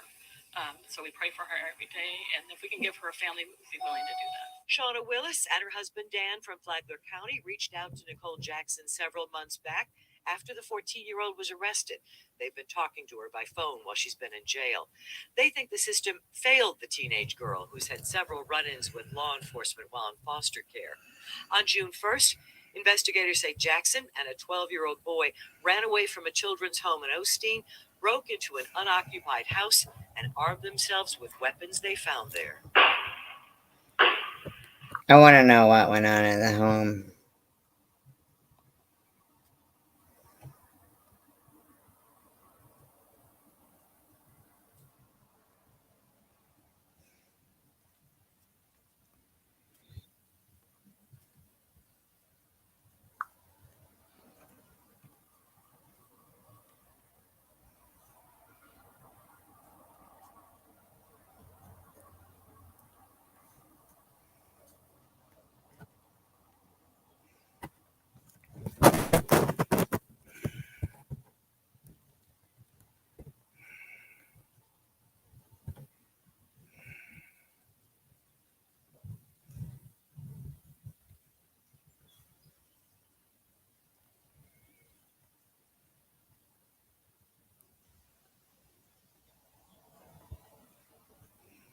Here's the female has a long gun pointed toward me. I have to hold my cover. Stand by. The other female looks like he has something in his hand as well. Shooting out the rear window toward my direction. Stand by. They're trying to come out the back door. Okay. No weapons in their hand. They just busted out the window in the back. Female has a shotgun in her hand. Stand by. Put the gun down now! Hey guys, just hold behind hard cover. Let's not shoot this man. Let's just hold it. Take our time. 10-4. They're shooting at me. Hold it. Hold the air. Okay, well then Challenger. But let's hold behind hard cover and let's do everything we can to try to protect. They look like they're going to try to come out, and I will challenge. Put your hands now! Female's got a light on, appears possibly the apple.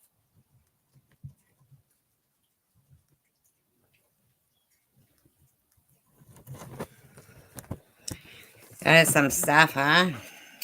Oliver Casey White left the jail in which he was serving as a Vicky White and Casey White at the time of writing are not related.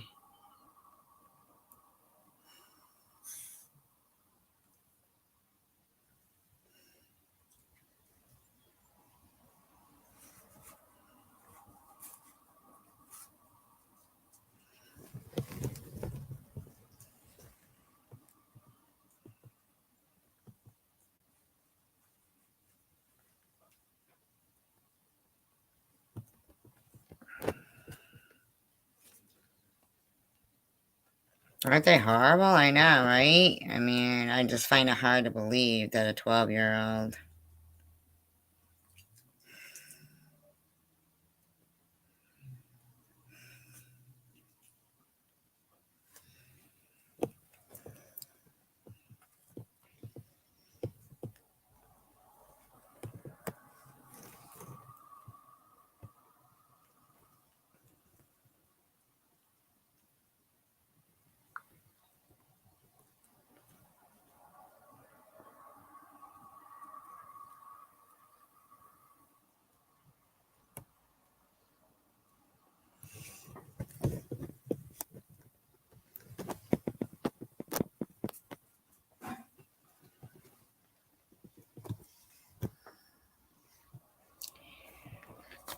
So they suspend the emergency program for teens after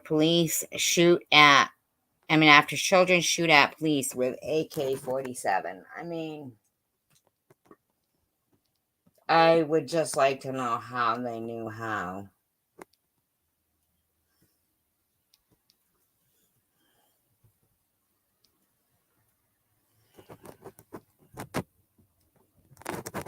And how do they even know to do that?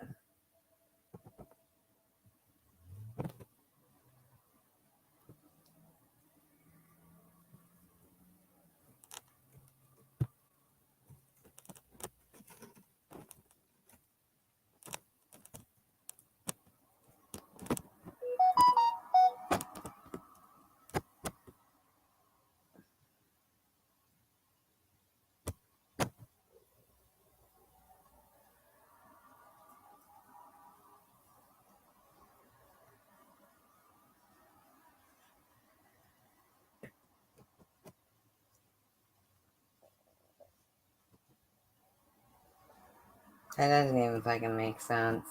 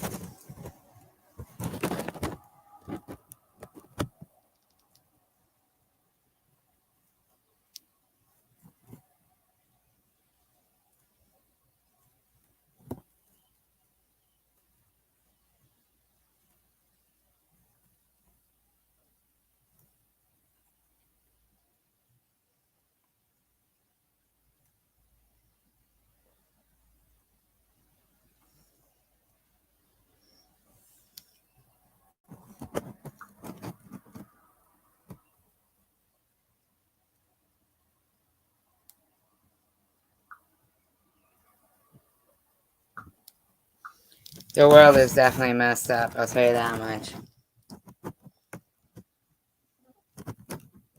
Truly, truly messed up.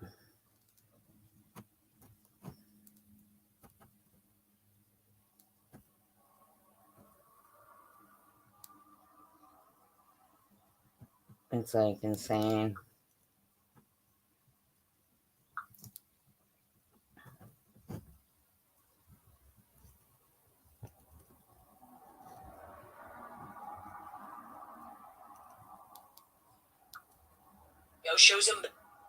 Shows a masked man in all black just before he walks into a motel room to murder a woman inside. It happened Friday night here at the M&M Motel off 8 Mile near Groesbeck on Detroit's east side.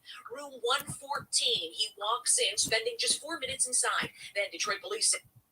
Isn't this crazy? Like they have it all on video here. He walks out of the room carrying the woman's red coat in a bag.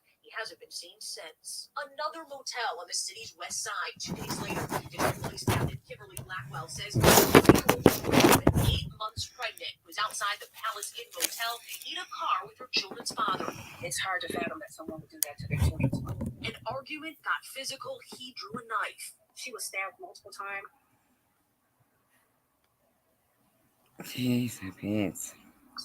From her hands, defensive wounds from her hands, her chest, shoulder area.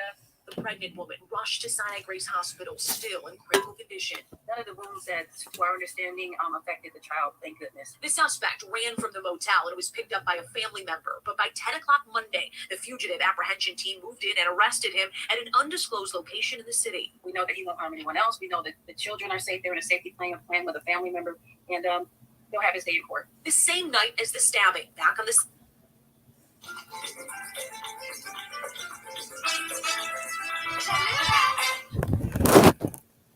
In all, 13 search warrants were executed, bringing the 3-year investigation to a head. According to a 172-page indictment, the Vice Lords ran an elaborate network trafficking and selling guns and drugs from Detroit to Chicago and all across the country. Let's bring in Victor Williams following these sweeping charges today. I know they wanted to get all 40 in custody. I don't think that's happened quite yet, right, Victor? 3 years, 172-page indictment. Not why. We know that 38 people have been taken into custody while others remain at large, but these are all people believed to be involved with the Vice Lords, a gang that's now over 700 strong here in the state of Michigan alone. 700 strong. In one state alone. We identified a group that has been terrorizing the streets of Detroit. In an announcement made by the ATF, it was revealed that a few dozen alleged members/associates of the almighty Vice Lords Nation will now be facing a slew of charges in an investigation that's been underway for years. This indictment is comprised of a number of significant leaders, members, and associates that are connected with this organization. The 172-page indictment goes all the way back to 2012 and looks at members in both Michigan. 2012? I mean... They said 3 years. This is 11 months ago. In Chicago. However, this is video of what partly solidified the charges being filed today. It shows officers raiding a home on Hubble Avenue. Inside, they would find evidence of drugs, illegal firearms, and more. Today was pretty much a reckoning. Now, all these people in these pictures are of a certain color. Are they racially motivated criminals? I don't understand. One, the city of Detroit has had enough. And two, the federal government's had enough. The person who lives at the home is believed to be... Are you only able to measure the amount of people that the crime is perpetrated against? Or can you measure the amount of people of a certain, predominantly if they are perpetrating a crime? Michigan Vice Lords Kevin Fordham, also known as Spaghetti. Bottom line, they're off the streets of Detroit. So, maybe tonight Detroit could be just a little bit safer. Also known as Spaghetti. Other high-ranking soldiers in the street army are also looking at racketeering conspiracy charges. They shouldn't be calling them high-ranking soldiers or giving them any kind of a lord's name and stuff. They shouldn't be calling them that. Plus other accusations of extortion, stabbings, and even murder. If they've got to kill somebody, they will. If they have to shoot them, if they have to assault them physically, if they have to stab them, then they'll do that. And we did speak to a woman who identifies herself as Kevin Fordham's girlfriend. She was actually at home at that house on Hubble when that raid took place. She's telling me. I'm not saying they're all of one color. They look like a wide array. Now, what's on the indictment does not match his character. We'll have her side of the story coming up right at 6. It's an extraordinary story, Victor. There are other accusations in these 172 pages as well. Yes, the indictment also accuses some of these members of setting up mafia-style hits on some of the ex-members that might be behind bars to try and prevent them from talking to police. Still so much to learn. All right, Victor. So much to learn. Hasn't been going on for years. The pain away. From Detroit to Chicago, the feds take down dozens of men tied to a notoriously violent gang. Good evening to you. Thank you for joining us here at 6. I'm Dave Llewellyn. A 3-year...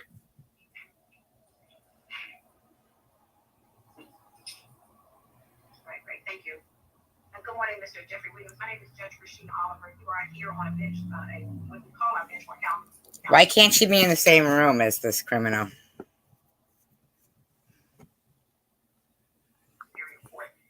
Be aware that on this calendar you are here because you have been indicted under 22 SC 1822. Now, could they use layman's terms? Because we don't all have books with codes in them that we interpret. For conspiracy to violate the Racketeer Influence and Corrupt Organization Act and participation in criminal street gang activity. I brought you forward so that you can put on notice that for the felony charges that you received, you are to be presented before the judge, the Honorable Judge Jerome Blanfield, as the next available calendar that will be presented in courtroom F at 9:30 a.m. The date at which you are to appear at this time, I am not aware of. But you're aware that you have the right to remain silent. That makes no sense. So this is Young Thug. We are staying on top of the story of popular rapper Young Thug and more than 20 others arrested on gang-related charges, some of them charged with murder and attempted robbery. An 80-page indictment lays out several of the rapper's songs as evidence. Let's get straight to Hope Ford. She's been digging into how those words can be used against him. She joins us. Now, this isn't the same kid who gave that testimony, not really a testimony, but his accounting of what happened at the Travis Scott thing, right? That's not the same kid, is it? Live in the studio. Hope. Yeah, the That's says the lyrics strange. show involvement in some of the crimes that those people are accused of, but could there be First Amendment issues? I checked with attorneys to find out. 9 of Young Thug's songs are used as evidence with lyrics such as, I never killed anybody, but I got something to do with that body, and I killed his man in front of his mama. The indictment saying these words are used after the murder of Donovan Thomas, the leader of a rival gang. One of the people charged with his death, a member of Thug's YSL label. District Attorney found. Okay, wait a minute.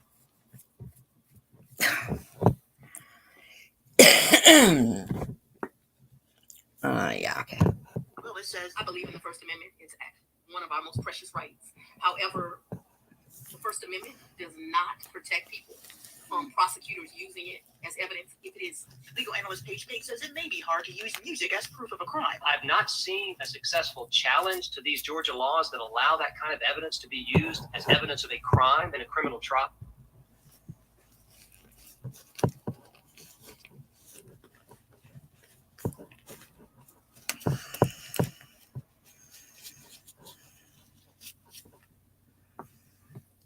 But I do think that's going to be problematic for the state. But Attorney Darrell Cohen believes coupled with other evidence, the lyrics add substance. Just piece by piece by piece. And taken by themselves, they probably don't mean a lot. But when you put them together, what do you have? A big RICO conspiracy. How about a confession letter put to music? Using rap lyrics as evidence is not new, but there's conflicting results. Rapper Tekashi 6ix9's lyrics were used in his 2018 trial, where it was discovered he was not a gang member, even though he'd said he was in his songs. In 2016, rapper Tay K was convicted of murder, using a music video as evidence. And in 2018, rapper Vontae Skinner's lyrics were used in his attempted murder trial. His conviction was overturned when the New Jersey Supreme Court ruled the jury wouldn't have found him guilty if they weren't made to listen to his lyrics. Yes, but if it was a confession letter put to music, isn't it the same? Cohen believes Willis's tactic of using Thug's music as proof of gang activity is the right way to go. And Thug's attorney maintains Thug's rap label is not a street gang, and there's no basis to include the rapper in the indictment. Now, attorneys not associated with this case say even if Thug is a member of a gang, it will be a challenge to prove he had knowledge and intent of crimes committed by other persons. I thought being in gangs is illegal anyway. I'm just saying I thought that. I could be wrong. I don't know.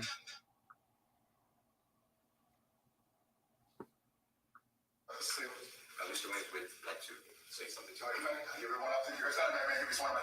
Swear, man. Raise your right hand, sir. You swear affirm testimony you give the truth, the whole truth, and nothing but the truth under the penalty of perjury? Yes. State your name for the record. You make a right hand. Check the lead. Yes, sir. Where do you want that? I'm sorry for disobeying the court. I'm sorry for disobeying the PO and. Okay, wait a minute. Obviously, he's not in jail. It says, gives emotional plea to judge. I just want to be home with my family. But he has blonde hair there.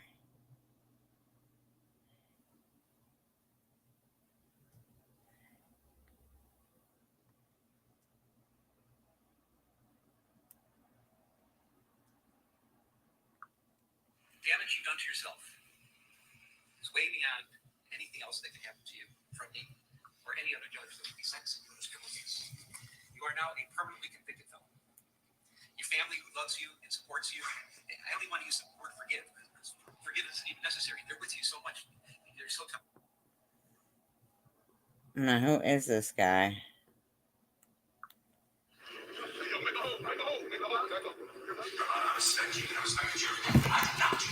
Today, in a Chicago courtroom, the 3-year-old legal saga of actor Jussie Smollett coming to an explosive end. I am not suicidal. I am not suicidal, and I'm innocent. I could have said that I was guilty a long time ago. A defiant Smollett shouting as he was led out of the courtroom. Police say a crime spree spanning at least 3 local counties is over after an arrest at Farmington Hills. We're told a couple was taken into custody for a string of business break-ins and that they had their children in the car with them. Local 4 defender Sean Lay is live with the circumstances of this case and why they're garnering some sympathy from the police. Sean? Absolutely. Let's lay all this out right now because police departments in 3 different counties calling Farmington Hills Police right now because they have similar cases they're trying to solve. They think they're all connected. About 30 break-ins. Now, a man and woman, a mom and dad, they've been arrested for this, and what they're telling... Okay.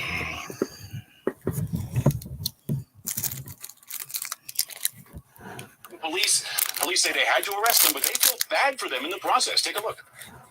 This is a big arrest for you guys. Very significant arrest. Farmington Hills Police Chief Jeff King says when one of his patrol officers spotted a car sitting at this oil change business at 10 and Middle Belt very early yesterday, the officer was well aware that police Metro Detroit-wide were looking for the people breaking into businesses all over, overnight, night after night. Most the officer stopped the car inside Andrea Dawkins and behind the wheel, Romello Buggs, both from Detroit. The driver indicated that his passenger, the female, was pregnant, and they did have two minor children in the car, a 1-year-old and a 2-year-old, and they had indicated that the passenger was having some medical issues. EMS and fire checked out Dawkins. She was fine. The babies were... What's oil change businesses? There was a hammer in the car. Chief King says Buggs and Dawkins apparently admitted that they have spent nights driving with their kids and breaking into businesses, grabbing about $100 each time. Why? Connected to 20 break-ins and likely 10 more. What have you learned about why the couple was doing this? Based on their statements, they were in need of money. They were doing it to support themselves and their children. Even feed their kids. To feed the children, which is... Get a job. You have a car. You have a hammer. Get a job as a handyman. Saddening on the officer, when the officers have sympathy and they have that sympathy and sympathetic to the position. But here's the bottom line. The kids are with CPS. They are safe. The driver there, Romello Buggs, he was already arraigned. He's been charged. He's being held on outstanding warrants. Now, the mom in this case, Andrea Dawkins, was also charged and arraigned today. She was released right... Pregnant, though, again. ...into the custody of Redford Township, expected to charge her with similar crimes tomorrow. The chief here in Farmington Hills, here says Chief King, had the couple walked into their police department, they would have gladly plugged them into a number of social service agencies here to help them. Live in Farmington Hills tonight, Sean Light. Local Sure they would have. Sure they would have.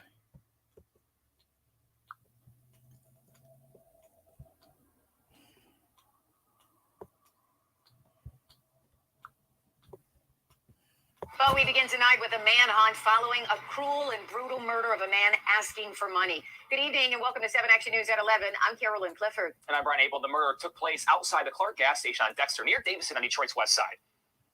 Tonight, police are warning people to be Then Tyler Healy hid his face in court today, but the probable cause against him was strong, including that surveillance video that tipped off his own father. I think if you have the guts to try to abduct a woman on the Middlesex Turnpike at dusk, you should be able to show your face in court. The victim's family angry that Tyler Healy hid himself behind a door today as he was formally charged with attempted kidnapping and assault with intent.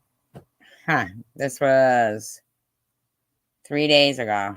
To rape. I just saw some guy just trying to abduct a girl. I'm on the side of the road, but she's got no shirt on. Where are you? It was Sunday night around 8 o'clock. Mendoza was walking home along the Middlesex Turnpike when a man passing by suddenly grabbed her between the legs, ripped off her shirt, and started dragging her away. I love you. But another woman. Unbelievable. Massachusetts. Pulled over to help. Their emotional reunion captured by ABC's Good Morning America. As my headlights came around that corner, I saw her being dragged and fighting this man as hard as she could through a parking lot. She was holding her clothes, trying to get away from him. I said, "My God, you sent me an angel." She had the bravery to stop. Healy, 23, was Unbelievable. taken into custody yesterday after his own father recognized him on surveillance video we broadcast on the news. He declined to talk on camera today, but offered this message for the victim. "I am deeply sorry for what she is going through. I am so glad that other woman stopped." Unbelievable. Healy is being held until a dangerous hearing next week. Only till next week.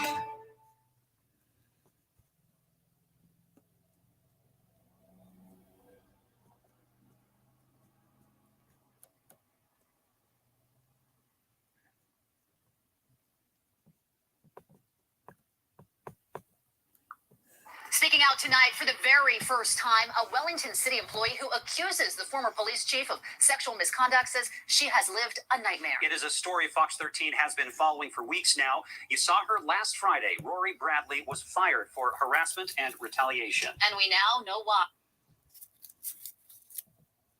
The incident being detailed in an exclusive interview with Fox 13. Haley Higgins is on the story tonight. The video captured December 8th appears to show former Wellington Police Chief Rory Bradley making an obscene gesture toward an employee in City Hall. Moments later, he wraps his arms around her face and neck in a headlock. He's the chief of police. I was scared. I didn't know what to respond or how to respond. Later that morning, video also shows the woman walking past Bradley, holding a notepad the former police chief.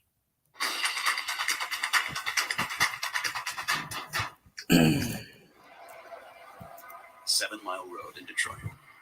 One of the most dangerous no-go zones in the USA. Those who live or dare to come here are playing with their lives. Ruled by the 7 Mile Bloods, one of the most notorious gangs in the city. You can't evaluate to the top. I mean, it just comes with the respect to get in the street. Drug dealers, hustlers, killers, and thieves, prepared to do whatever it takes to defend their territory. Killing, robbing, homicides like a 24/7, 365 deal. Pursued by bounty hunters who hound them down and put their lives on the line every day. There's been a lot of execution styles lately in the head 2 times. From Detroit's no-go zone, death is the main escape route.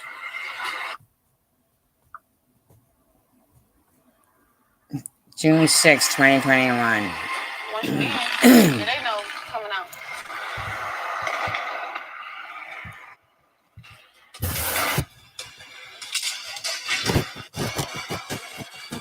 Wealthier people escaped to the suburbs. The bitter reality inside the Motor City became all too apparent. The former heartland of the U.S. automobile industry is teetering on the edge of an abyss. Poverty, crime, decay. For years, Detroit has been considered one of the most dangerous cities in the USA, and especially infamous is 7 Mile Road. This is an area so tough that even the police only dare tread during the day.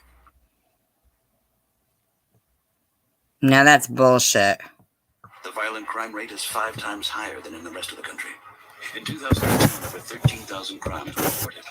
Many more. Now, wouldn't that be because, admittedly, police only patrol during the day? That's like becoming a fireman, but not wanting to go into fires.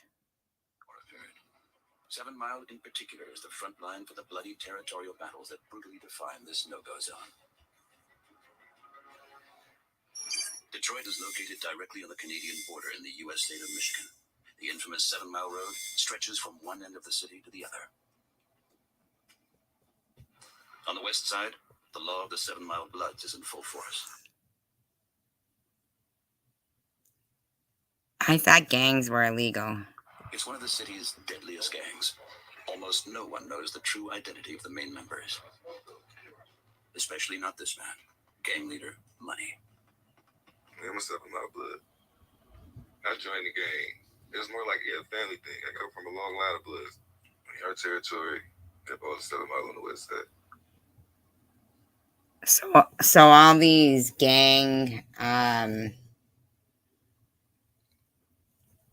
what, like stings and police forces and strike force, sting, whatever they are, did nothing? I don't understand. Today, Boss Money has gathered together his closest capos and confidants. Now, if a police officer was shot, would the funeral procession not extend probably more than 7 miles? If there was a protest or a rally, would it not probably extend more than 7 miles?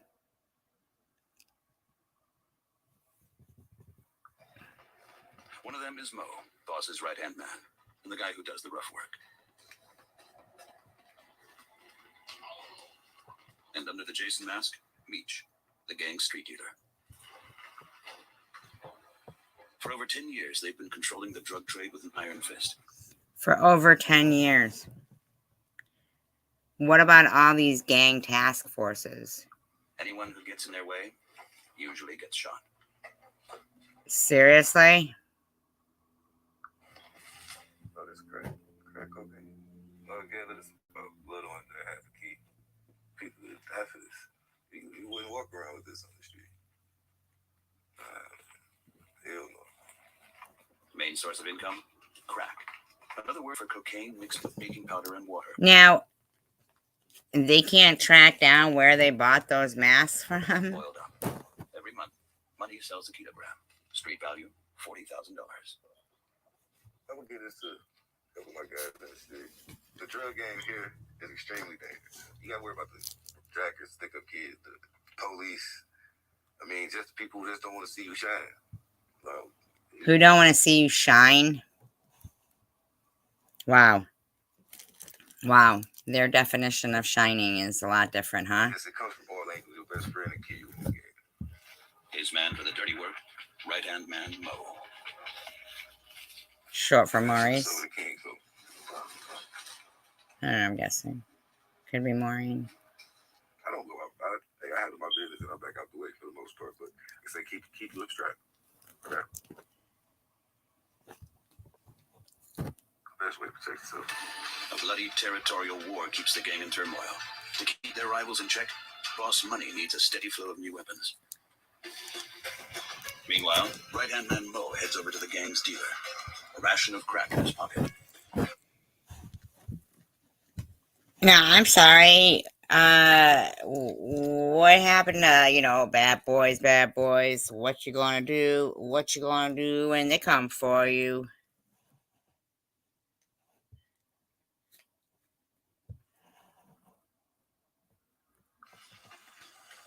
Even though crack saw its destructive heyday in the 80s, there are still plenty of users here, and it remains the most lucrative street drug in Detroit.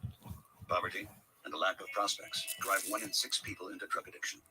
Besides crack, heroin, and cocaine, the market is flooded with opioids, and only the strongest of painkillers can kill the Really? pain that the 7 Mile Road deals. Drugs and turf wars are part of daily life on 7 Mile. Bloods member Mo has to be very cautious. Well, the businesses on that stretch, they say it's a 7 mile road. Goes from one end of the city to the other. The businesses that are on those roads, I'm sure, are probably really affected by what's going on. Close the roads.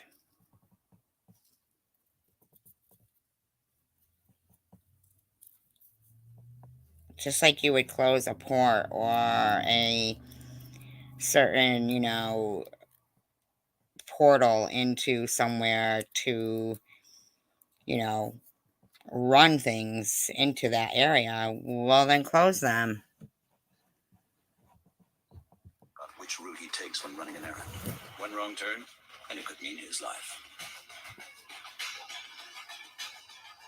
Now you see right here, this is the cutoff line for the territory. You got that side, this side. You know what I mean? And this is where it is. When somebody from the rival side comes, then yeah, it's automatic problems. They either get, Yeah, but here's the thing. I mean, are these people paying taxes? Are they productive members of society? Is this productive? fight a breakout, shooting a breakout, stabbing, anything. But it's most definite problems coming across the territorial line. Which is why the gang wants to stock up on weapons. Defending. What about the people who live there their whole life and are trying to raise children there in homes that they bought over 10 years ago? And that was where they thought they would retire and stuff.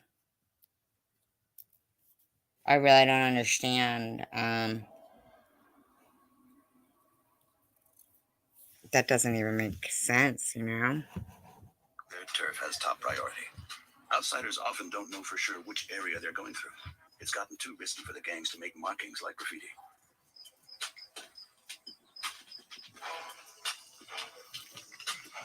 As far as the graffiti, the gangs and everything, we don't really do graffiti around here no more. The graffiti part about it is old. You can tell, like I said, I don't even understand this.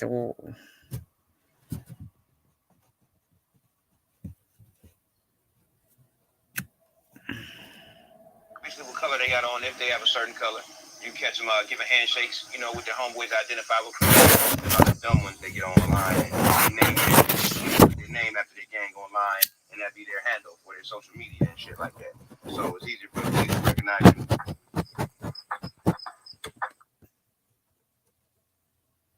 Authorities estimate that about 100 different gangs control the streets of Detroit.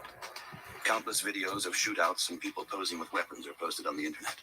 There, the gangs brag about what they've done. Well, there you have a problem. I mean, when they're getting rewarded online. That's exactly what brought down 4 members of the 7 Mile Bloods. After 4 members? their hit lists on social media, the police were able to track them down and lock them up.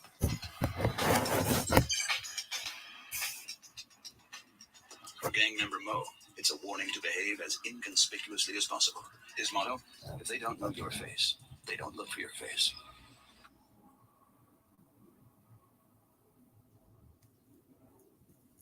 Neighborhoods, not too many police because they fear for their safety too. They shoot at the police and whatnot. Now you got like new generation, they're all drugged out, so they're bullets, so they're like zombies. So the killing is just reckless. It's a bad deal around here.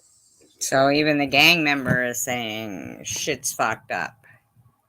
Yeah, so yeah, killing, robbing, homicide is like a 24/7, 365 deal. For the police, every assignment is a risk, which is why bounty hunters are often used to go after criminals. A special unit of bounty hunters prepares for their next assignment on the outskirts of downtown. The team is made up of 4 men, former elite special forces, police officers, and mercenaries. Yet they won't go down there as police officers, but they'll go down there as bounty hunters. Well, that's really something. Tommy DeBon leads the unit. So far, he's arrested over 2,500 criminals. You got your baton, you got your spray? I do. Both vests? Yeah. All right, let's gear up. Yeah, gotta go on. Many ordinary citizens won't leave their homes anymore without a weapon. Over 114,000 people have concealed carry permits in the Detroit metropolitan region.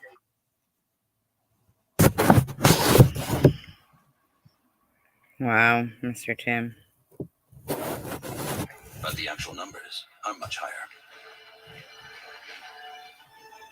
There's been a lot of drug-related, gang-related shootings, and so Detroit PD has been doing their best to be proactive with their gang units, but you can't get ahead of it fast enough.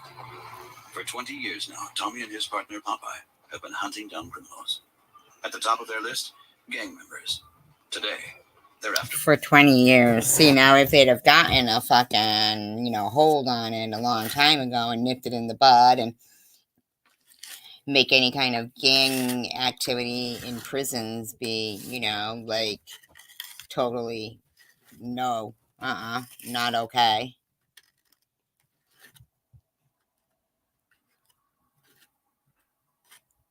They'd have been out of a job, wouldn't they? These people. big fish. So it's one of those cases where you get a tip every once in a while. It's a guy out on bond. Pretty serious offense. It was a large amount of. Well, then why is he out on bond if it was a pretty serious offense?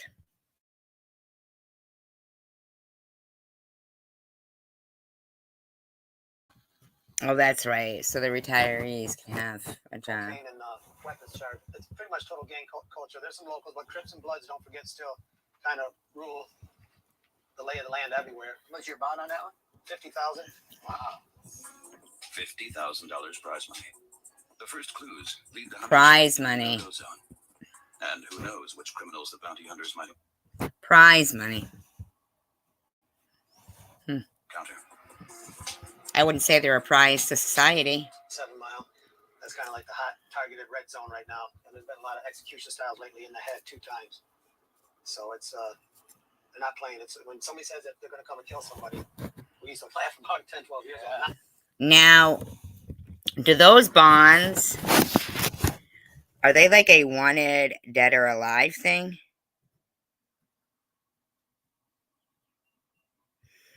I get you. All right. I get you, Night Owl.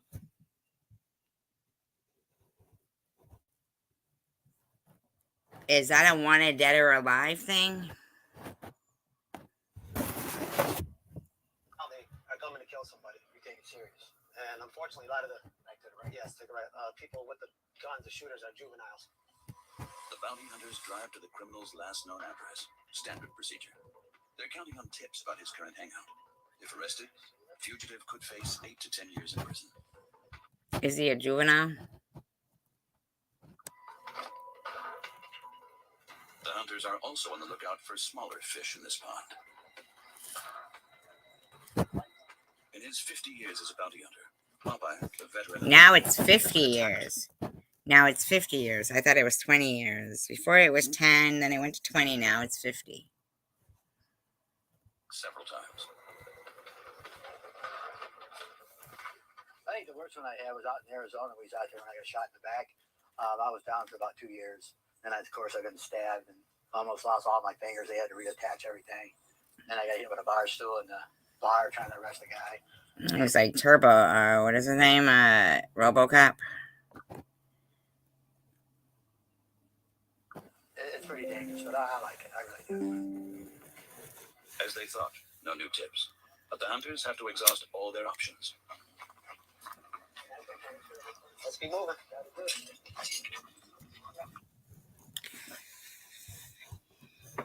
They call them hunters. They refer to it as like a prize and reward and this and that. And it's almost like it is. It's like human hunting almost. Human hunting almost.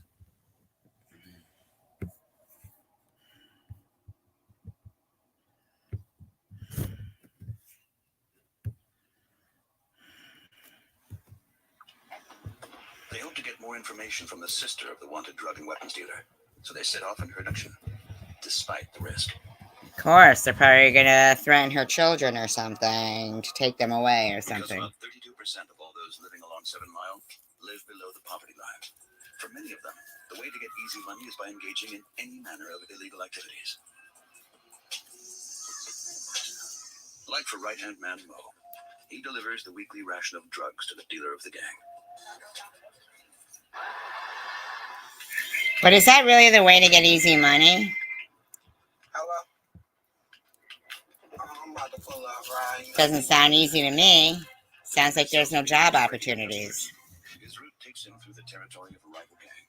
If he steps over the line, he'll face them. Sounds like they're forced to do that. Hard consequences. This neighborhood is notorious for setting the house on fire. That's like, don't hustle around here. That was the first time. Second time they coming to shoot you and kill you. Keep it dope. The jobs that was here, they ain't here. Everything's fucked up now. The culture is fucked up. The dope game used to be our. It's crazy. Crazy stuff, this. Those three familiar bedfellows: unemployment, crime, and decay. In many places, Detroit resembles a ghost town, once home to the U.S. automobile industry. Major companies like Ford, Chrysler, and General Motors. Since the economic and financial crisis, a lot of these factories have been empty. Empty. Empty. Yes.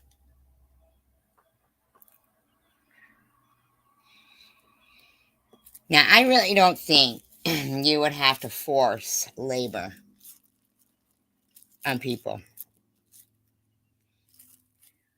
I think that if those factories that were abandoned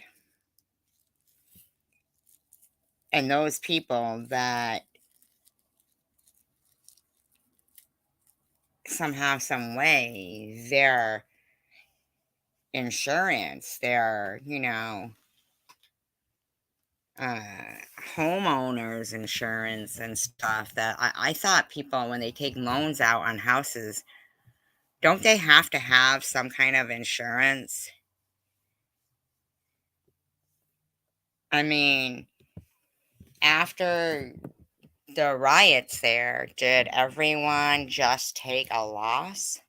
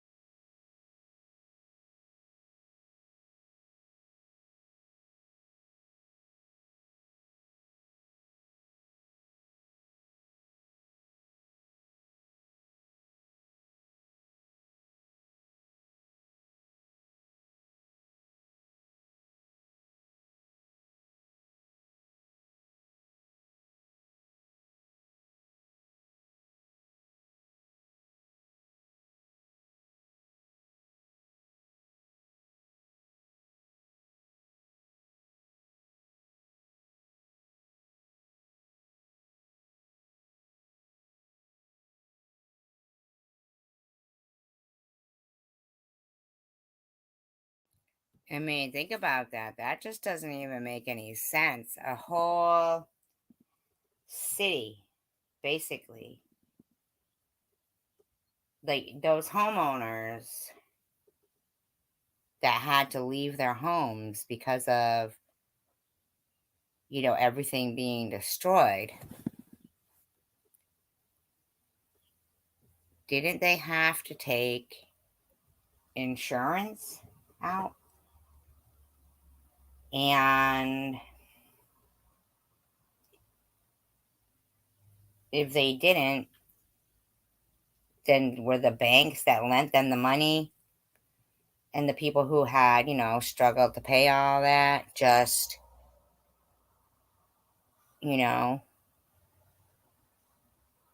done with? And then, okay, so you've got all these abandoned factories, yet we've still got cars. Can we say, hey, maybe it has nothing to do with anything of, like a whole thousands of people's interest? Maybe it's just a few hundred that transferred these jobs elsewhere and fucked the people who are now paying more for new cars, even though there's less jobs, but we have to pay for them because they're, being exported here or imported here. I mean, I don't even get it. It seems to me like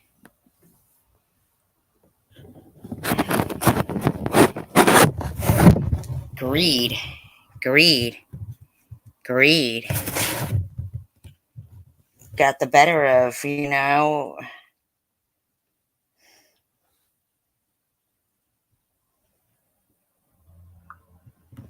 The result? Huge layoffs. Entire sectors of the economy moved out, and tax revenues have fallen to all-time lows. All that's left of the American dream is a living nightmare. Why? Extreme poverty prevails on 7 Mile. Countless families can't make it without food donations. Steady jobs? Why? Although some big companies have returned, the good old days are over. Why? Why?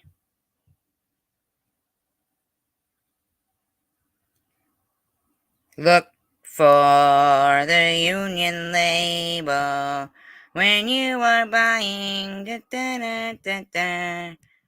Remember somewhere our union's growing. Da, da, da, da, da. Remember that?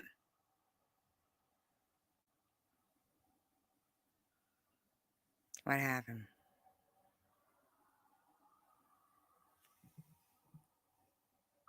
Reagan?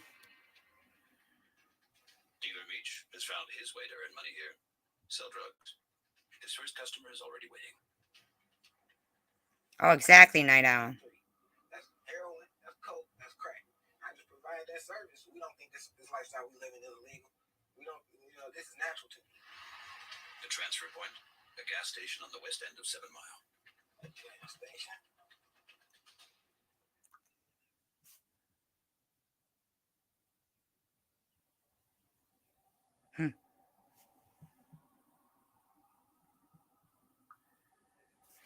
What up, though?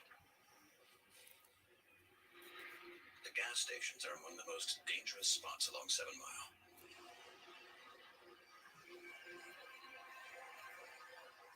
Armed robberies, blackmail, and random shootings between gangs. Innocent people often get caught between the fronts. Anyone could be a victim, especially at night.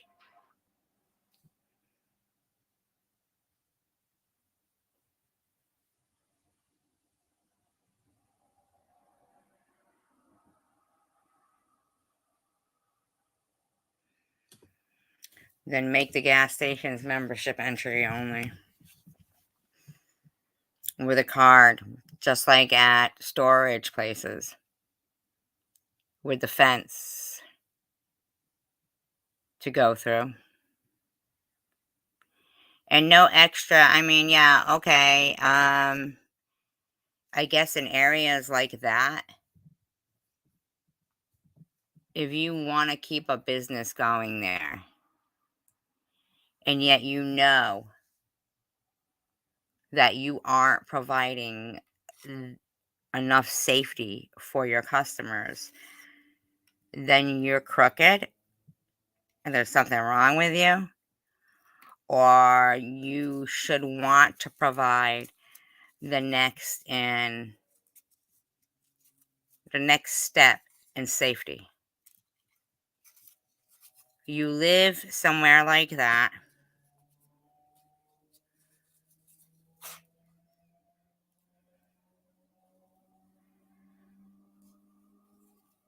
create exclusive neighborhoods, card key entry only.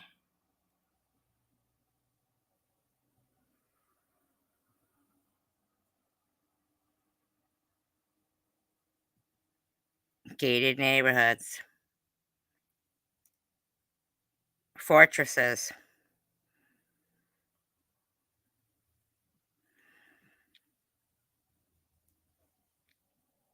Gas stations. Block them off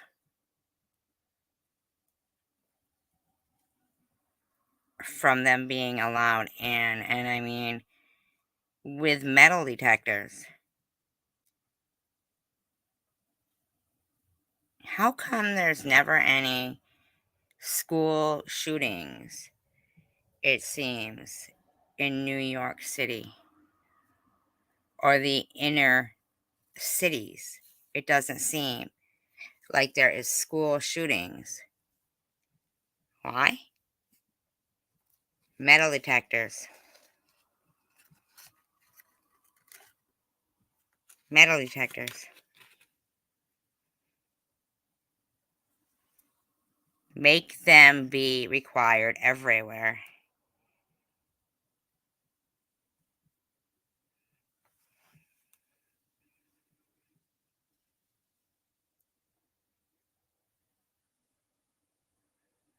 Yeah, but nobody should have to walk away from somewhere out of fear. Catherine Guthrie's father did like 4 tours in the service. He felt being in the service was safer than keeping his family in Detroit during the 60s.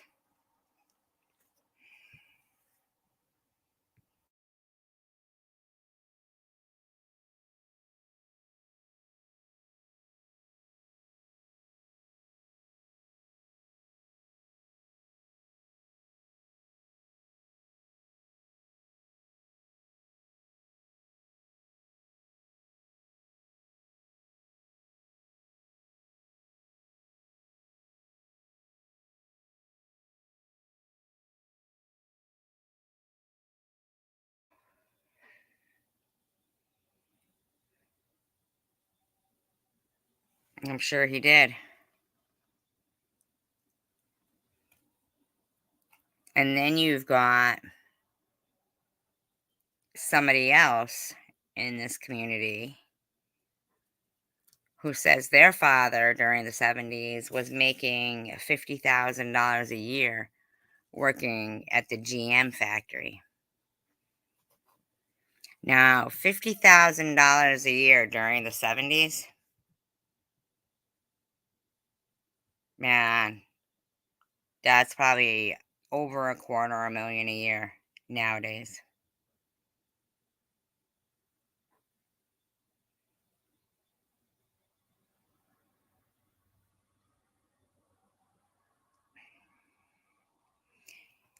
Now, they claim to have stayed in Detroit. Here's what I'm curious about, okay? Now, I'm not trying to get in any kind of a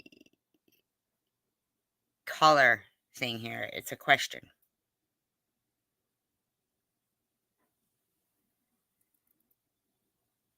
Was it only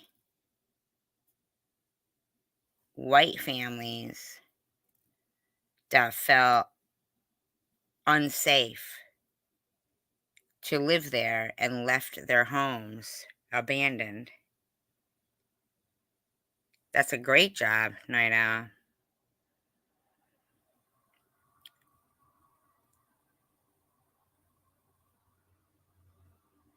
Was it not white flight, but was it white fright? Why would anybody have to take flight?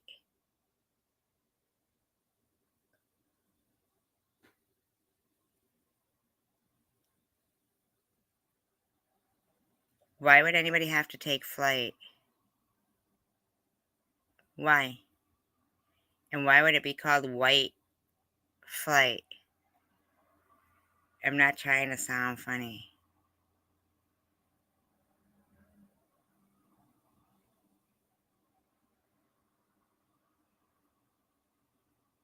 White flight. What is it called? Fight or flight, or seems like it was in fright though. I don't think they had much of a choice. I think that when people are throwing Molotov cocktails through your windows and you have children in there and the authorities have abandoned the area because it's, out of control, you don't have much choice, right?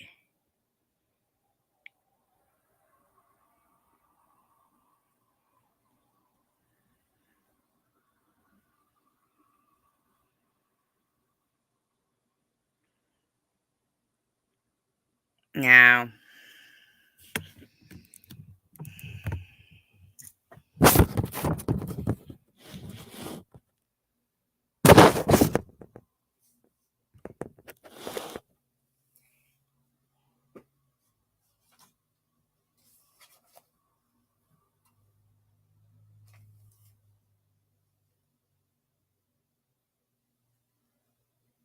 I can't imagine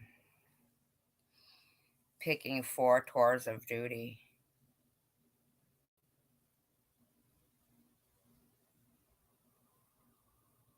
As safer than your family home where you've been raising your children. I'm very brave, Night Owl. You're very brave.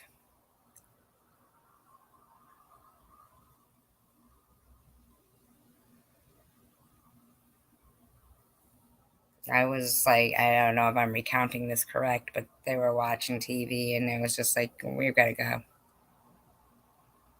We got to go. Next thing, her father was enlisted and that was it. Gone. And we've gone back and Google Earthed her address. And it's, hi Cassidy. And it's incredible to see.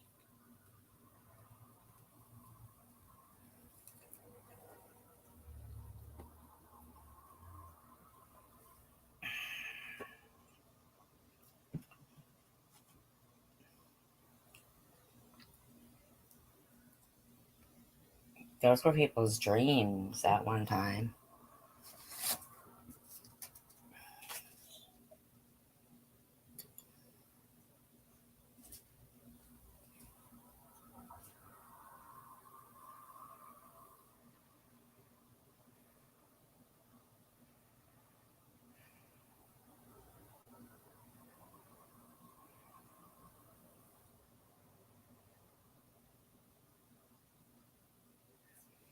I think Catherine lived like right in the midst of it though. Like it was like almost like right on her street or something. I really do.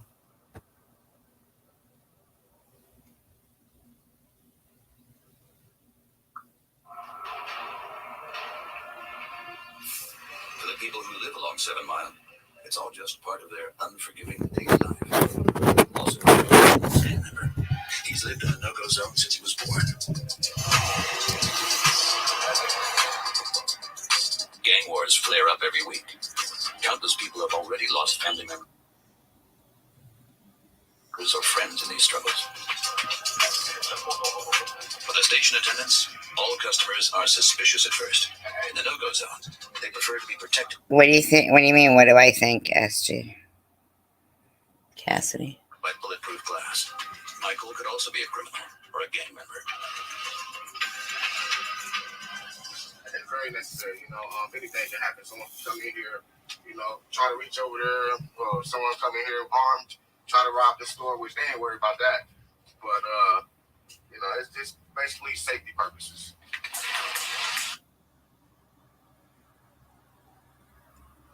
Could a white person work there? I'm just curious. I'm not trying to sound funny.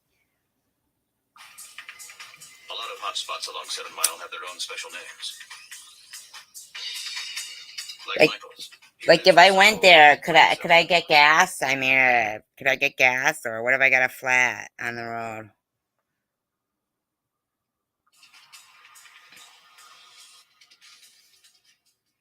The area is located in the northeast corner, the zip code 48205, right between 7 and 8 Mile. The red zone is so dangerous that some of the people who live there call it the war zone, because the 7 Mile Bloods have all. That's incredible.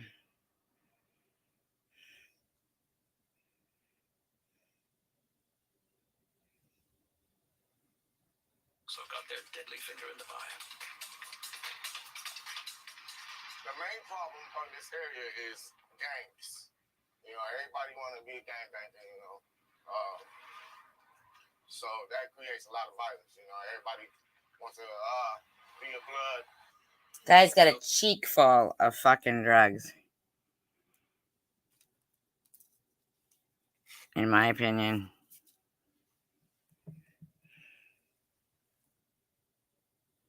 Hope for the future in Detroit. Young people are driven onto the streets and directly into the hands of the waiting gangs. Michael was also unable to escape their lure. The temptation for quick cash got the better of him. It was the birth of his youngest son that woke him up.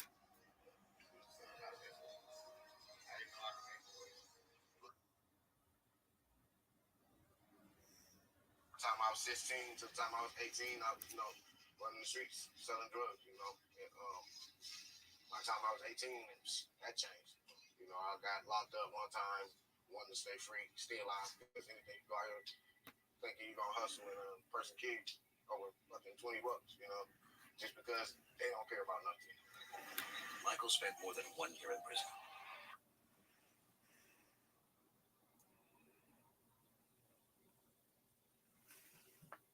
Since then, he earns a lot less money working shifts than he did as a drug dealer. He wants to show his children that there's another way besides gangs and violence. The kids, it's very important. You want the kids to grow up to do. Well, I certainly hope that whoever made this documentary that got 10 million views 11 months ago gave this man a portion of the money they made off it. Your education, because that's the most important thing in this world is education. Without that, you don't have any knowledge and you don't know nothing, then you're pretty much screwed. A good education is expensive. $11,000 for 1 year at a private school. Government alternatives? Not many of those around anymore. Okay, no. See, that's not okay. No. No. Liberty and justice and education for all. That's fucking bullshit. $11,000 a year? Long time now, Detroit has been one of the largest deprived metropolitan areas in the United States. In the last 15 years, about 2/3 of all public schools have been closed. Oh, hell no. Oh, hell no. No.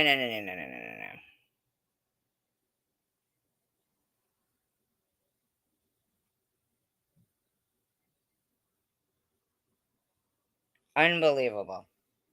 The collapse of the economy has had a major impact on the size of the population. Once the richest city in the country, it is now among the poorest. As a result, around 60% of all residents are believed to be illiterate. Just a few street corners away. Can you imagine?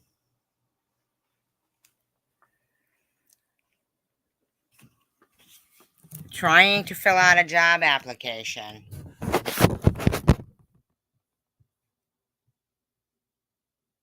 But you're illiterate.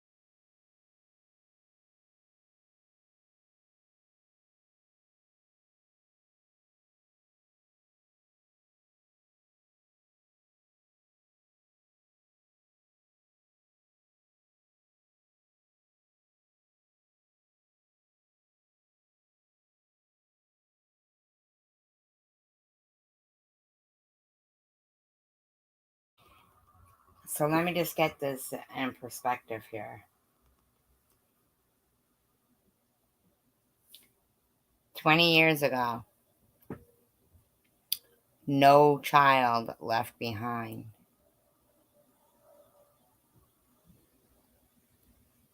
And now these kids are in their 20s and they're illiterate. Can you imagine an entire lost world?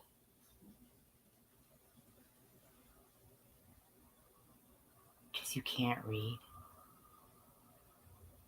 Wow.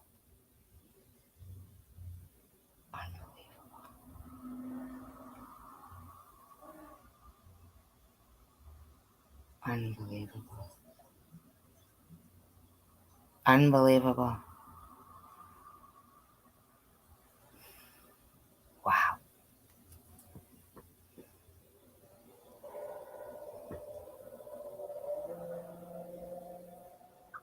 In a temporary shelter belonging to the 7 Mile Bloods, gangs' plans for the future are taking shape.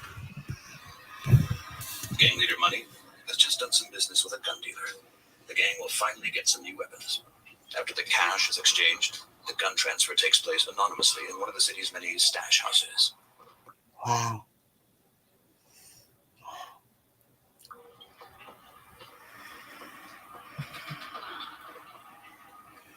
Every day stash spot gotta have some different. You don't keep everything the same. I keep the stash spot for the money. Keep the stash spot for the different drugs. You never keep the drugs and the money in the same spot. I don't ever keep all my drugs in the same spot.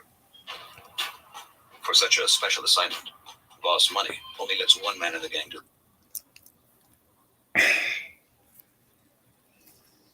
work. His right-hand man, Mo.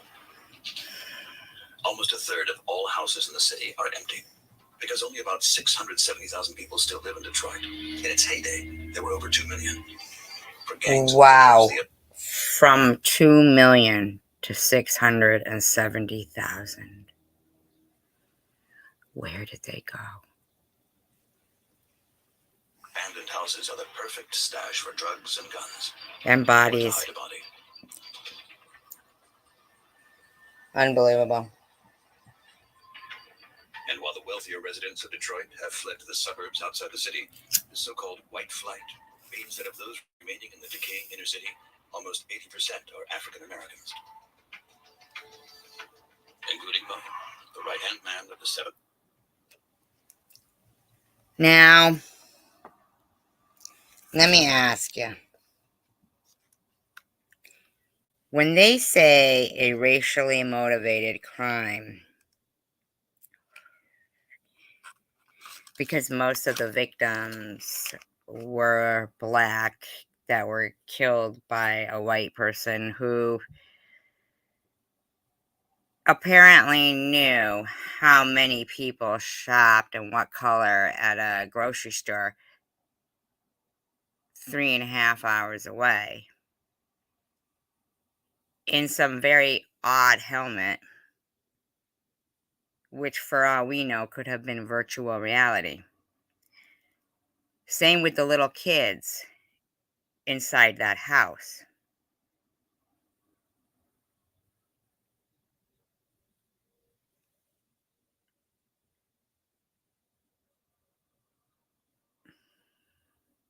Oh, I'm glad of that, Night Owl.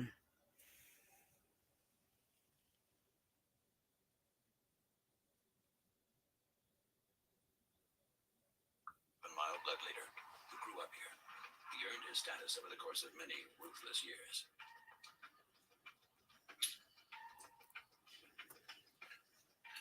There's different ranks in the game. You know, you got the low levels like pawns on the chessboard. You know what I'm saying? They're just expendable guys. They're just around, you know, like your army frontmen.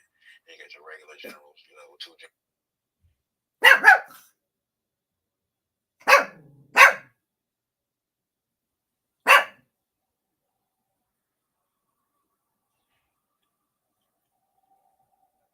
I think that every person is important. I think that every child should be read to.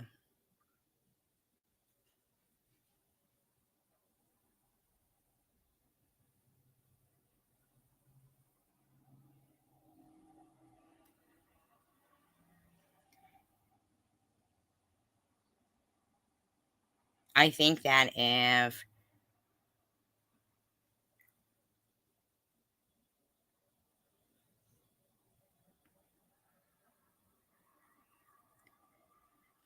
that if a child can't read,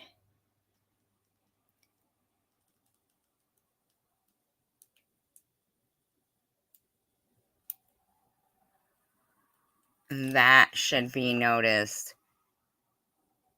pretty quickly.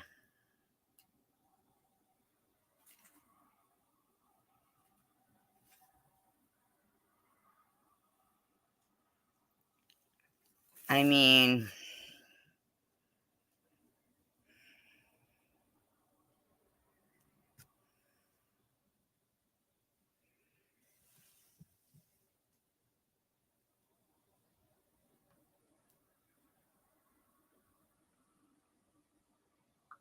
General, then your highest, you got your gang chief. They pretty much call all the shots. I'm well connected. I'm respected with everybody, so I can move freely how I want to. You know, so I don't really have no certain time, my own entity. You know what I mean? I got my own situation going on, so people respect me and they know me. You know.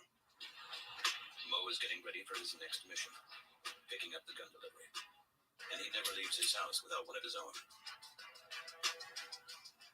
Yeah, it's definitely best to protect yourself when you come do this. This is common sense. You know, like they don't bring a knife to a gunfight. So shootouts with police officers, shootouts with.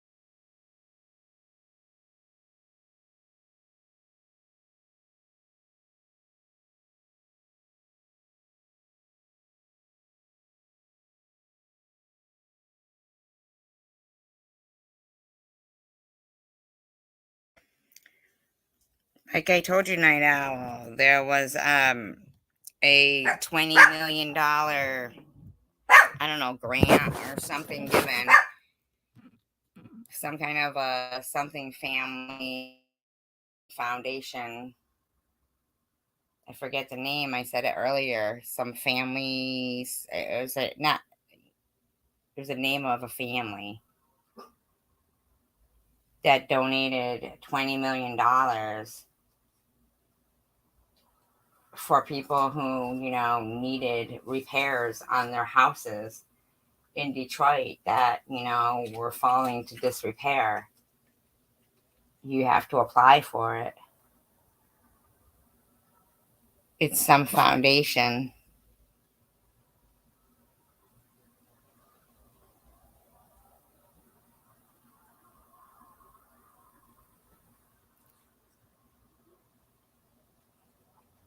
I mean, it's $20 million, and I'm pretty certain they probably don't advertise much.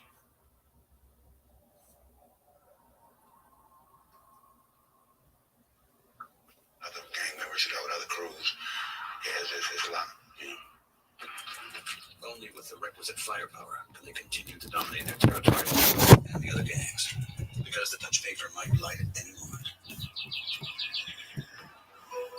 Meanwhile, the bounty hunters have almost reached their destination. Their search leads them to the border area of the 7 Mile Bloods, where the sister of the wanted drug and weapons dealer, Yeah, they're going after the sister, I mean, because she's probably got kids that they're going to threaten, something to do with, probably, oh, we'll call this is bad conditions, your little kids can't be here. But here, lower-ranking gang members might cross their path.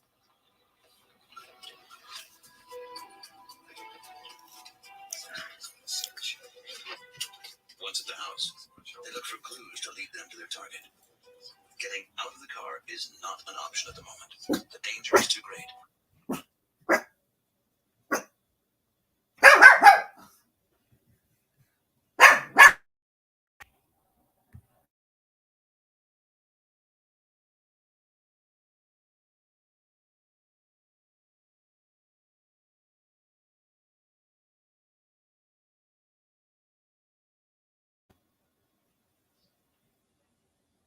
That the bounty hunters will be noticed by neighbors. Here, the team can never know who's a friend and who's an enemy. For the most part, nobody wants to get involved because of the backlash and social media and the wildfire, that how they can, go like that. If they're found out to have assisted, it could be very serious consequences for them. So they're more apt probably not to say anything. Now, say you've got 4 bounty hunters and 700 gang members, whatever, in this one area, okay, whatever, blah, blah, blah.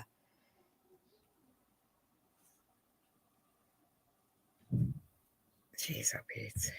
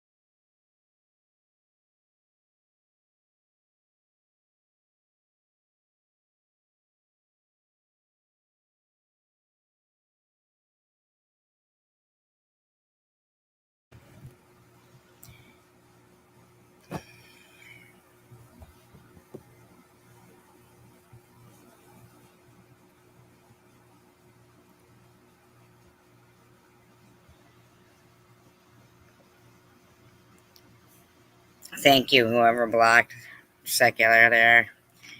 Just keep blocking him, no matter what. The problem is that I don't appreciate the way he comes in. It's not that I hate Secular. It's that I don't like the way he presents himself and conducts himself. If he can't act like a human being, it's not my problem. It's his, you know what I'm saying? And I just don't, I don't,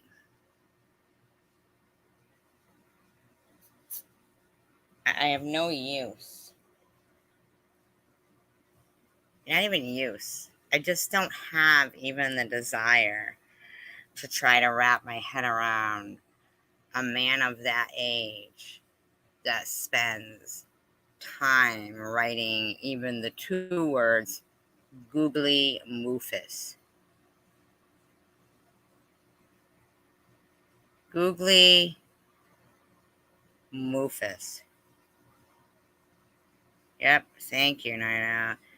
Googly moofus. Like, what the fuck kind of hindrance is going on in his brain?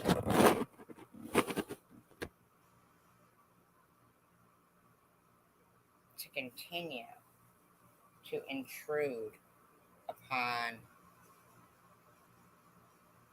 intellectual conversations, man. This motherfucker is talking like a fucking idiot. So say you have a gang rivalry, right? And you got cops that are going in a certain area. And you got one gang that perhaps the bounty is actually on the head of the person that gets arrested and then let out.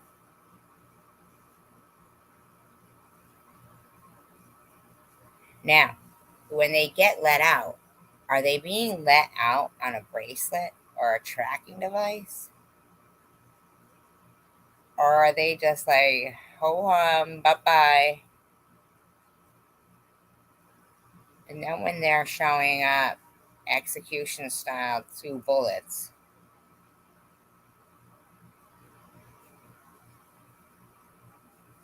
was it more worth it to pay $50,000 on perhaps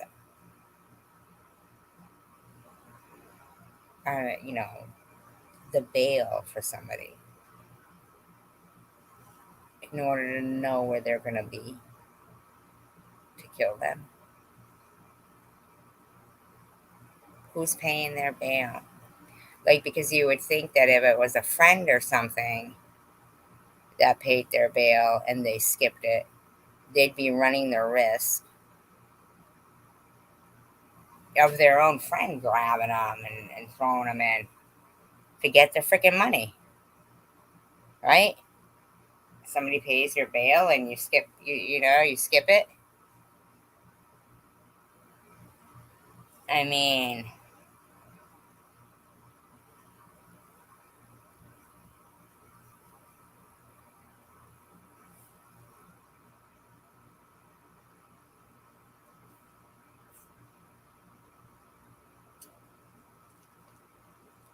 $50,000. I mean, The really? house appears to be empty. It's getting too risky for the offenders here. They avoid the mission and disappear from the scene.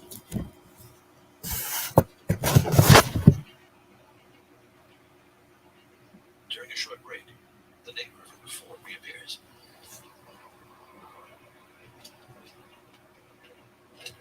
He's one of the good guys. A white guy in a camo hat on the outskirts of the where it's getting too dangerous and they have to abort the mission. I mean, To help the team. yeah, the neighbor comes out. Sure he does. Well, that covers that up. That keeps us sitting out there bugging, going to the neighborhood, sitting there wasting time during the daylight. Then why'd you drive there with a helicopter overhead filming it? His sister's house. That's myself. Shoot me if you would text me yourself. Just if anything hot back this way, it's me as an eye dime before. Of course, if you see him, shoot me a text. I mean, I'd really like to know where some of these people from this documentary are now, like Mo and this guy. The bounty hunters have informants all over the city. For a hot tip with a successful outcome, they'll pay up to $1,000. Right now, they're waiting for some feedback. Up to $1,000.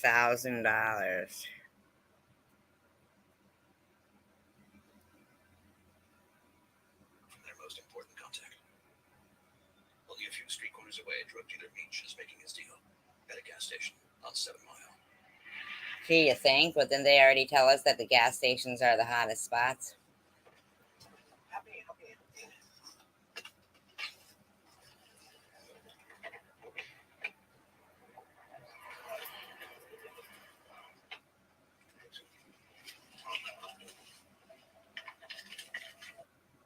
I'm sure they all head right to the gas stations.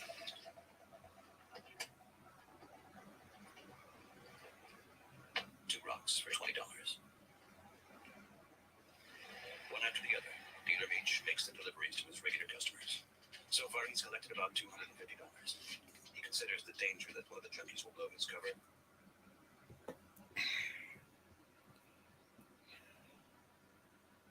To be low. I don't really do shady spots and stuff like that. I'll pull up real quick. I know the general area that I'm pulling up. I pretty much everything's familiar. So I mean, isn't everything shady when he's driving a brand new SV in a dilapidated neighborhood? I mean, faces you don't see. Some faces you see, they don't look right down here. Certain people stick out in this neighborhood. I can smell that type of shit.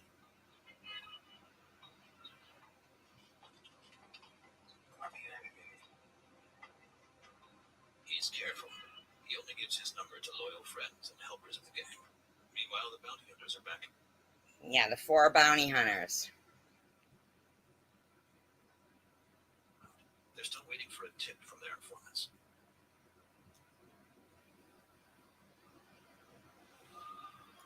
Well, hopefully they don't get one in the middle of a documentary.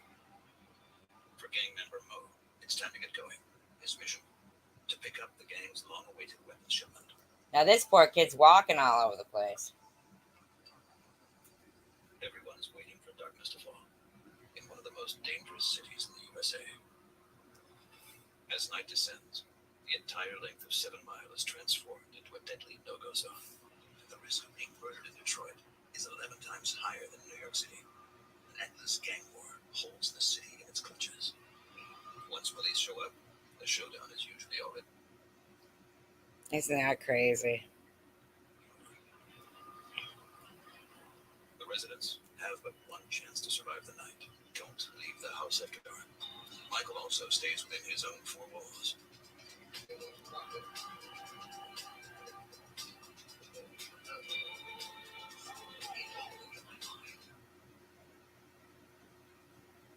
Unbelievable. You see it on the news every day. I don't think there's a day that go by that I turn on the news and it doesn't say anything about someone innocent getting hurt or just, someone getting shot, period. We just had a holiday. In that one day, we had over 20 shootings. Shootings and crime. Nothing new to him. Michael's house is positioned directly in the death zone. I definitely want to move out of Detroit, out of the red zone. It's just going to take me working my ass off to do it. His dream, a new home for his children. Bold one-click checkout is the simplest way for shoppers to buy from your store. It's easy. Shoppers save their information the first time they check out with the Bold retailer, then check out everywhere else with just one click. Learn more at bold.com/one-click. Like, what is going on in the world? Cover girls, remember that? I was a cover girl in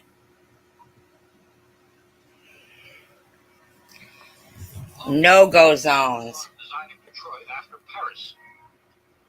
Detroit once was called the city beautiful. This is 1975 documentary right here. Of the United States. Of the 10 biggest cities, Detroit has the highest per capita homicide rate. Last month was the worst for killings in the history of Detroit. There were 89 homicides, one for every dot on the map. In a month. In 1975. 89 homicides in a month. In a month. That involved blacks killing blacks and whites killing whites. Most of the victims and killers were men and boys. One of the killings took place here, near a high school.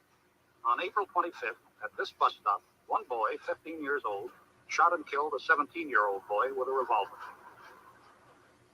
On April 23rd, two brothers playing These are nice houses, too. cards began to fight.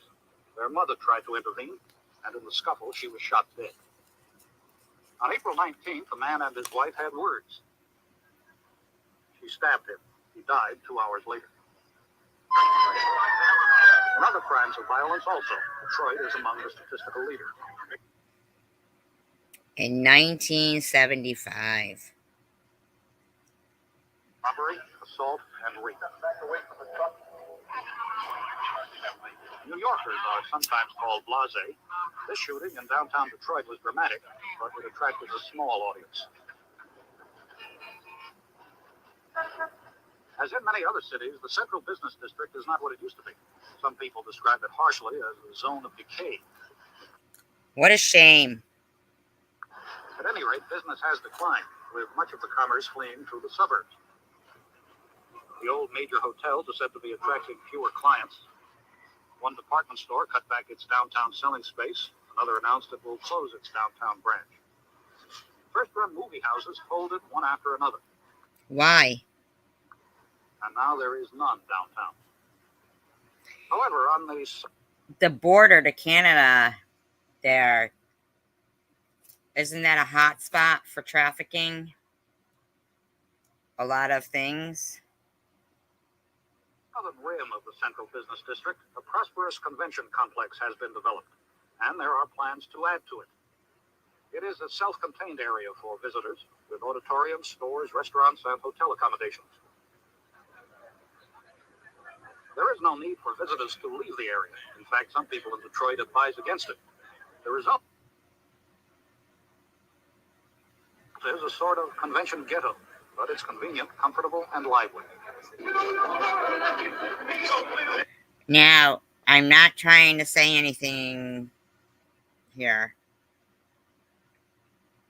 but at its boom time here, in this particular 1975 documentary, it's predominantly whites that they're showing all throughout the city. In the one from 11 months ago, it was a different color.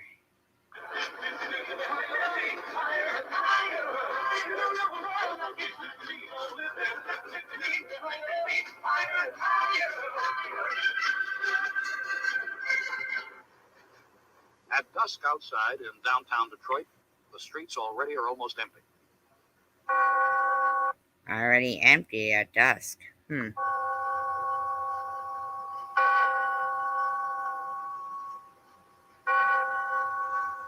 They are. Wow, they are completely empty. Completely. In 1975, completely in downtown. Completely empty. Why? How solemn is that sounding? It is no exaggeration to say that many people are afraid to be out on the streets at night. Detroiters know about their own city's reputation. Isn't that crazy? Homicide rate has gone up during good times and bad, when there was racial tension and when there was not, when other crimes increased or decreased. Homicide is a growth industry. In 10 years, the homicide toll increased 5.5 times. Last year, the number of victims was a growth industry? 751. In recent years, homicides have been rising in the city of Detroit. For 1971, 72, and 73, almost every category of crime in the city of Detroit declined for 3 straight years, with the exception of homicide, and that has continued to decline year after year. But that's not a problem that's unique to Detroit.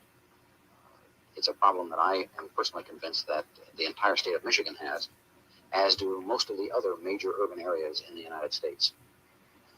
The fear of physical harm is evident in many ways. For example, this store's bulletproof shield runs from counter to ceiling. Now, it's a white person in this convenience store behind the bulletproof shield, but mind you, almost 50 years ago.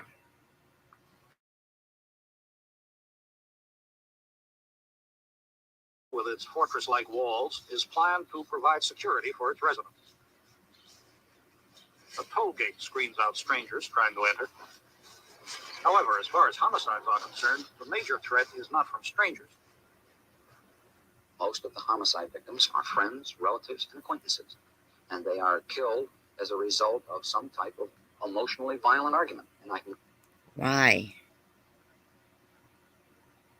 Why? give you example after example of that. Mother shot her son because, to get specific, she had an emotionally violent argument with her 17-year-old son. You know what it reminds me of? So you've got a chiming bell there, okay? And at dusk, everybody's clearing the streets, okay? You've got these fortress-like apartments, and you can't leave, basically, after dark. Do you remember the movie Jacob's Ladder? When they were testing things that would create anger amongst each other. Isn't that something? She ran out the kitchen door. She was so upset she grabbed a pistol out of the kitchen drawer and started shooting at him. The 14-year-old who idolized his older brother stepped in between and she killed the 14-year-old. Never hit the 17-year-old. That's first-degree murder. A wife became apprehensive because she heard some noises at the front door, fired through the front door, and killed her husband. Wow. They were in a state of fear. Wow. So her kid was running out at night. Oh, it's so sorry up here. Manslaughter. And I know probably the worst extreme, not too long ago, and I'll change the name, Lisa shot and killed Kevin. She obtained her father's pistol out of the bedroom dresser drawer. They were playing with it. Lisa was 3 and Kevin was 1.5.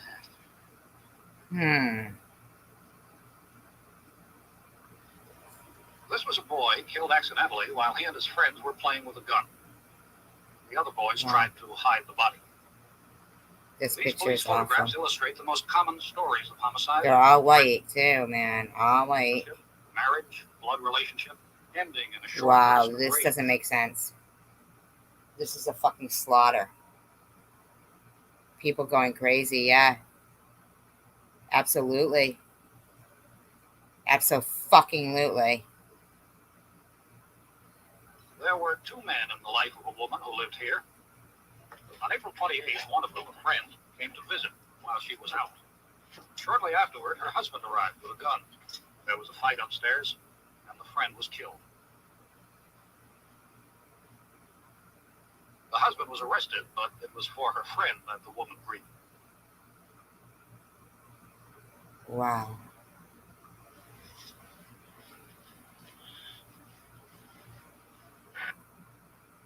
The secret to making a tasty turkey pinwheel? Make it with Hillshire Farm lunch meat.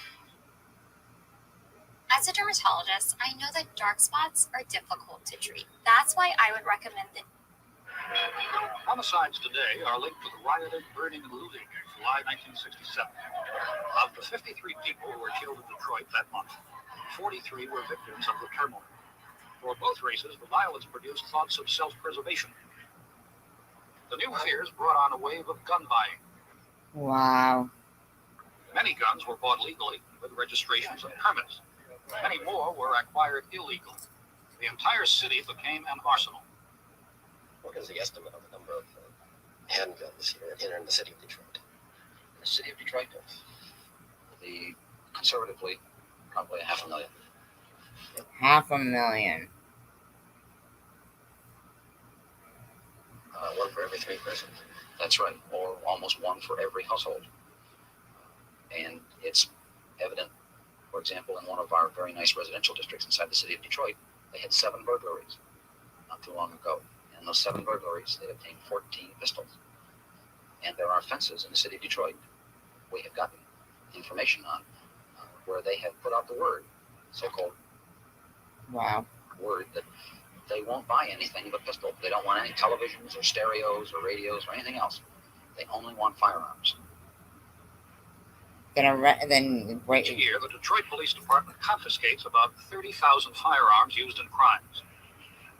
How about the criminals? Do they confiscate those? They include handguns of every description. German Lugers, Derringers, small revolvers. And what happens to them? Magnums. Some of these Saturday night specials are small. They can be palmed in your hand. I understand you own a gun yourself. Why do you? Partially because I guess I've always had a gun. I was an officer in infantry for a while in World War II and was a gunnery instructor. So you might say that I'm a gun buff. But over and above that, I've always believed in having a gun in my home. I have several guns. Not carrying it on your person? No. I haven't shot a gun, I might add, since World War II. But I do have guns. 50 years passed since the summer of 1967, which saw urban riots in many large cities, including New York, Newark, New Jersey, and Detroit. It is Detroit's violence, however, that's the subject of a new film. Michelle Miller takes us back. Be mindful this story has some language that some may find offensive. In 100 places, Detroit is afire. 100 square blocks are now under siege. And as you walk through the area, people shout from their homes, watch out for the snipers. It began early one Sunday morning. Unbelievable. In late July, police raided an unlicensed bar in a black neighborhood in Detroit. A crowd gathered. Tempers flared. This is going to happen all over America. It's going to be a hot world, not a hot summer. It's a hot world. A rock was thrown, and the city became a war zone. Also, somebody could drink after hours. Squeeze up now, so it's silent. It's quiet, everybody looking around. The fires burned for 5 days. You were patrolling the streets of Detroit in the midst of all of this mayhem. It was unbelievable mayhem. In 1967, Ike McKinnon was one of only 100 black police officers on a force of 5,500 in Detroit. I said, my God, this is happening to my city. The fire has been raging for more than 30 minutes. The people have been evacuated, and yet the firemen are unable to respond. You call this a rebellion? A rebellion against what? Not being able to drink after 2? Not a riot. Why do you call it a rebellion. In Detroit, it was clear leading up to it and even during it that people were pretty consistent about why they were angry. Pulitzer Prize-winning historian Heather Thompson. Black Detroiters in particular were routinely singled out for abuse. I do believe that it was an after-hours bar breaking the law. For excessive profiling, arrests, really an overall criminalization of Black Detroiters that white Detroiters simply didn't experience.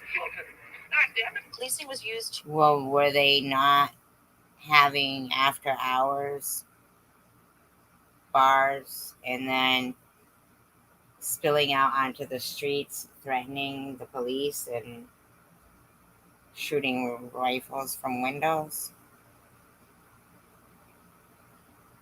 Keep white neighborhoods white. Growing up, Ike McKinnon had seen many young black men singled out for abuse at the hands of the police. He was one of them. I was 14 years old. I was beaten up by 4 police officers. They grabbed me, name calling. They proceeded to beat me up. Was this standard operating procedure? This was SOP for these guys. That evening, I made a decision. I was going to become a Detroit police officer. I wanted to make sure that those kinds of things didn't happen to me or to other people. But driving home in 1967 after a long night patrolling Detroit's burning streets, McKinnon's badge and blue uniform offered no protection. Interesting. The white officers pulled me over with their guns drawn. And I said, police officer, smiling as I am. I said, police officer. I had my badge.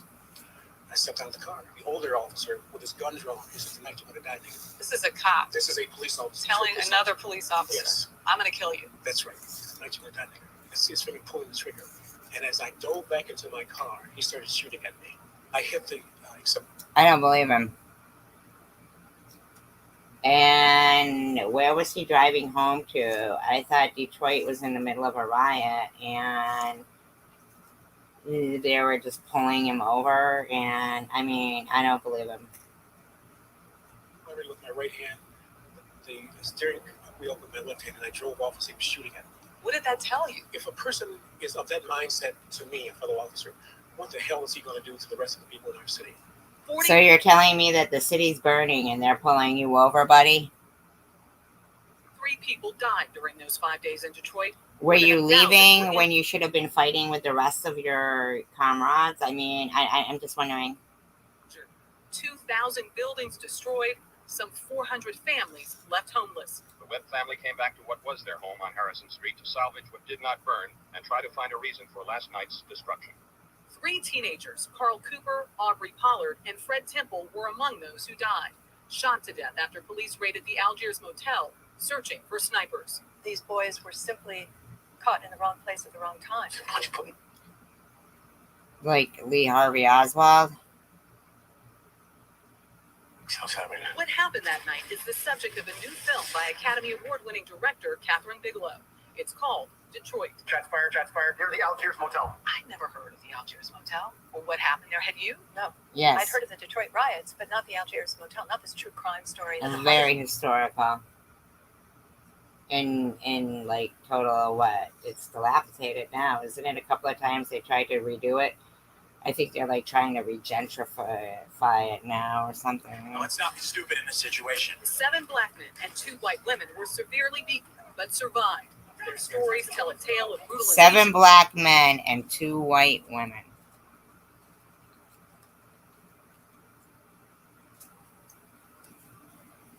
Let's hear a little more of that. And terror. Spending as much time as you can with eyewitness accounts was probably the single most critical element that grounded this piece. You need to tell me where the gun is. Understanding what it would be like to be in that hallway. I need you to survive the night. John Boyega plays Melvin Dismuse, a black security guard who was also at the Algiers that night. Thought I had a knife trying to go for my gun. In the case of Dismuse, caught between 2 worlds, the world of law enforcement and the world of the victim. You carry a revolver. They do have 38. They were shooting. Do you think about those young men? I think about it constantly. Dismuse still works as a security guard. To this day, some have not forgiven him for being the face of the law that night. I had to move out of the city.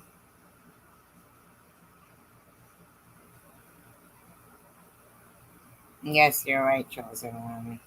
Because of the threats against me. It's rough. There were threats against you? Yes. From both sides. I would accuse it just from one side. Which was? The black community.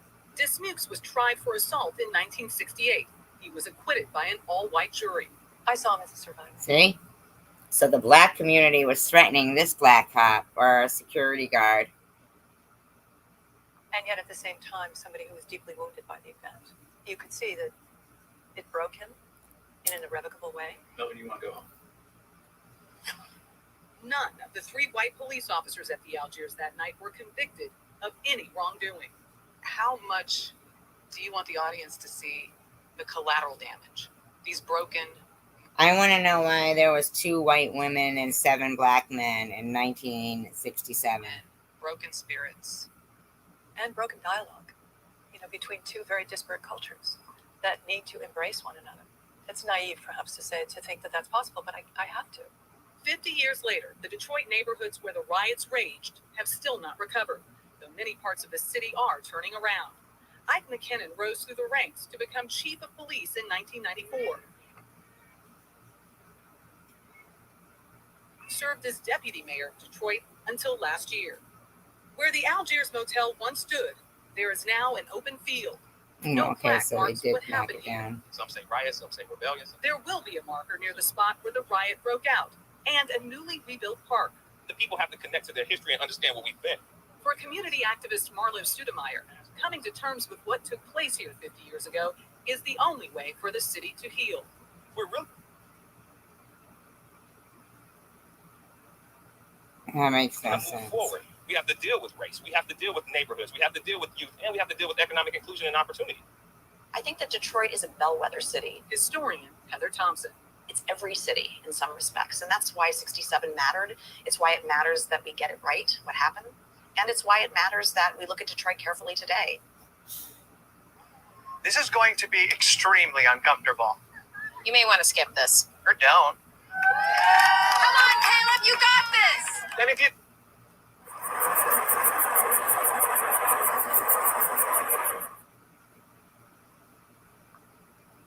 Doors of the annex at the Algiers Motel smashed in that night.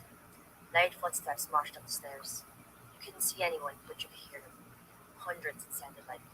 Doors swung open with a bang in each room. Those inside dragged out and lined up against the wall. 2 white women, no more than 18, were made.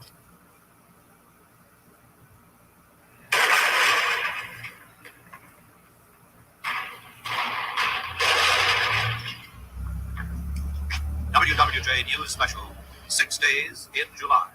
A film record of how WWJ News covered the events of this critical week in Detroit history, with commentary by the reporters and cameramen who were there. To introduce the program, here is WWJ newsman Ben Marshall. Who lived there?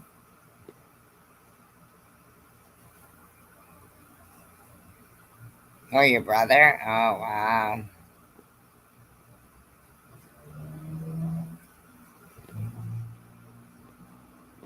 Hi, Tander. Is he still around, Cassidy? For the next hour and a half, the television newsmen and cameramen at WWJ TV invite you to come with them on a tour of the torn hearts of this great city of 1,600,000 souls. We will show you the key events as captured day by day on film.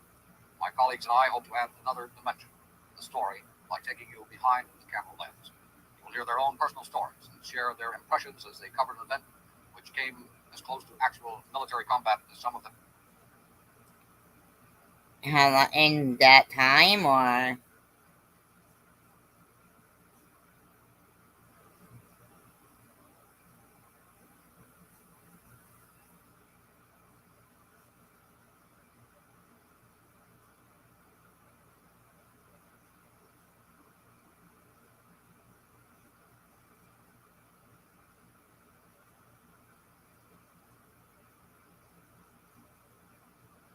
Oh, that's sad. In their gathering careers. Your companions and mine for the next hour and a half.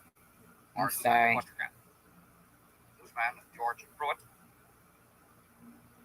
Reporters middle aged and older will know the pride they felt when Sir Winston Churchill knighted in the country has earned a regrettable. It all began in the early hours of Sunday a week ago. What used to be the Economy Printing Company. The building is up for sale. Location is just north of 12th and Claremont. West side. Police had it under surveillance for several weeks. In the early hours of Sunday morning last, they raided the premises and So they had it under surveillance for weeks. covered an after-hours breaking establishment, commonly called Blind Pig. 80 persons were arrested. Police escorted them to paddy wagons. A group of curious bystanders congregated.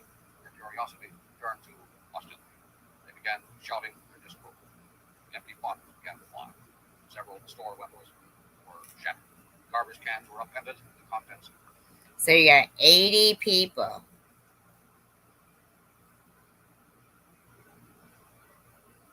In an after hours place that had been under surveillance for weeks. Finally, I mean, there's 80 people in there. Set on fire. Bystanders began to help themselves to the unprotected merchandise. So they started to loot immediately.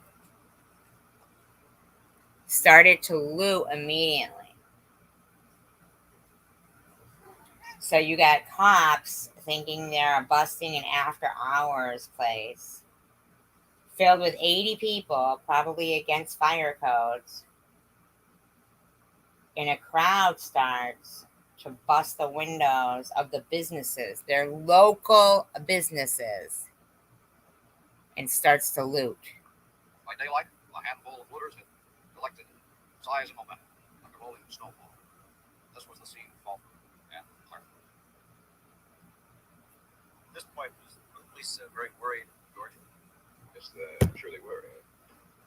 They must have been. It appeared they could control the situation. And does anybody realize the immensity of this thing and had this realization? I don't think so. I'm sure that nobody had at this point. This is Herman Kiefer Hospital, where police set up command headquarters. 4 blocks. Can you guys hear this? I don't know if it's too low. The case that shocked the world, and now it has exploded into a city out of control. The defendants being congratulated as the verdict not guilty rang through the packed courtroom over and over again. The 4 LAPD officers in the Rodney King beating case found not guilty on all counts except 1. That announcement set off a firestorm of uncontrolled riots and violence that is still going on tonight. Angry demonstrators went on a rampage, taking control of the streets, and it's been an ugly, terrible situation all night long. Fires.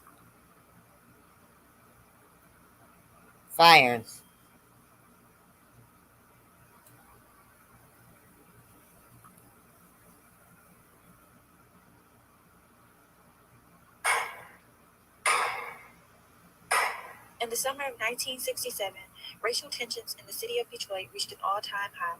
The city erupted in violence, ultimately experiencing 5 days of rioting. 43 people died. The dead included 3 black youths, Carl Cooper, Aubrey Pollard, and Fred Temple. Their battered and shotgun bodies were found during the 3rd night of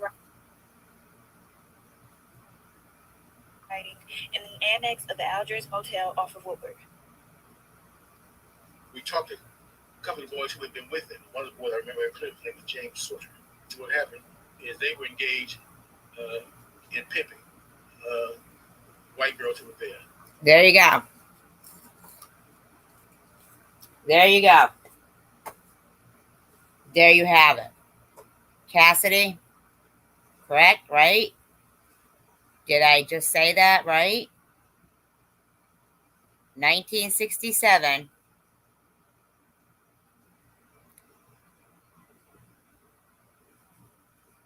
Seven black guys. 2 white girls.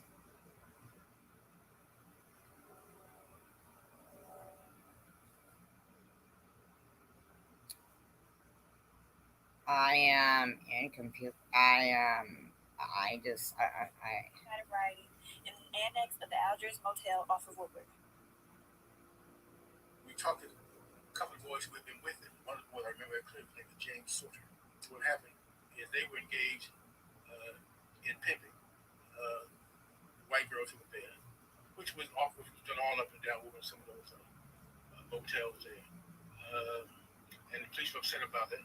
And basically, So, those rotten cops, huh? Those rotten cops.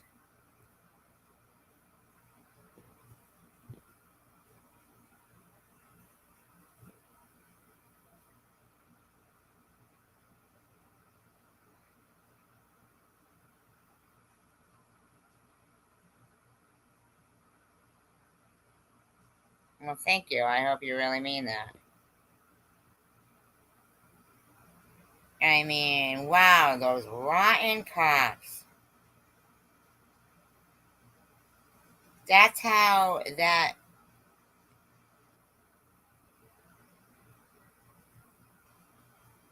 woman in that last documentary made it sound like those poor boys.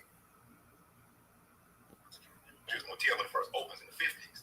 Detroit is at its peak. I mean, it's 2 million people living in Detroit. Times are great. Jobs are everywhere. And it's kind of not considered a seedy hotel at that time. It's considered a nice hotel. 60s. Detroit's a different place. The Algiers basically becomes almost like a flop house. Now, why? Why did it become a flop house? They buy a house behind the motel. They buy that and they call it the annex. It becomes even more known than the rest of the motel for transient people, prostitutes.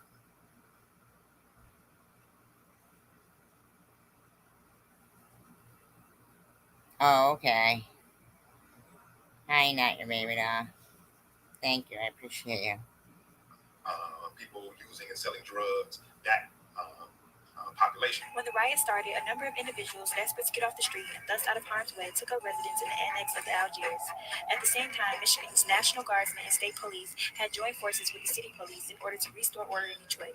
In addition, various cases of sniping incidents were being reported, which Sniper incidents. led the authorities to the Algiers motel. The National Guard hears some shooting. They're in another. So they set them up. They had, yeah.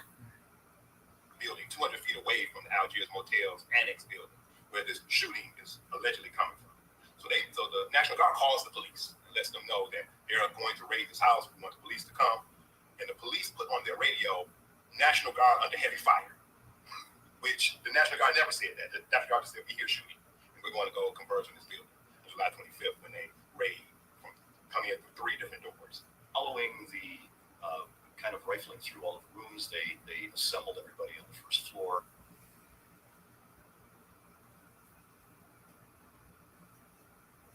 In the lobby, where they could keep an eye out. Mr. Cooper came down. The blast, according to the witness, claimed that he had no gun, told the police officers that, in which case a gun shot went off. Mr. Cooper was next on the floor. They took, I believe he was a member of the dramatics, one of the people who was living there, vocalist. They sequestered him in the room, put him on the floor face down, and then shot a gun off next to his head as a matter of intimidation. They brought another man into the same room later and shot a gun into the ceiling and as a matter of intimidation.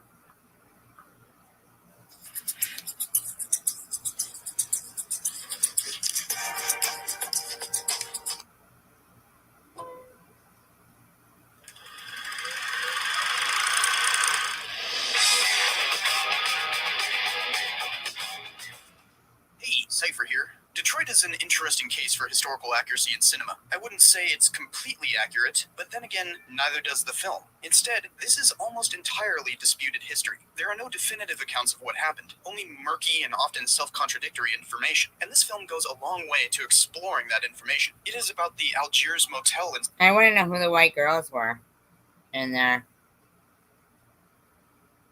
During the 1967 Detroit riot. This riot was part of an even greater trend that year called the Long Hot Summer.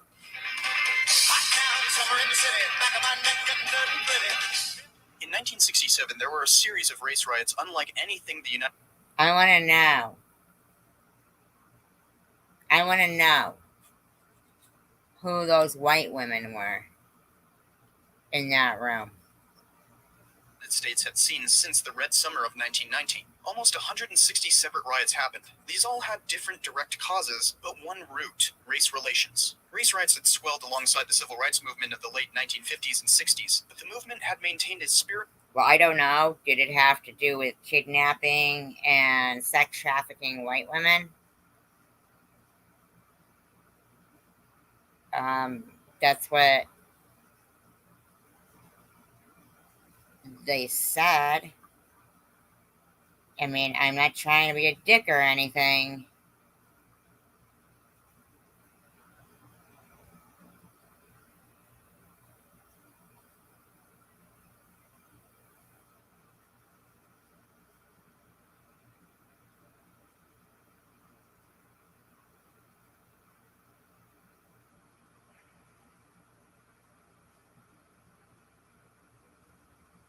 I'm gonna look it up.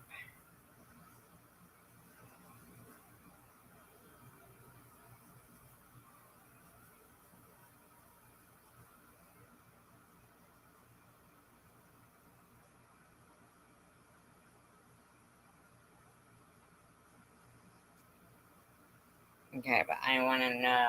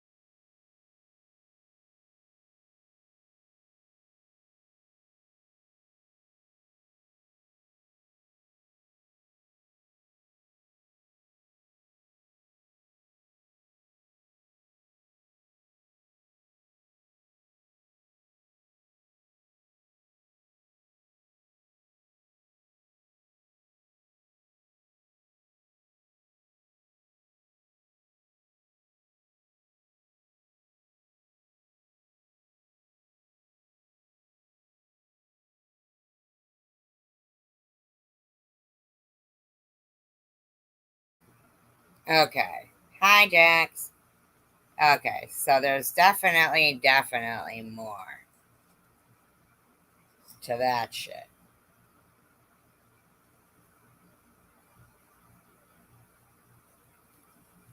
Says, okay, so feel like I feel like the riots themselves, that whole arrest of the after hours party, was to throw off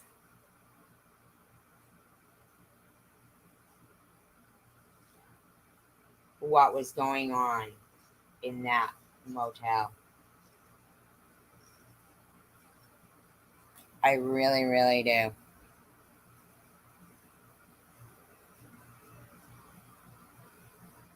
It says, at the Algiers Motel, approximately 1 mile east of where the riot began, 3 civilians were killed and 9 others abused by a riot task force composed of the Detroit Police Department, the Michigan State Police, and Michigan Army National Guard. Among the casualties were 3 black teenage boys killed and two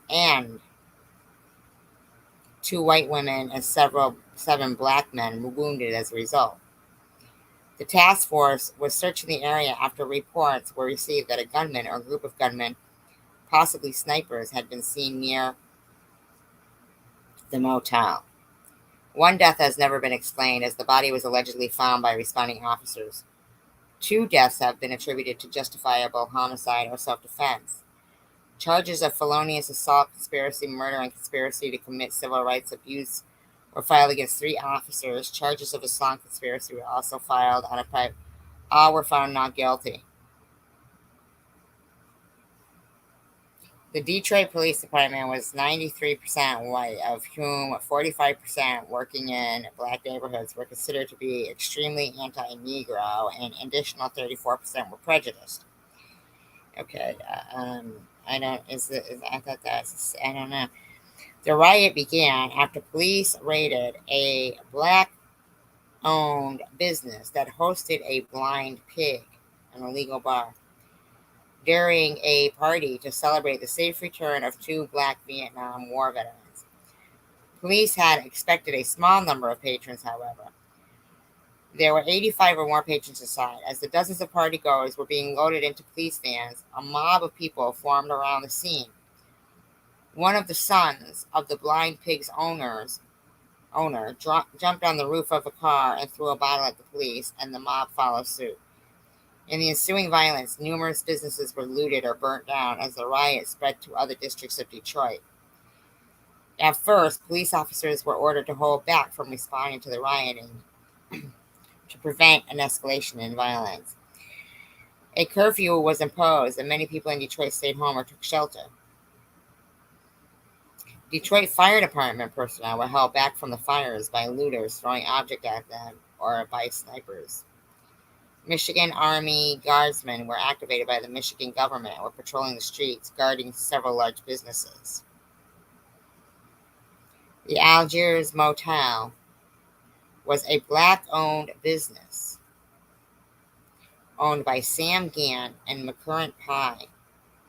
It was one of the 3 motels in Detroit owned by Gant and Pye. Okay, so in the 60s.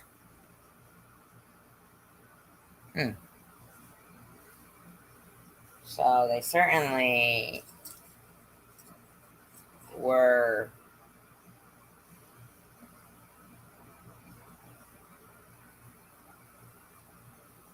very free.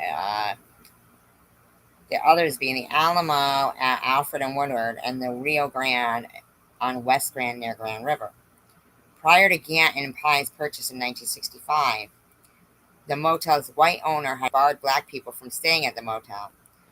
The Algiers was considered by police to be a center of illegal drugs and prostitution and was raided regularly by the Vice Squad. It was located close to the then headquarters of General Motors, and executives of the firm were regular customers. Sounds like it was a prostitution thing. To the rear of the motel, a 3-story detached home, known as the Manor House or Annex, was also rented to clients. Wow. After the riot started, the Dramatics singing group left a concert on Saturday, July 22nd. They all checked into the Algiers.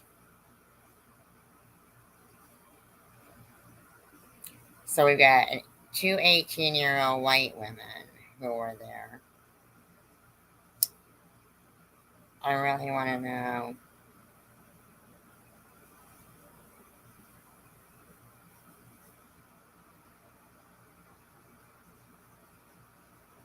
So he did pull out a starter pistol.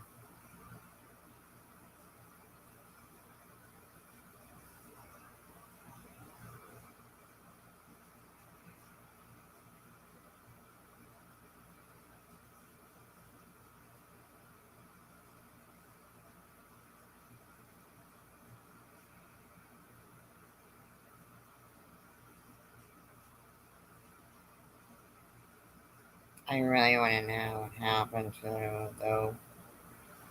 the women.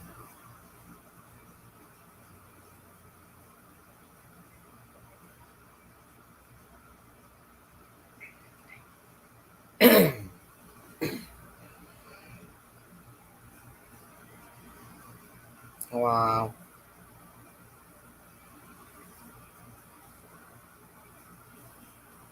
I want to know what happened to the women.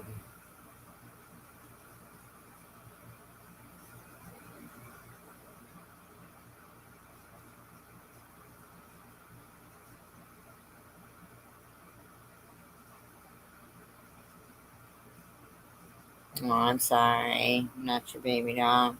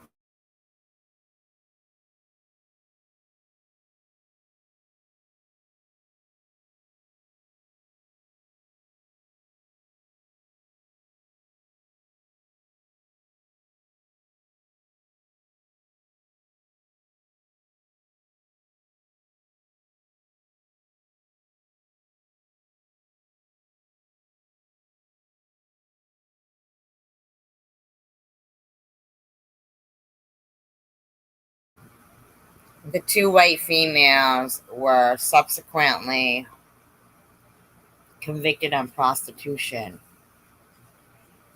charges.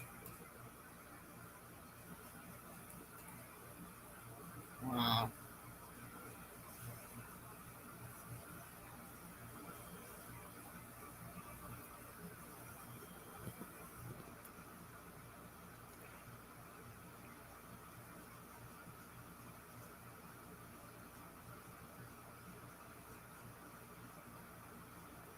Unbelievable.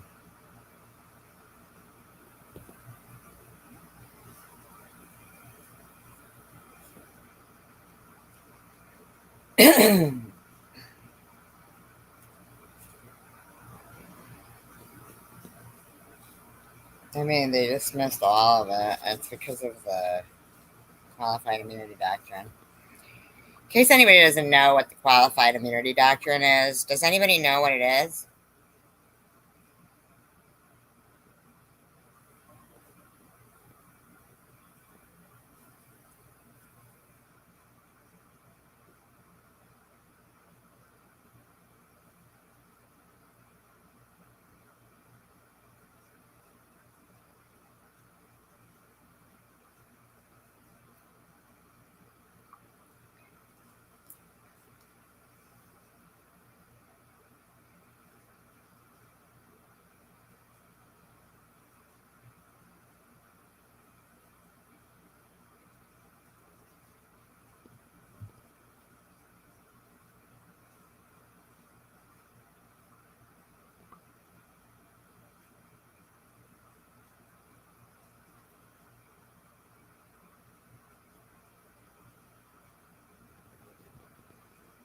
Just in case.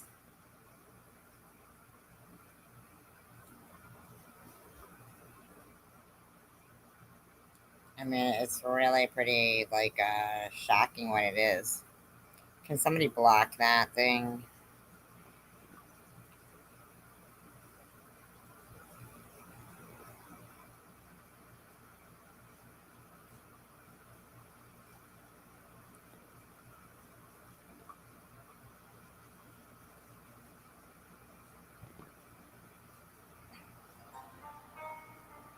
Celebrate every guess with K. Evolve your business with 4 times membership rewards points on your top 2 select spending categories. You should not have some kind of blanket immunity. When law enforcement officers break the law, they should be held accountable. To the extent that qualified immunity fosters a sense of, it's really not my problem. Let's take a look at it. Just everybody keep in mind, to repeal the qualified immunity doctrine would solve so many things in one full swoop.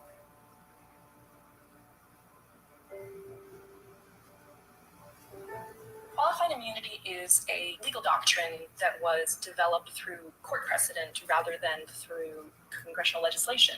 The purpose of qualified immunity is to protect government employees from frivolous litigation. However,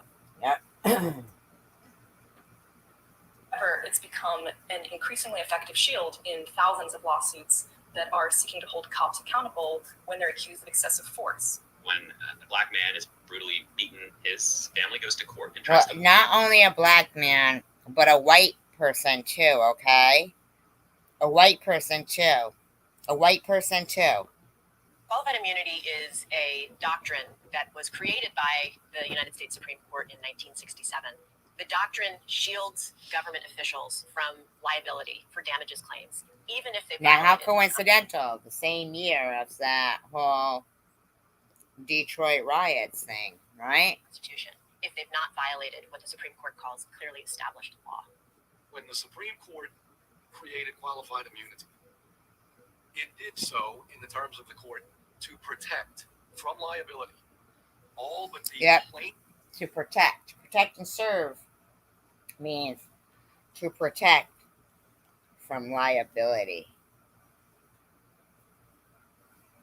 Okay? Doesn't mean, in my opinion, Only incompetent are those who knowingly violate someone's rights. There's an ongoing, vigorous debate about whether qualified immunity is important for police officers to have.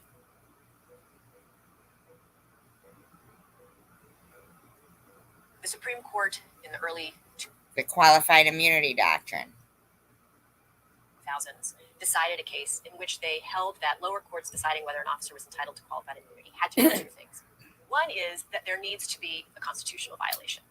Do the actions of this officer violate a constitutional right? Now, if they never ever deem it a violation of somebody's constitutional rights, then they never set the precedence. The key is the precedence. Now, a lot of people in Minneapolis feel that the George Floyd case was some kind of a, historical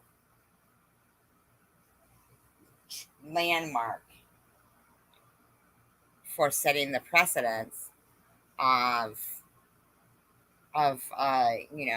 convicting a government employee of a crime, but actually Justine Diamond is the case that set that precedence. Each state has its own constitution, so don't be fooled when they say, does it violate your constitutional rights? Now, we see people's constitutional right of speedy trial violated consistently.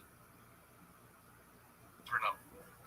That officer may still be entitled to qualified immunity by virtue of the second inquiry, which is whether or not that right had been clearly established at the time of this. Right. Now, to clearly establish it means to clearly define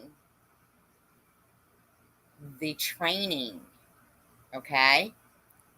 So when they handle an incident, say somebody having mental health problems, and that person ends up getting shot. Say they have to restrain somebody in the old knee to the neck.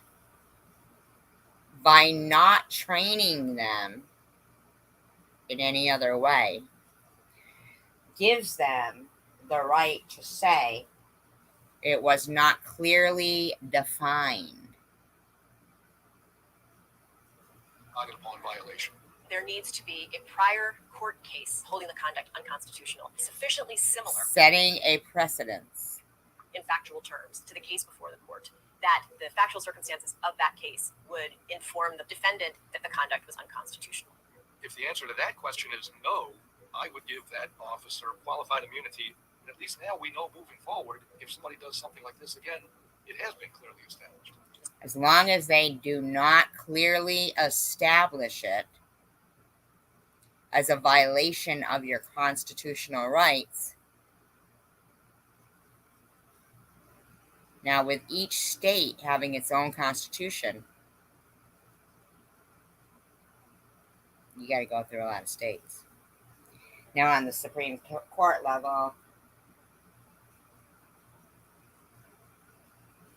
it needs to be repealed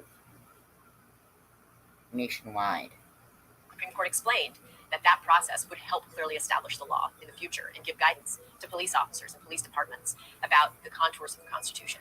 In 2000. Now, I want you to know, qualified immunity does not only cover police officers, it covers juvenile detention officers and their actions. Now, without saying specifically what their actions may be, those actions are covered. 9, the court said that it was unnecessary for lower courts when deciding qualified immunity motions to answer the first question. And that decision has allowed subsequent courts and the Supreme Court regularly to grant qualified immunity, holding that the law was not clearly established, without ruling on the underlying constitutional claim, meaning that the constitutional claim regarding that case remains undefined, and it becomes as long as it's undefined and not clearly established. So the Constitution is apparently not clearly established. increasingly hard to clearly establish the law and get past the hurdle of qualified immunity. In the courts around the country, there's a great deal of confusion about what clearly established law means. Can only the Supreme Court clearly establish the law? The Supreme Court recently said that they assumed arguendo that decisions other than those by the Supreme Court can clearly establish the law, but they've never come out and said clearly which courts can clearly establish the law. It's important for officers to have qualified immunity so that they can perform the discretionary functions of their job without fear of liability. I've talked to many individuals who have told me that in certain situations they knew and recognized that they were entitled to. Right. So it doesn't matter what color you are. You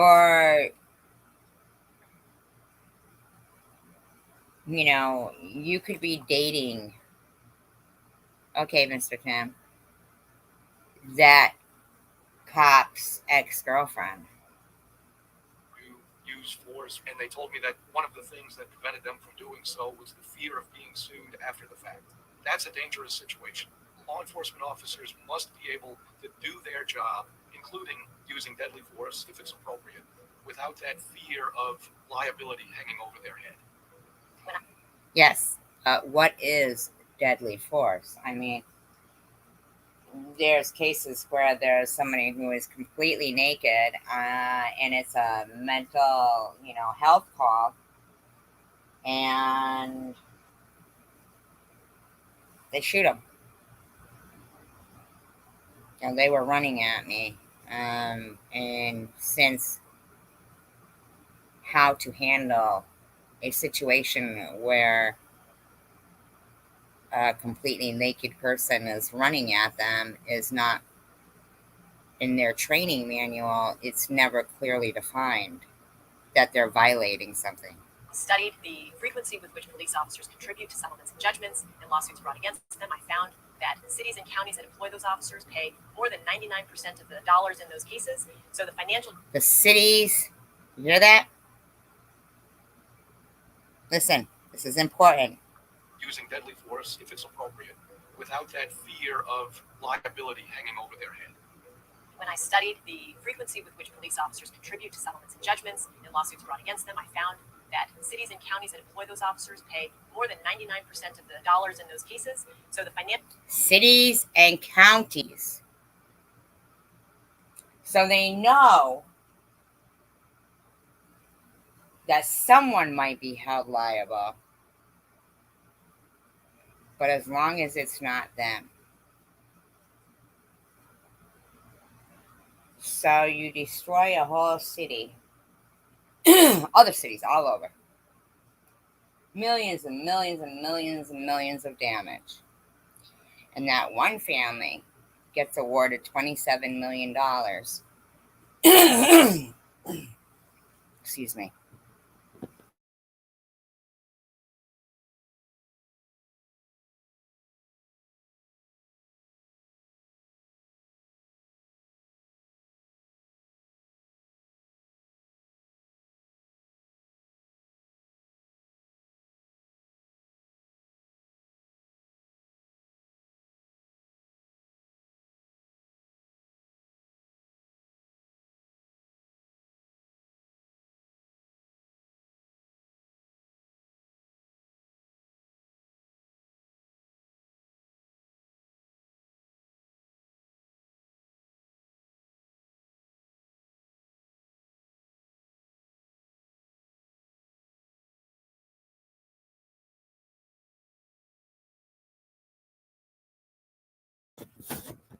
When $27 million gets paid out in a wrongful death suit, where do you think it comes from, right? financial justification for qualified immunity as a shield against the financial burdens of litigation is simply untrue. The Supreme Court should reconsider qualified immunity doctrine because, as Justice Sotomayor has explained, it renders the protections of the Fourth Amendment hollow. When the Supreme Court grants qualified immunity to officers who shoot people without justification, who shoot right? people against the orders of their supervisors to stand down, it sends a message to officers and to society as a whole that officers can shoot first and think later. Qualified immunity is not meant to put a roadblock to the courthouse for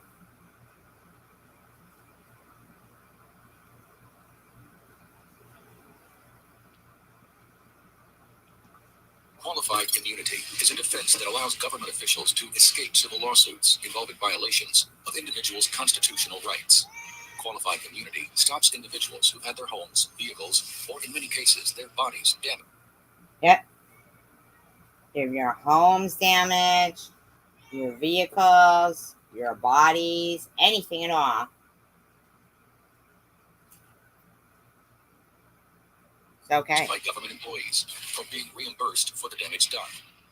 How can individuals overcome qualified immunity and get their day in court? They must show that the violated right is clearly established. That means finding a previous case where a court ruled that officials violated someone else's rights. See?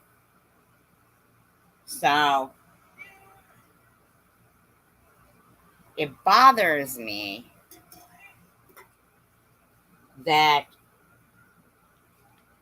the case where a precedent was set of, that Derek Chauvin there being convicted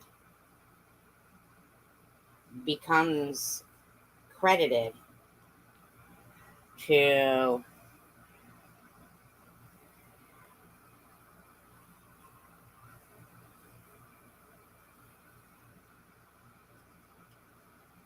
the wrong person. Almost the exact same way.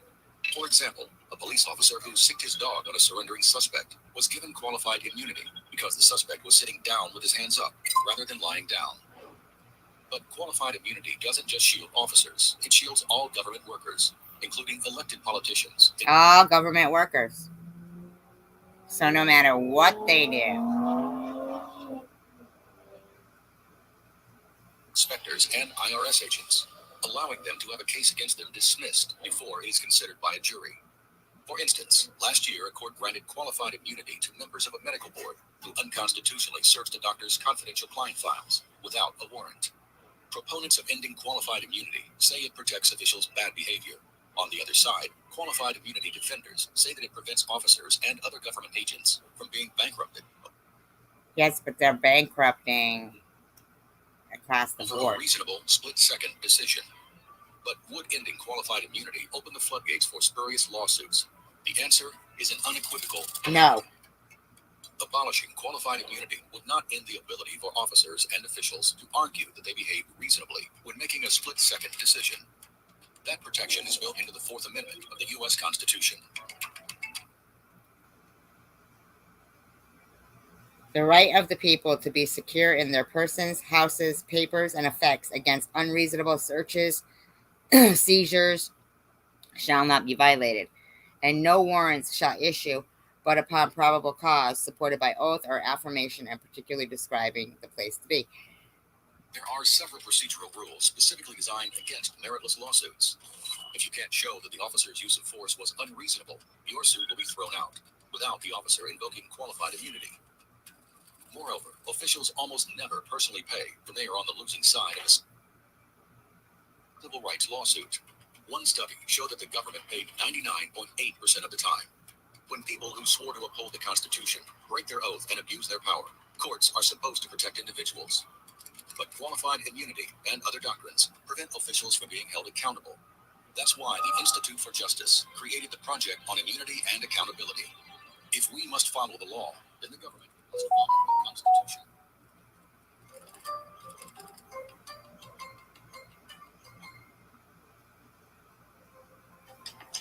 You don't have to be a pro. You just need a honey stinger.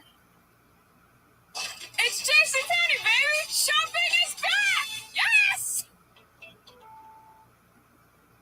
Is it fair that police officers are shielded from certain lawsuits because of a little-known legal doctrine? Or is that shield sometimes more like a loophole? Our cover story is from senior contributor Ted Conner.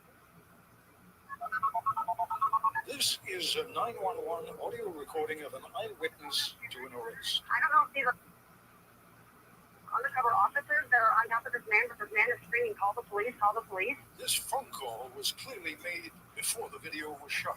So I don't know what's going on, but they're beating them up. They're literally assaulting them. No, these cops are like kneeling on this guy. Guys on top are in fact undercover cops. The shirtless guy is a criminal suspect. Emphasize suspect.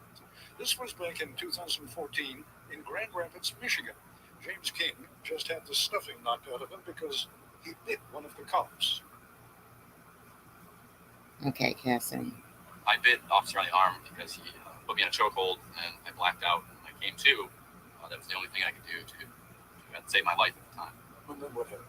He let go eventually, but then he proceeded to punch me in the head until I couldn't move anymore. Which brings us to what may be the central argument for a legal doctrine known as qualified immunity. Now, that guy could just be having a bad day, that cop. You don't want law enforcement officers taking down a potentially dangerous suspect, worrying about the possibility of a civil lawsuit. I'll let Jack Collins explain. He was general counsel for the Massachusetts Chiefs of Police Association. Yes, but they do, but I don't know if you noticed, but and I hate to use color, the white guy who filmed, what was the name of the guy in Georgia? Was it Georgia?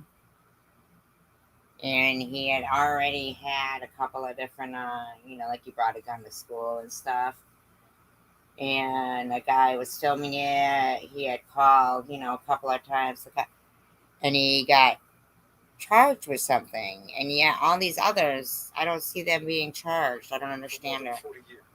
It comes down to police officers saying, tell me why it is that I have to make this quick decision, use the best information I have, and if later on somebody finds that I made a mistake, I may lose my house, my pension. James King and the actual suspect didn't really look. No, because here's the thing.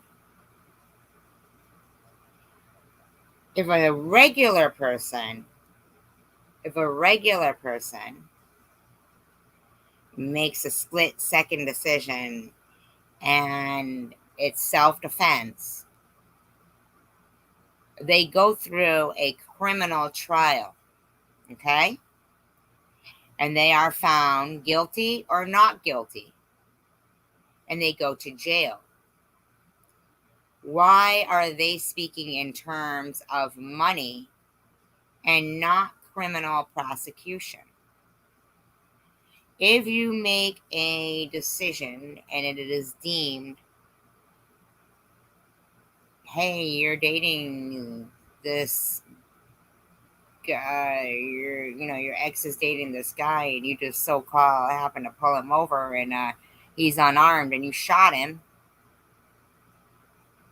I mean, let's be for real. Nonchalant. Well, mistakes do happen. I didn't make it more than 5 steps and I was tackled. James can tell you all about that. He was working 2 jobs back in 2014 and was on his way from one to the other. 2 gentlemen, scruffy-looking guys, backwards ball caps, came up to me and said, "Hey, who are you?" And I said, "Hey, I'm James. What's up? What's going on?"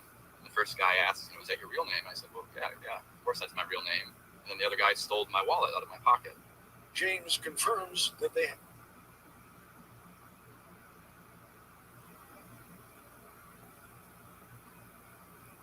badges around their necks, but he thought they were fake. Police say they were checking for his ID when one of them took his wallet. That was the moment where I thought I was being mugged, and I turned to run. And then a fight ensued, and I started to yell for the police. But as a consequence of your fighting back against what you think is a mugging, you are now accused of assaulting a police officer. I did for 9 months. Felt like I was living in a nightmare and unsure of whether or not I was going to go to prison for a crime that I didn't commit. James King was lucky, even luckier, he says, because he is white. My criminal trial attorney, one of the first things he said to me after I told him what happened, he looked me in the eyes and he said, "If you were black, they would have killed you." I knew he meant it. Okay. No. No. No. No. No.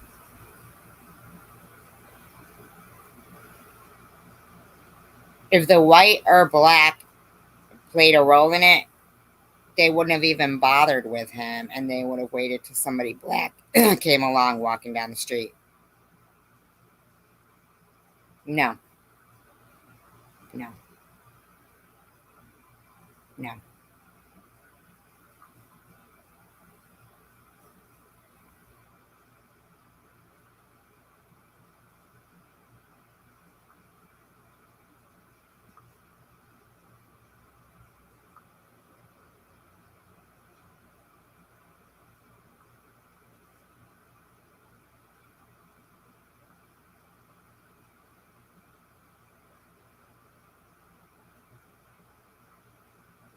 I mean,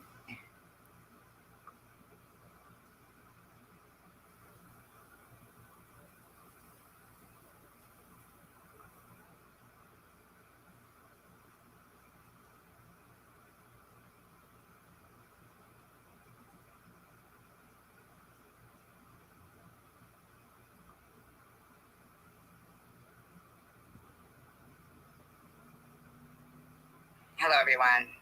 This is episode 17, and this is kind of a random video. I mean, I wanted to stick on subjects, but it's so hard because once you start looking into something. Hi, so I can't really remember if this is episode 15 or 16, but while I'm making this video, pay close attention. It's gonna be ridiculous. All over. It's kind of scary because, anyhow, I definitely want to get back to that story of Jose Leon. Jose Leon Rivera. 22, Hispanic man in California. Sacramento, as I told you, it really seems to be something sad going on there. Like, as if this was a tight-knit community at some point, and they're losing their sons there. And this kid, he was doing nothing. I mean, his story is just very sad. When they say, they're lying in some of their, their reports here, because they're saying they had a standoff with him. No, they didn't have a standoff with him. What they did was they waited till he was dead. They didn't render him any emergency aid. No, that's violating his rights. They knew that he had been hit. And they wanted to make sure that, for whatever reason, who knows, maybe he saw something he wasn't supposed to see. Maybe it was personal. Maybe there was a girl. I have no clue. But what they did was they waited for him to die. And like I said, I've seen different accounts. One of them even went to the extent of saying that it was a 19-hour standoff, and then they lied. They said that he was shooting back, but there was no. Okay, I want to get this out quick before I forget. I know it's so stupid. I'm not saying I'm right. I'm just repeating to you what the most common story is about certain things, okay? Not story, but the report, the everything, okay? And before I forget this, I know that there is a lot of people that are gun advocates, okay? I'm not saying that's wrong.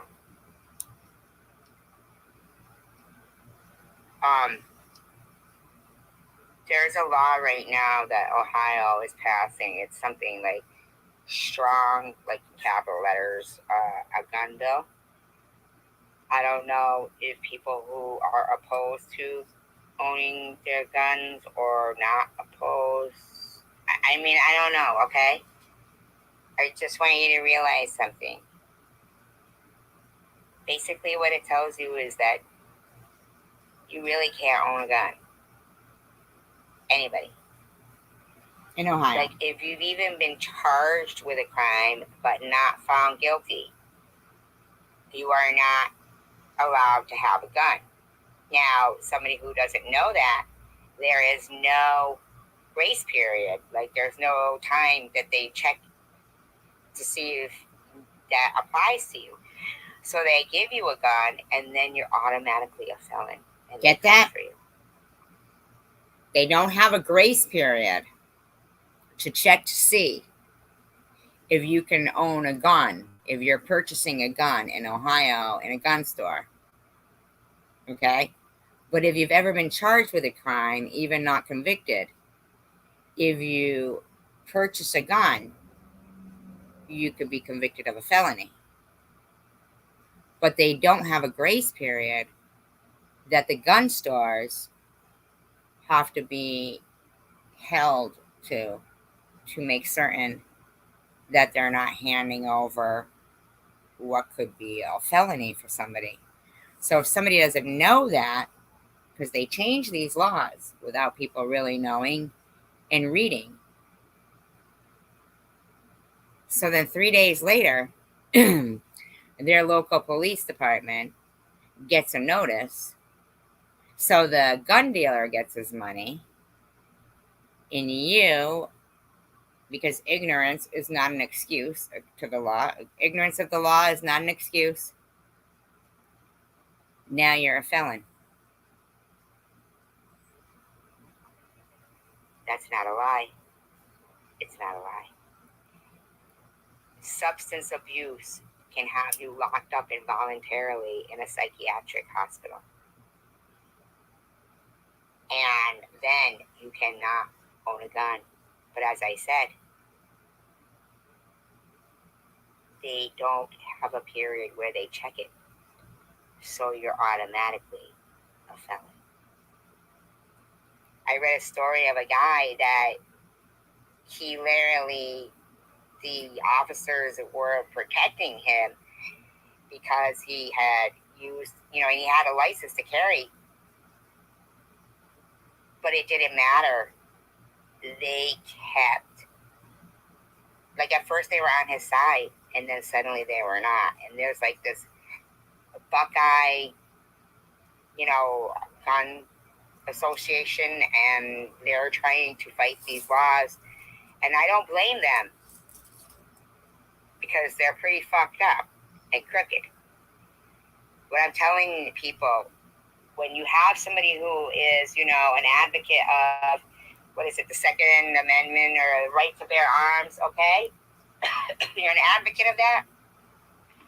You need to look into the state you live in and what they're doing. Don't look at the whole country. Don't do it. You won't be doing yourself any favor. You won't be doing yourself any favor to listen to somebody say, vote Republican, and vote Republican. Vote Democrat, and vote Democrat. You need to study your state individually, okay? We all have to work on repealing the qualified immunity doctrine because that is the real kicker. When the taxpayers are the ones paying for people's irreprehensible, behavior, it's disgusting. They shouldn't be allowed to drive 126 miles per hour on their own personal cell phone, and the taxpayers pay $8 million in a wrongful death suit. We didn't do that. They did. I know people who are officers or, government officials who will argue with me to death on that and say, yeah, but then they won't want to do the job. Really? Well, then if that's how they're attracted to that job is by being reckless, then good. I'm glad they don't want to do the job. I wanted to touch on a case I had I had spoken about in the first episode of List of Police-Involved Shootings, which was a Brian Bapp. He was a veteran. I believe he had done 3 tours. He did suffer from PTSD. 49-year-old white man. He lived in the city of Eugene. And you know what? Hold on. I'm going to find it. Oregon. Okay? And he was suicidal. Okay? And he called his therapist. And the therapist, yes, he had fired his pistol inside his house, but not at anyone. And he spoke to his therapist And then in a lengthy call, which included the police, he did, state that he would be taking the, whatever out of his gun, dismantling it, and didn't want help. He was asking for help. He wanted help.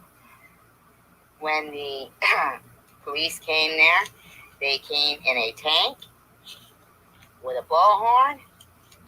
They pulled up on his front lawn, and he had kids in the house and everything. And when he opened his front door, he was shot 5.5 inches below the top of his head, through the cheek, through the back of his head, and the bullet was found lodged in the wall of his house. I find that disgusting. To do that to somebody with PTSD, driving with a tank and a bullhorn. How fucking disgusting is that? And so it was brought to my attention that recently the family was, the wrongful death suit was coming up. Of course, the officer did not. Officer Stutzman was his name. He did not get any charges put against him, and they tried to claim that a rifle was next to him, but they did not have any video. They would not allow anything to be presented in the case, and the wrongful death suit was denied. Once again, a lot of times it really is, although I did another case of, I think his name was Brian Jones, and he was leaving a 7-Eleven. He was a black teenager, and he was shot by a 21-year veteran black officer in Cleveland, Ohio, and their family got $950,000. Mind you, that all of this comes from the taxpayers. Okay? And incredibly enough, I can look and try to see if any of these officers, to find out what they're doing now, if they're employed at another police station or something, and can't find it. He just can't find it. So anyway, there was no justice to the Bapp family and his children. Okay, so I'm going to continue with the Walter J. Brown, United We Stand, Divided We Fall. Once again, let me remind you, if you like my videos, please do like and subscribe. And if there's anybody that you would like me to focus more on, or any subject you'd like to hear just a little more about, please let me know. Most of these cases occurred in March 2015. These particular ones. Say so in the comments. I welcome anything that you say, any comments, please. Okay, so back to Walter J. Brown, a 29-year-old black man in Virginia. He apparently for drug activity, so he pulled over into a vacant gas station, and him and a passenger in the car were just sitting there, and then an unmarked police car came and pulled in, and they said they could smell the smell of marijuana. They said there was some suspicious activity going on, maybe looking like there was a lookout, maybe drug dealing. I don't know. I remember that pot wasn't legal then, so cops will find that as an excuse to look further into your vehicle at that time. So, although I think it's, quite insignificant that he was smoking pot, the way the story went shows that this person obviously felt he was above the law. Okay? So, about the time pot smoking is illegal and you're smoking pot and the cops come over to your car and, ask you and your passenger to get out, then get out. Don't tell them you don't feel like talking to any cops today. And that's what he did. He said he wasn't talking to any cops today. And when the passenger got out of the car, he took off, in the car, which there you go. He's driving recklessly. Okay? Right there is deadly weapon. Then he runs into his house, but as he's running into the house, he gets tased, because of course the cops do follow him. I mean, what are they supposed to do? Are they supposed to say, oh, okay, you don't feel like talking to any cops today? At which point he was tased, and, of course, for some reason, they're all pretty, criminals, not any adept at knowing, drop to the ground and roll, and that'll get the probes off you.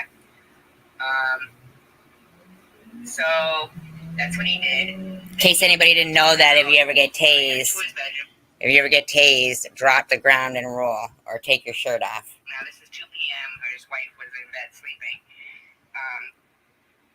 and ran to the dresser drawer and was searching through the dresser for something, fighting with the police. He came out with a gun. It was cocked and ready to go. And, he got shot.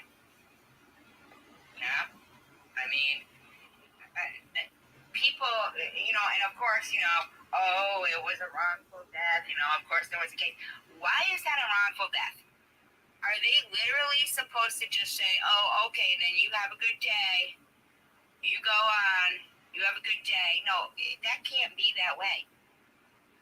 You want to smoke pot in public when it was illegal, you get caught. Oh, well, that's the way it is.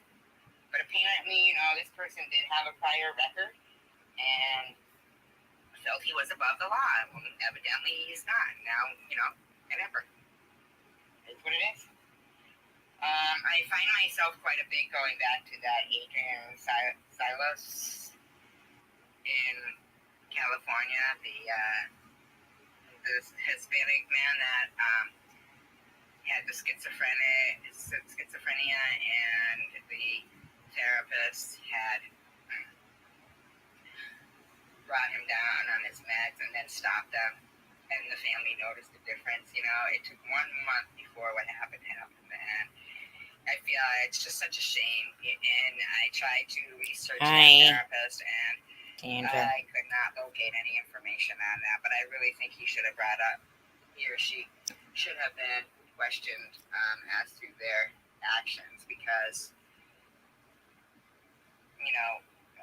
I just thought people need that all the time to maintain, especially something like schizophrenia. I mean, does that get healed? I thought the medication is to maintain that, and I just find that odd. I mean, there's so many times I bet when somebody's insurance runs out or something, and these psychologists that they've been pouring their heart out to, somebody doesn't even want to talk to them anymore because they can't get paid. You shouldn't have to pay someone to listen. And it's sad that that officer that actually sat down on the floor next to him, which you don't usually see an officer sitting down on the floor next to somebody bleeding, he actually ended up shooting this guy. So, I think it goes both ways, It's really sad. So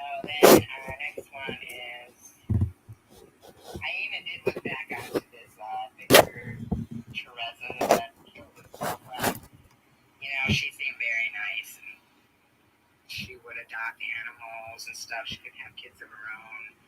It makes you wonder, like, if he had a shotgun, why were they outside at 1:15? Like, what was going on? Did he demand her outside? Did they come back from somewhere?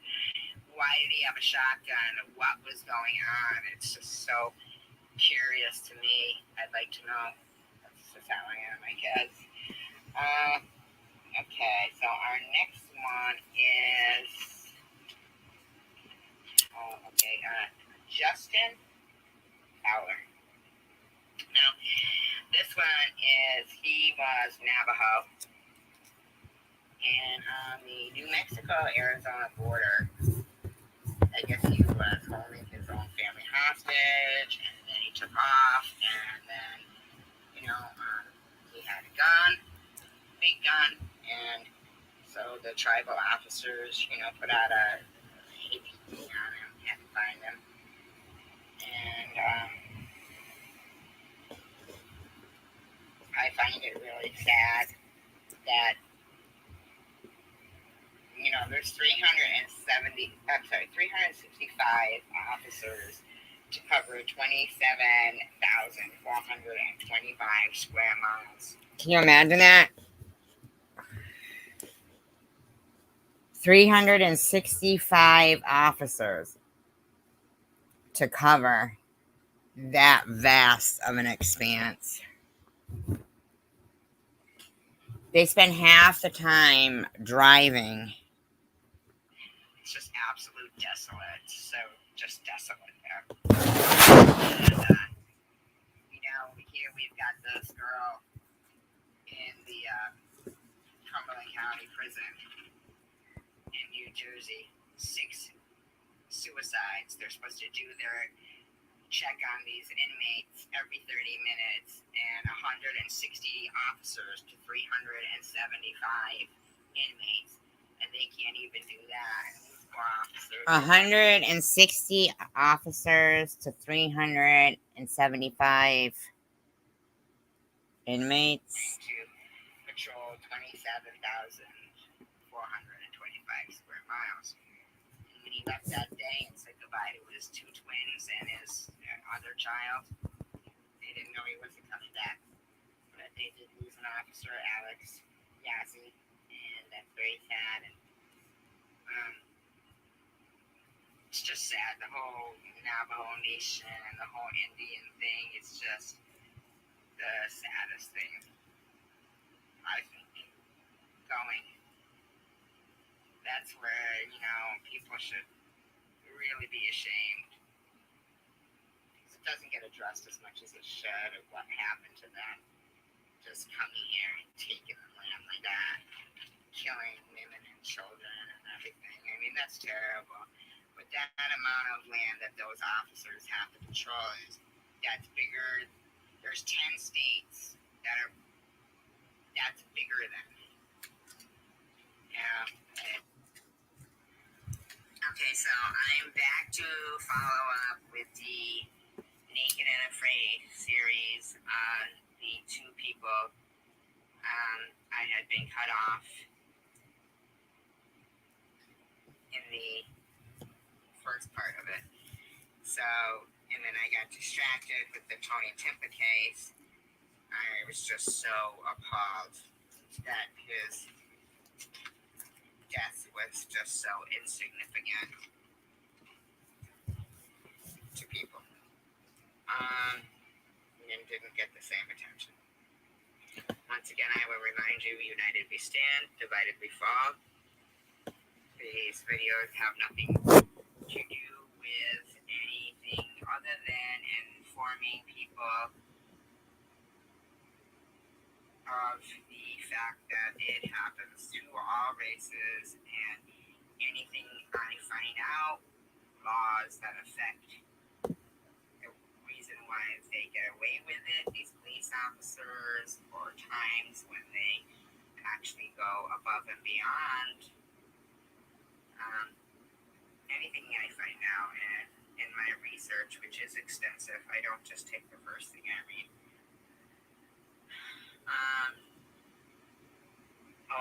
with that said, I may have, I'm a little confused about the officer that shot David Joseph. From, I've read different accounts that he had prior complaints of excessive force and did 34 hours training. And then I also had different accounts that he was a stand-up officer and never had any complaints and did a lot of charity and community work with children and other things. So, back to the David Joseph case in Austin. And after this, I will get back to what I was doing originally, was only focusing on the March 2015 110 cases that I was working through. But I didn't want to leave David Joseph's story out in the Naked and Afraid series, as he was a 17-year-old black man unarmed, completely naked, in the middle of the road. It was daylight, so, this officer could clearly see that he was not concealing a weapon. And, in one account, it does say that the officer did exit his vehicle. And any way you look at it, I do not think shooting a person that you sought out yourself. So, you should have had, this officer should have had a plan to subdue a naked 17-year-old as opposed to his own. Now, what if that guy, that 17-year-old that was naked, okay, out in the middle of a street, what if he actually was running toward this cop because he had just escaped,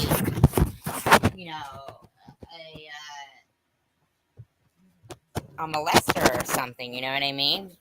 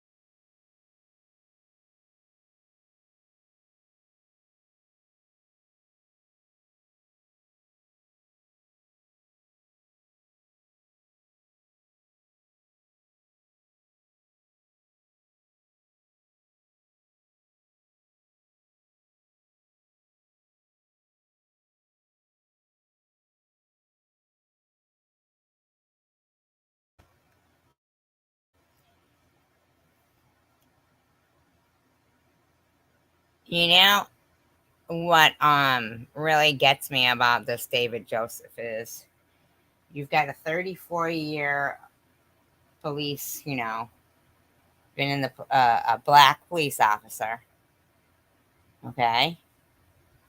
Been on the force 34 years. Okay? And a black youth, 17-year-old. Nice neighborhood, broad daylight, and he's totally naked. He runs towards, not in a manner of threatening, because he's completely naked. I mean, what wouldn't make somebody run towards the police if they were in danger?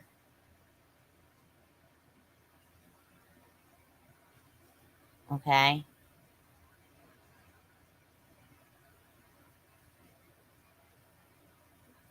But he was shot. Now, I don't know where the uproar was for David Joseph. Where was the uproar for him? I don't understand. Did it have something to do with the color of the officer that did the shooting? I'm not trying to sound funny in any way. Only plan being that he would shoot him.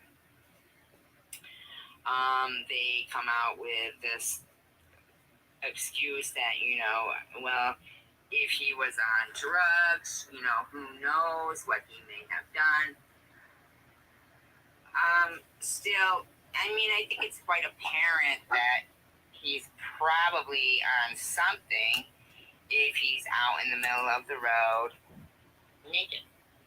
Now, let's remind people of another youth found naked on the streets. Conarac Santhanzaron. She's got the hardest name to pronounce.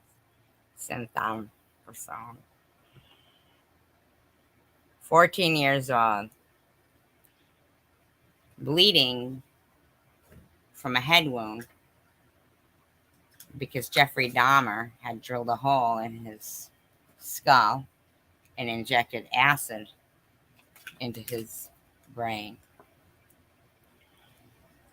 Jeffrey Dahmer couldn't continue doing what he was doing without a trip to the package store, to the liquor store. When he came back, Conarac was there with police, neighborhood women, and paramedics trying to get to him, that the police told him they could go away. If they would have ran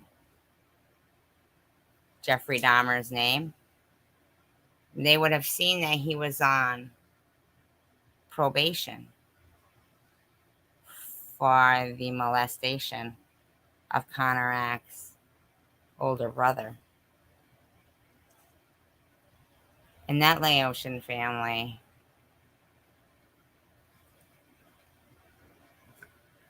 those cops rose through the ranks. They rose through the ranks.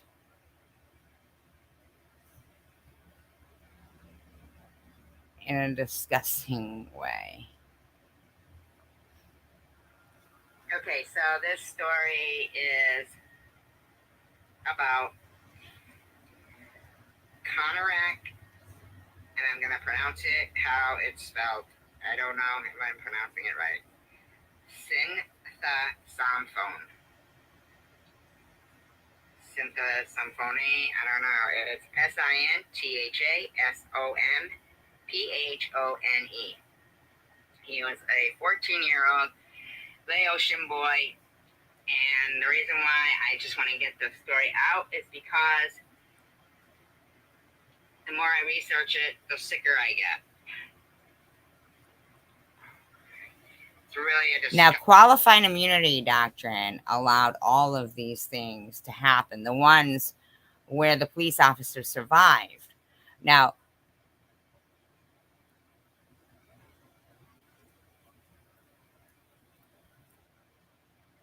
there has been cases of suicide by police, or like I said, the the police on the reservations.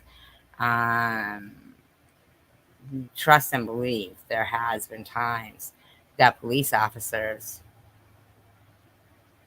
he said within an hour he had him killed. Disgusting story. Back in 1991, there was a serial killer by the name of Jeffrey Dahmer, who I'm sure we are all familiar with. He would dismember and eat his victims. He was finally caught by the escape of a Tracy Edwards, 22-year-old black man. I guess he was always haunted by the experience with Jeffrey Dahmer and continued to go down a bad course. And he was later, 20 years later, he threw a man off a bridge and he got 1.5 years. He murdered a guy. Okay. Not sure if he ever even got the help that he needed regarding what happened to him. 1.5 years is a pretty light sentence, but I'm certain that he lives a life sentence, remembering the horror of being in that apartment. The apartments, they are... I do think that Jeffrey Dahmer's father was a serial killer. In my opinion. Just in my opinion. Just an empty lot now. Disgustingly, the officers that I will tell you all about, they seem to really fare the best in the whole situation. I mean, really disgustingly, as we all know, Jeffrey Dahmer was killed in prison.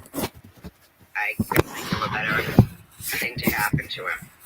I think it's disgusting that the prisoner that did it even got any time for that, because, I mean, he was already in prison, but, I mean, really, he did a favor for the woman. Anyway, he's the one who actually got Jeffrey Dahmer into the taxidermy stuff. Really weird shit. That did kill Jeffrey Dahmer said, that Jeffrey Dahmer was just a weird individual. He would arrange his food into looking like human body parts on his plate and then cover it with ketchup. Just a real sick person. It's unfortunate he didn't die in childbirth.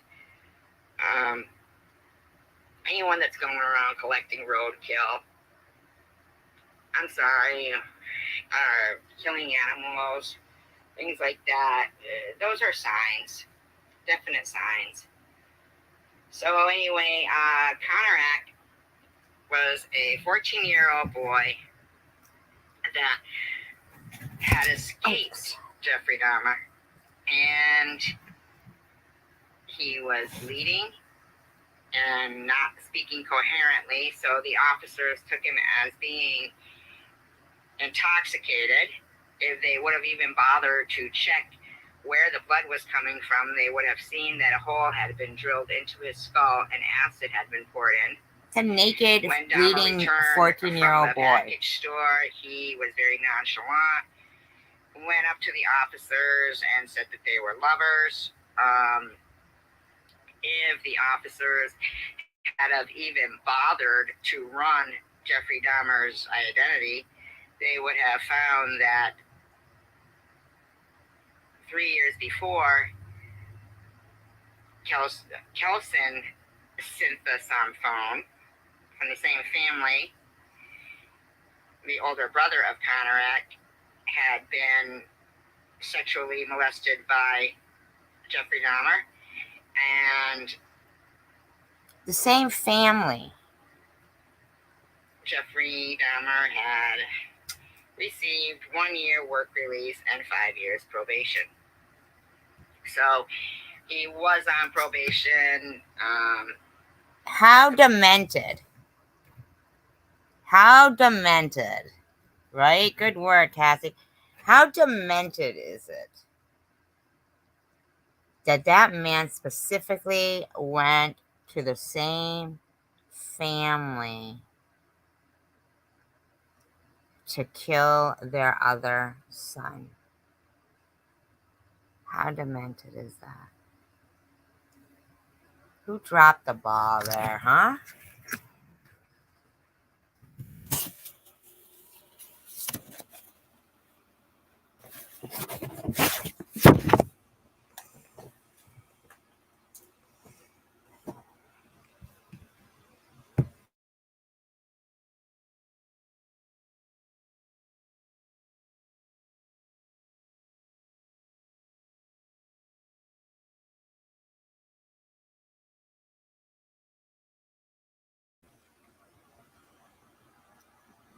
Pretty light sentence, I think. He's a disgraceful human being.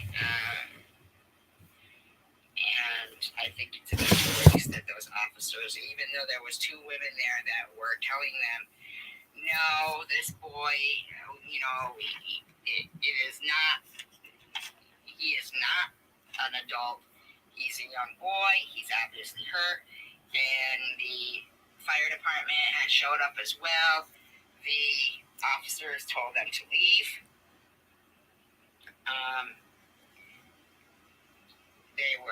The officers, when they called back into the police department about the call, they were making jokes about returning, reuniting the lovers. Just disgusting. Really disgusting. They returned him to the killer. When they went to Jeffrey Dahmer's apartment, they could smell the smell of the decaying body that was decaying in the bedroom. They never even investigated it or questioned it. They just brought that boy right back to his killer, where within the hour, Jeffrey Dahmer had drilled another hole in his skull, injected more acid, and sexually assaulted him and dismembered him and ate him. That's a disgrace. That family got $850,000 from the city of Milwaukee. George Floyd's family got $27 million. Doesn't seem fair, does it? 2 sons whose lives, one dead and one just totally let down by justice. And a career criminal got $27 million. Probably never paid a dime of taxes in their life. And this 14-year-old boy was so close to help. What a disgrace. Just a disgrace. The officer, one of the officers was Joseph Garish. He said, we are trained to notice detail, and we didn't see anything. You didn't see anything? You didn't smell a decaying corpse? You didn't see blood? You didn't see that this kid was naked, running?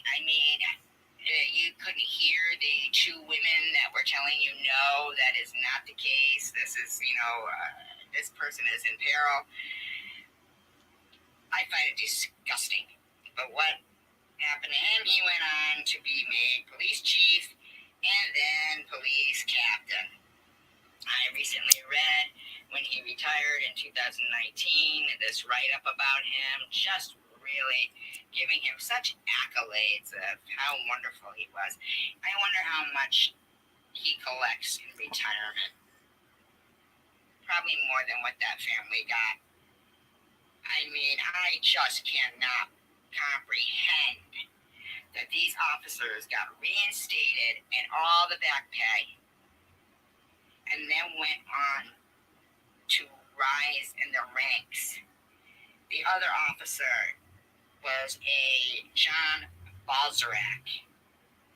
He went on to become the president of the Milwaukee Police Association. He also recently retired and got another great write-up. They were mad at the police association, though, because of the handling of an African-American cop, Officer Alfonso Glover, that fired a total of 19 shots at an unarmed man in a road rage incident. He was 3 times over the legal limit, and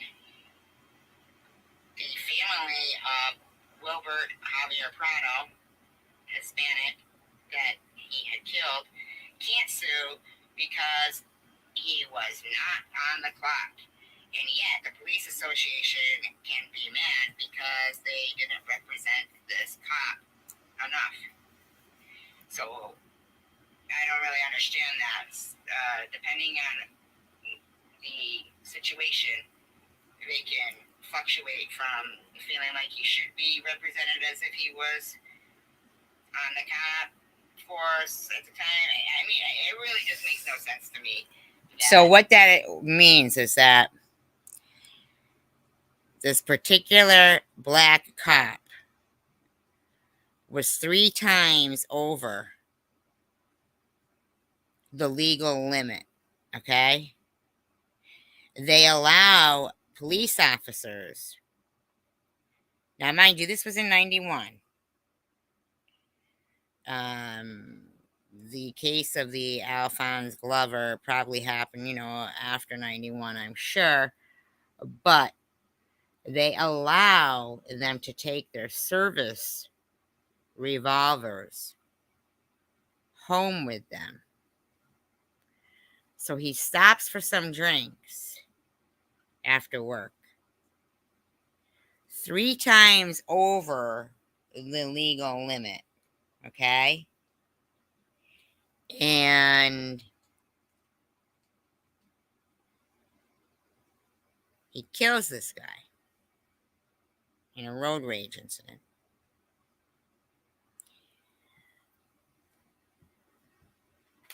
So they say that, well, he's off the clock and the qualified immunity doctrine doesn't cover him. But see, it's not that the qualified immunity doctrine doesn't cover him, because it does, because when it went to, he did end up going to jail, the guy. But they overturned it by saying that, well, no, he's still an officer on or off the clock. And if he felt he was in some kind of danger, he acted within reason. I mean, hence, that's why we let them take the service revolver home with them, right? Because their duty is to always protect that code of honor. This officer,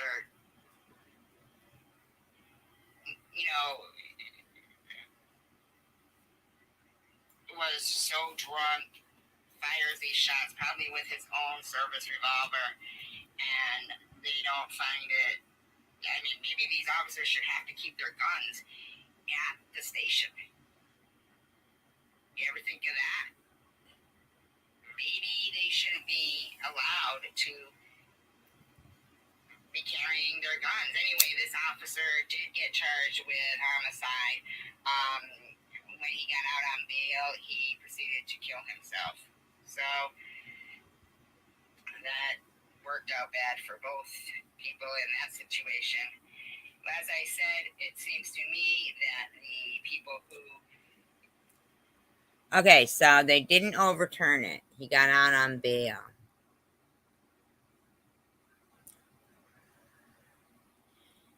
And he killed himself.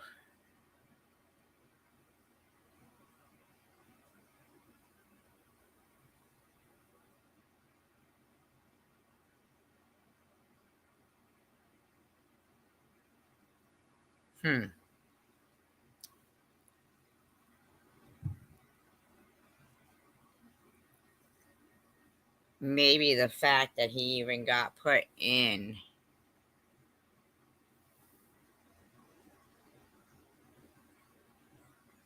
like held at all.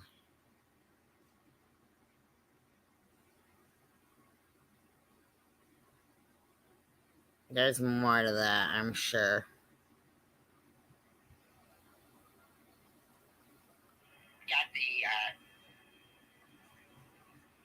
Got the best outcome of this whole situation was the two officers that returned this kid to his killer.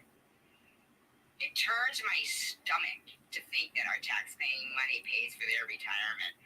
Those disgusting individuals. Disgusting. They should be ashamed of themselves. Disgusting. This whole story is grotesque. Officers really need to be held accountable in a more severe manner, because when it comes down to it, they're just people like everyone else.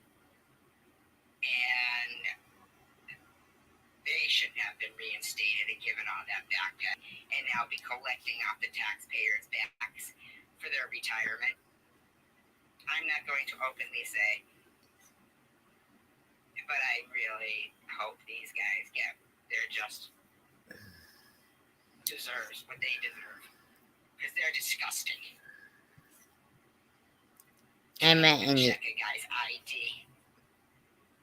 And yeah, other people they're harassing because of a speeding ticket. They're disgusting. Gross me out. I can't even go on anymore about this. United we stand, divided we fall. Please. Once again. But okay, so I'm going to continue with the Walter J. Brown. United we stand, divided we fall. Once again, let me remind you, if you like my videos, please do like and subscribe. And if there's anybody that you would like me to focus more on, or any subject you'd like to hear just a lot more about, please let me know. To Walter J. Brown, a 29-year-old black man in Virginia. He apparently had been in like a neighborhood that was known for drug activity, so he pulled over into a... Okay.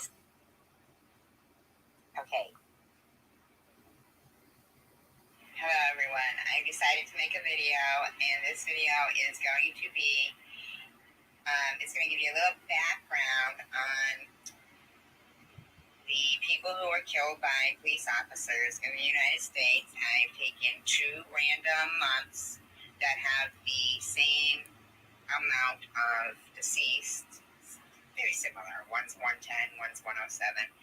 And I'm actually researching each person on the list, reading every story I could find about them, verifying that they're a real person, reading their obituary, trying to get a little backup story on them to see if they are a good person or they have criminal records. I did a lot of research. Any kind of mental instability. A lot of research. And I'm going to do it 10 at a time on each episode. That's what I wanted to, but... This first month that I decided to research is March 2015. So the first person on the list is Ben Quezada. That's Quezada. In case anybody wants to research these themselves. He was in Baytown, I believe it's called Baytown, Texas. And a little after midnight, cops got a call to go to the intersection of West Texas and Gillard Avenue, I believe. And he was in camouflage. He had a high-powered BB gun that looked a lot like an AR-15 assault rifle. And I did look up pictures of each of those, and they do look very similar. And, you know,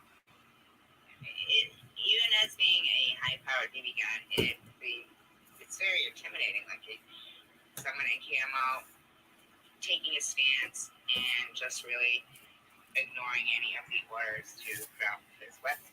So he, probably had some kind of a breakdown going on. He looks to be Hispanic. He's 21 years old, and he would not put down his weapon, so they shot him. Things justified that one. Okay. I mean, that would be pretty scary, right? After midnight.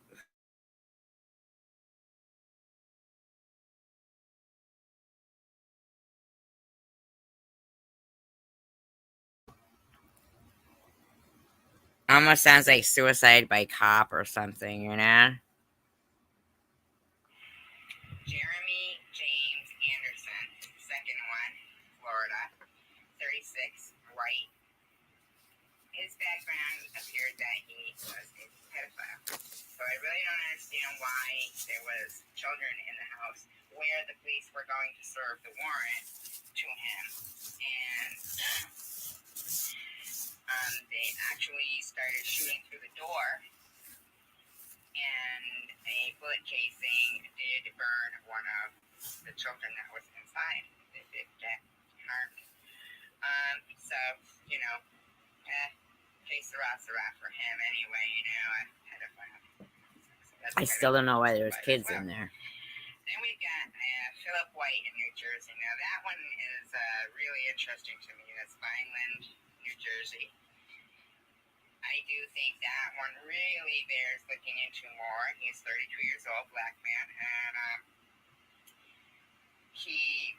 they said he was under the effects of PCP and wouldn't comply with the officers, and so then they ended up letting the canine dog really have a go at him, and he died in police custody from some respiratory distress. They said he did have, a prior history of narcotics, but, the whole Vineland,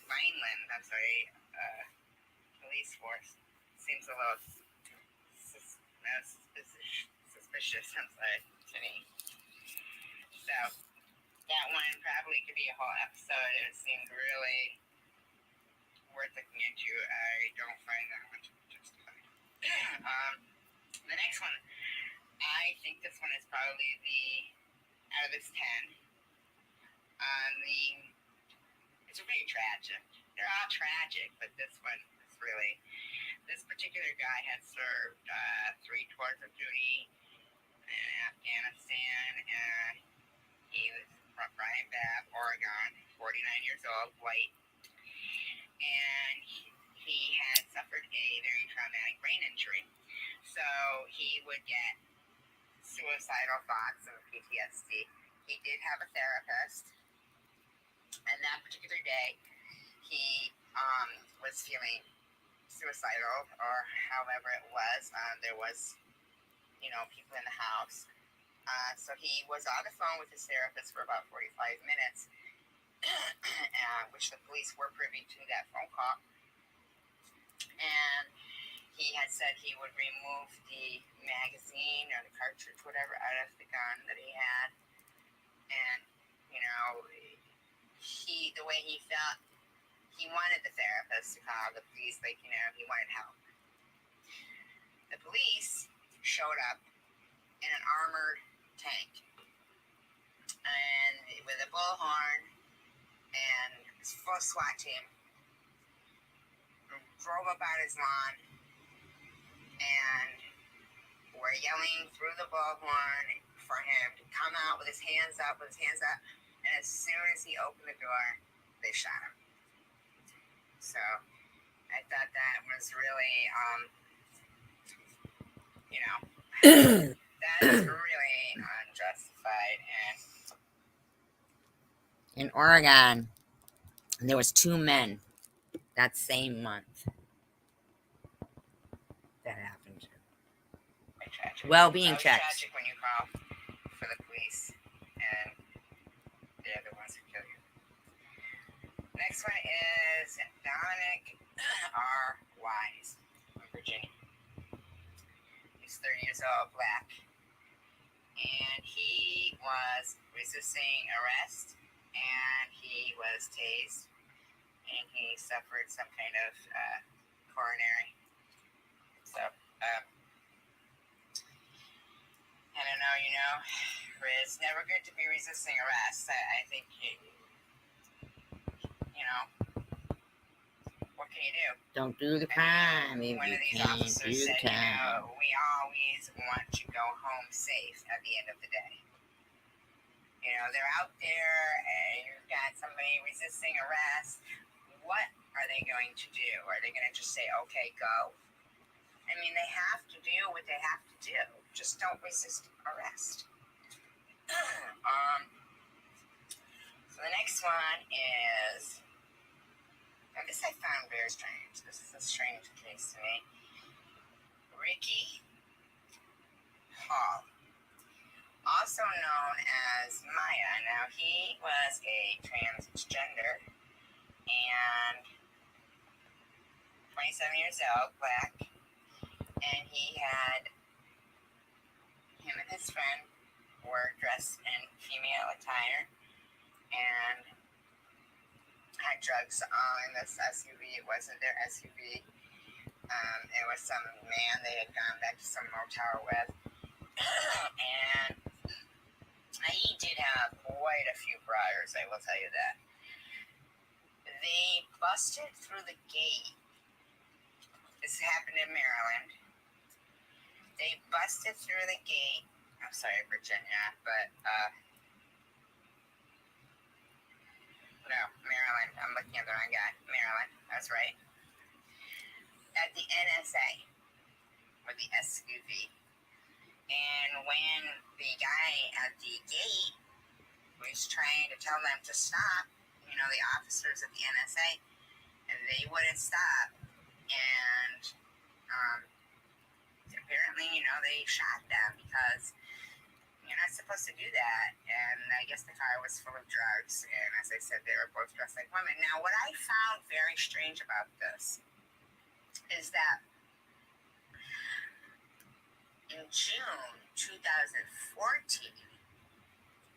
there was another transgender named Ricky Hall in Maryland that also died suspiciously near a government building, a post office. And I just found that very odd.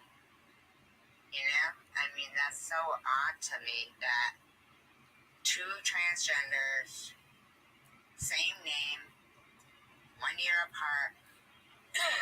I don't know, that's suspicious to me. Same town, Okay, so the next one is Jason Mulland.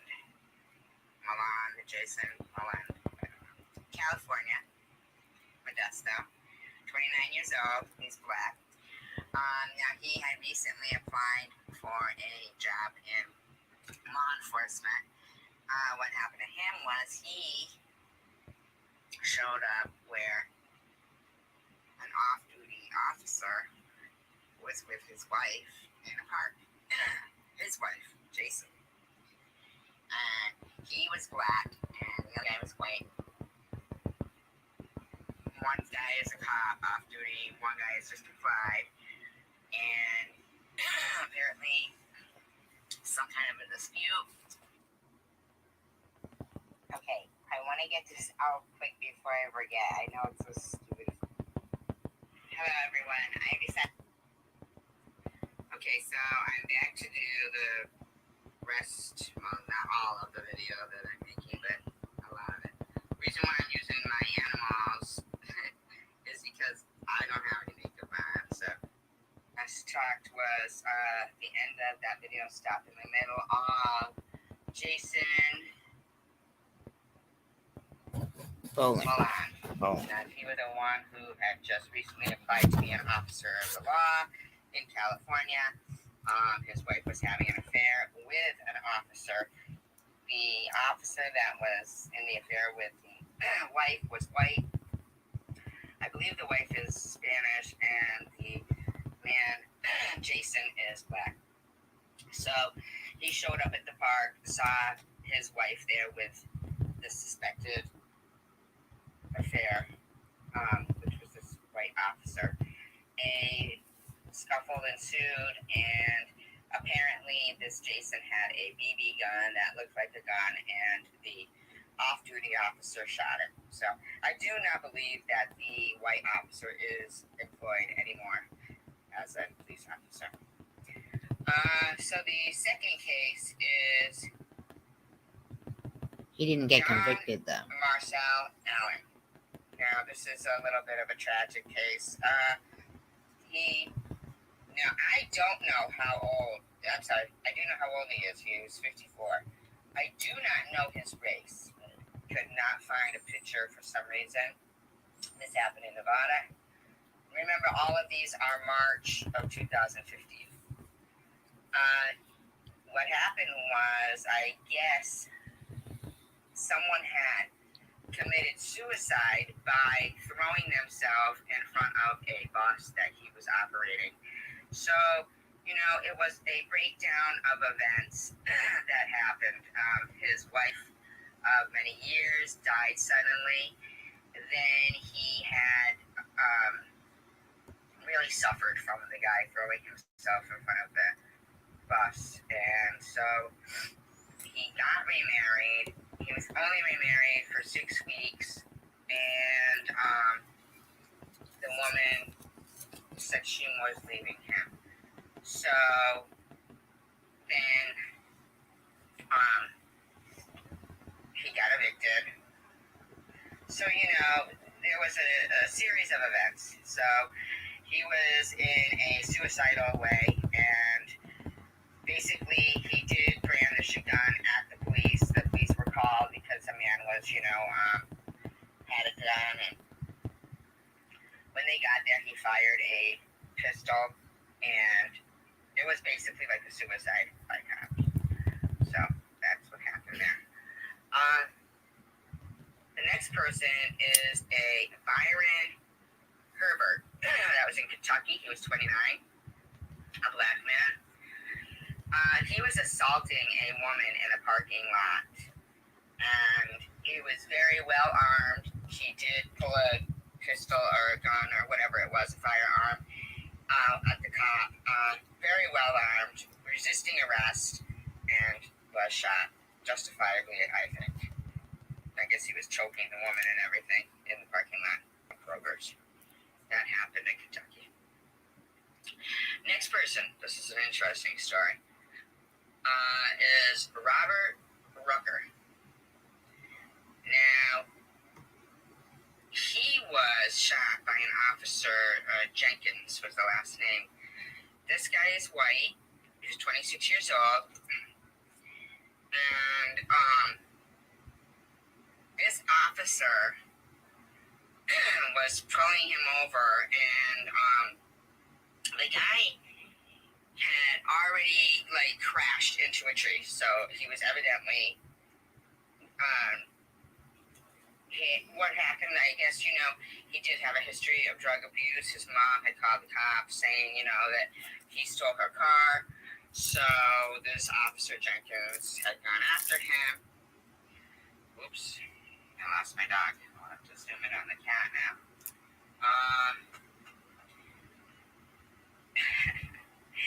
Neither one of them are very good models at this point, because Tucker is asleep.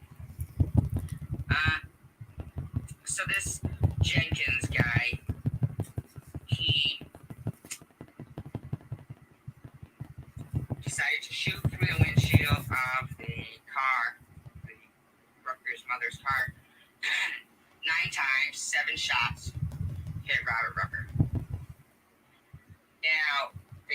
with this guy is that although he was not charged for what he did to Robert Rooker, a few months later, he was drunk and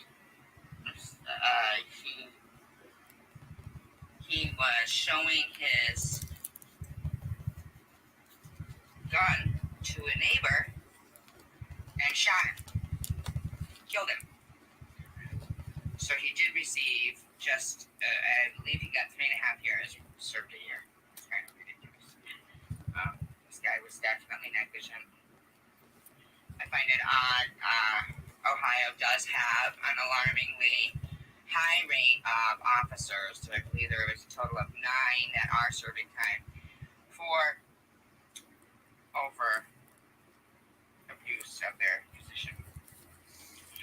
Our next person is a woman in California, Megan Hockaday. She was 26 years old.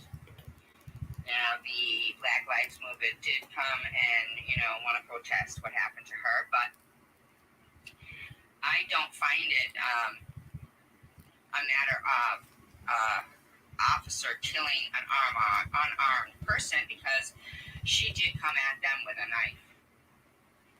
So,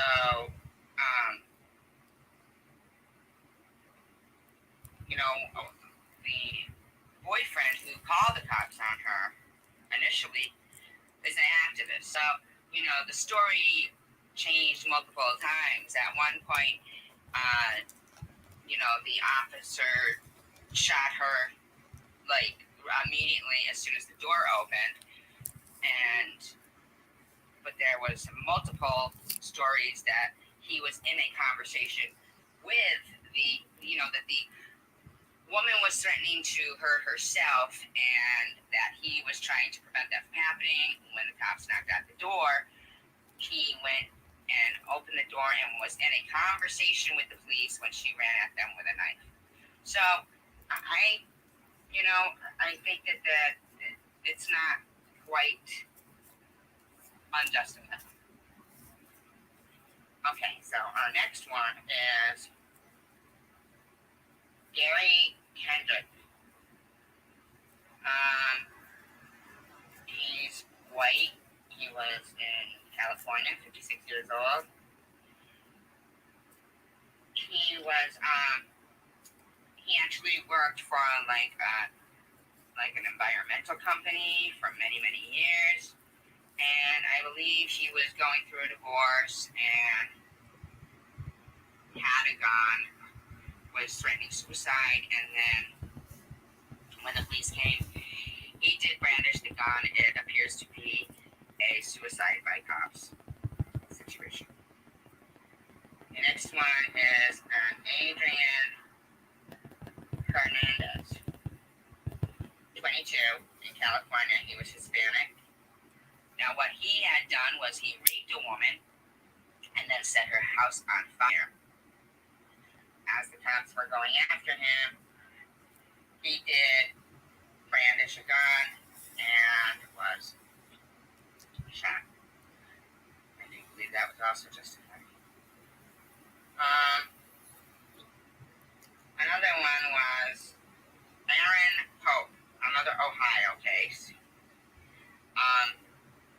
Black, 34 years old. He had just gotten out of prison, so he did have a long criminal history of attacking officers. He had previously attacked a peace officer. He was a danger to society. His own family had called because he was destroying the place. He was all hopped up on drugs, and he died from an overdose. I believe it was an overdose, and he was freaking out. Okay, so I don't know that that's not an accidental death.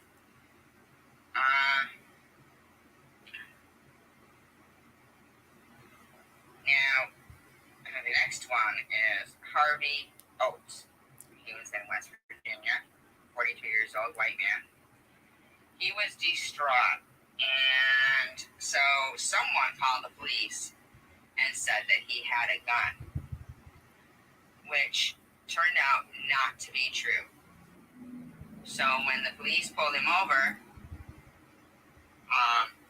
this trigger-happy police officer the guy made a move, not a move, but an aggressive move, just whatever he did prompted this officer to shoot him. I find that unjustifiable because he did not have a gun.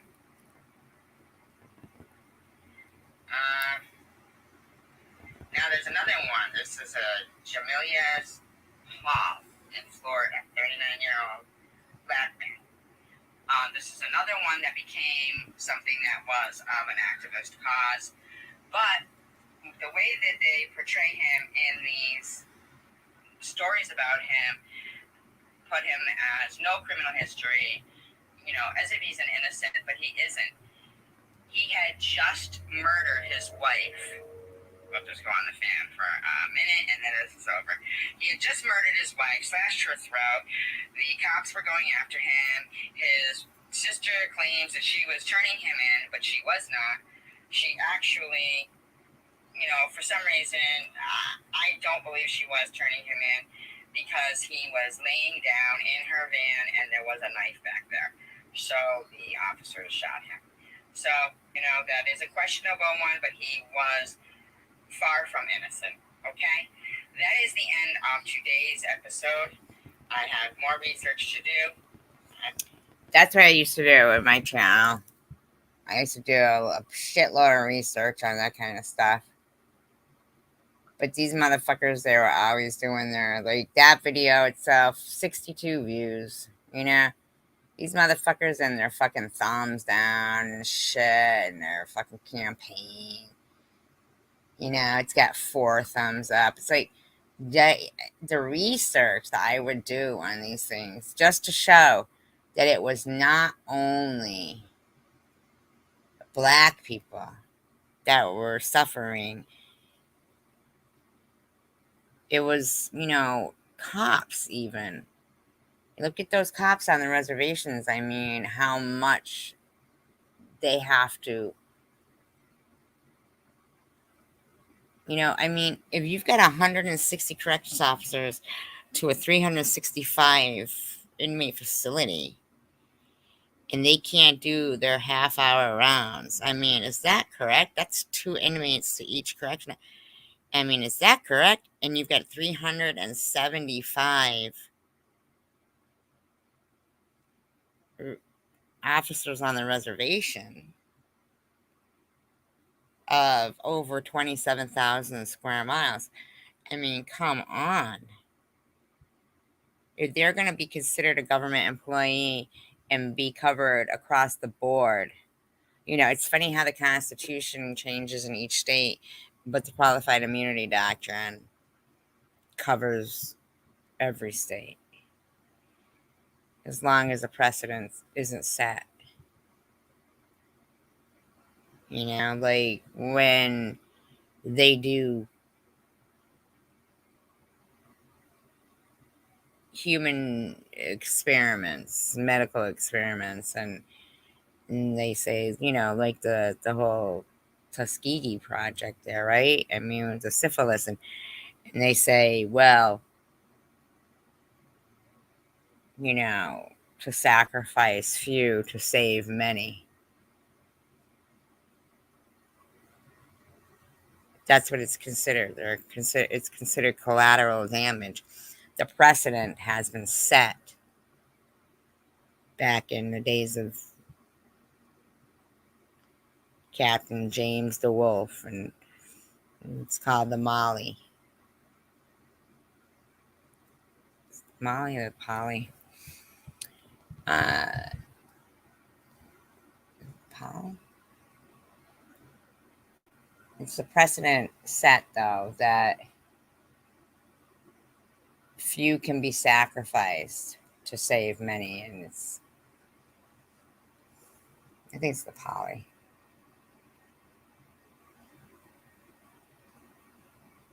It was a slave ship, anyway. I've told you guys the story before, and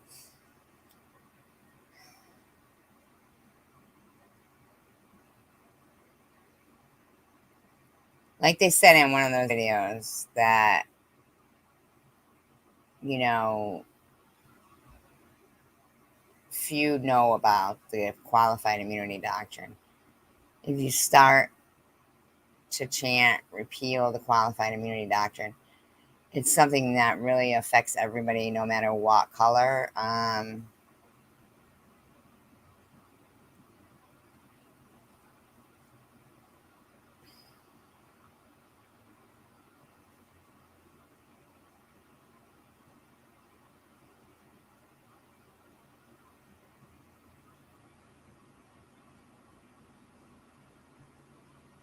I don't know.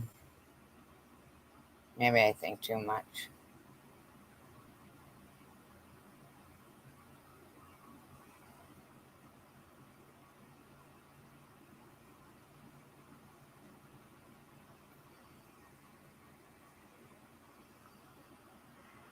Okay, so I don't know if I finished this video about Captain James DeWolf. He was born March 18th, 1764 in Bristol, Rhode Island. He was born into a family that for generations was involved in the slave trade. They would pick up slaves from West Africa, and then they would bring some to their plantation that they owned in Cuba. It was a sugar plantation. And, well, actually, okay, so what they would do, they'd first go to their plantation in Cuba, and they would fill up these humongous barrels of rum, probably bad rum too. You know, I can't imagine it was really good way back in those days. And if you could have seen the looks of these barrels, I mean, so then they would bring those to West Africa, where they would then trade for slaves, and then they would bring them back to the ports through Newport and Bristol, Rhode Island. In 1789, they had, you know, gotten a shipload of slaves on a ship called the Polly. And what happened was they noticed that one of the female African Americans had smallpox. And smallpox is really, you know, a real danger to any, you know, any population at that time. I mean, it could have just wiped out the whole entire ship. So what they did was there had been 2 crew members that had previously had smallpox. So going on the theory that they wouldn't catch it if they, you know, lived through it the first time, they were now immune to it. They put this lady into quarantine and gave her, you know, over the night. And then they checked on her the next day, and they said, she doesn't look like she's going to pull through this. You know, he was really at odds because, you know, he knew that, you know, he really was at a conundrum. I know, like he couldn't, it didn't seem like he immediately wanted to just, you know, give this woman, you know, no chances and try as many things that he could. So they then took her to a further away room in quarantine, something like up above or something, and said, okay, well, let's give her another night, and hopefully either she's better or dead by the morning, because I really believe that what eventually ended up happening wasn't something that he was trying to do. I think he was trying to avoid it at all costs. The next morning, this slave was not better, and they ended up, you know, she was just about dead, but they ended up tying her to a chair and blindfolding her, and he and 3 other crew members lowered her into the ocean. So when they got back, it seems that somebody had, you know, he, you know, got on trial for murder, and he was not charged. And then again in 1791. Once again, they tried him for murder. I guess they didn't have that double jeopardy rule back then. But the judge at that time did not charge him and said that it was morally evil but physically good and beneficial to a number of beings. He chose the lesser of the two evils. Morally evil. So I think that set the precedence for many things that were morally evil. I don't think he was trying to do that, but it set the precedence for doing experiments on human beings, for police brutality. Okay? That set the precedence of having to get rid of one for the beneficial of others. So it really is the reason why when the police are sued for things like, violation of your constitutional rights, that they don't want to charge them because they don't want to set the precedence. You see, they don't want the lawyers to have any cases to pull up to compare and present in their cases when trying to charge any government officials with any wrongdoings. So they pretty much, unless the qualified immunity doctrine is repealed, they're going to continue to act the way that they do. There's a long list of Democratic judges and 2 Republican judges that want the doctrine repealed, but it is being fought. So I know that if you keep up with current events, you'll see that even just up to 2 weeks ago, they denied repealing it once again. This was a year ago. It's very important that everybody understands that when these officers aren't liable for the wrongful death suit, that criminally, it falls on the city or the state, and that comes out of the funds for education and other programs. That's why the schools are closing. The taxpayers are the ones paying for these things, and and these wrongful death $8 million settlements don't really bring back your loved one, but they do take away from many, many, many, many, many, many people across your state. Many low-income families, their education programs get slashed, their social service programs get slashed, their daycare programs get slashed, their senior services programs get slashed. So, I mean, you might, if you're still really about justice, then you really should focus on repealing the qualified immunity doctrine. I can't say it enough. I can't emphasize it enough how important it is and how it would address so many of the issues going on in today's world. Thank you. Have a great night. Stay safe. United we stand, divided we fall. And with that, I am going to end my broadcast. And peace, love, and tacos. And thank you, everybody, for rewatching some of my old videos. I appreciate it. And united we stand, divided we fall.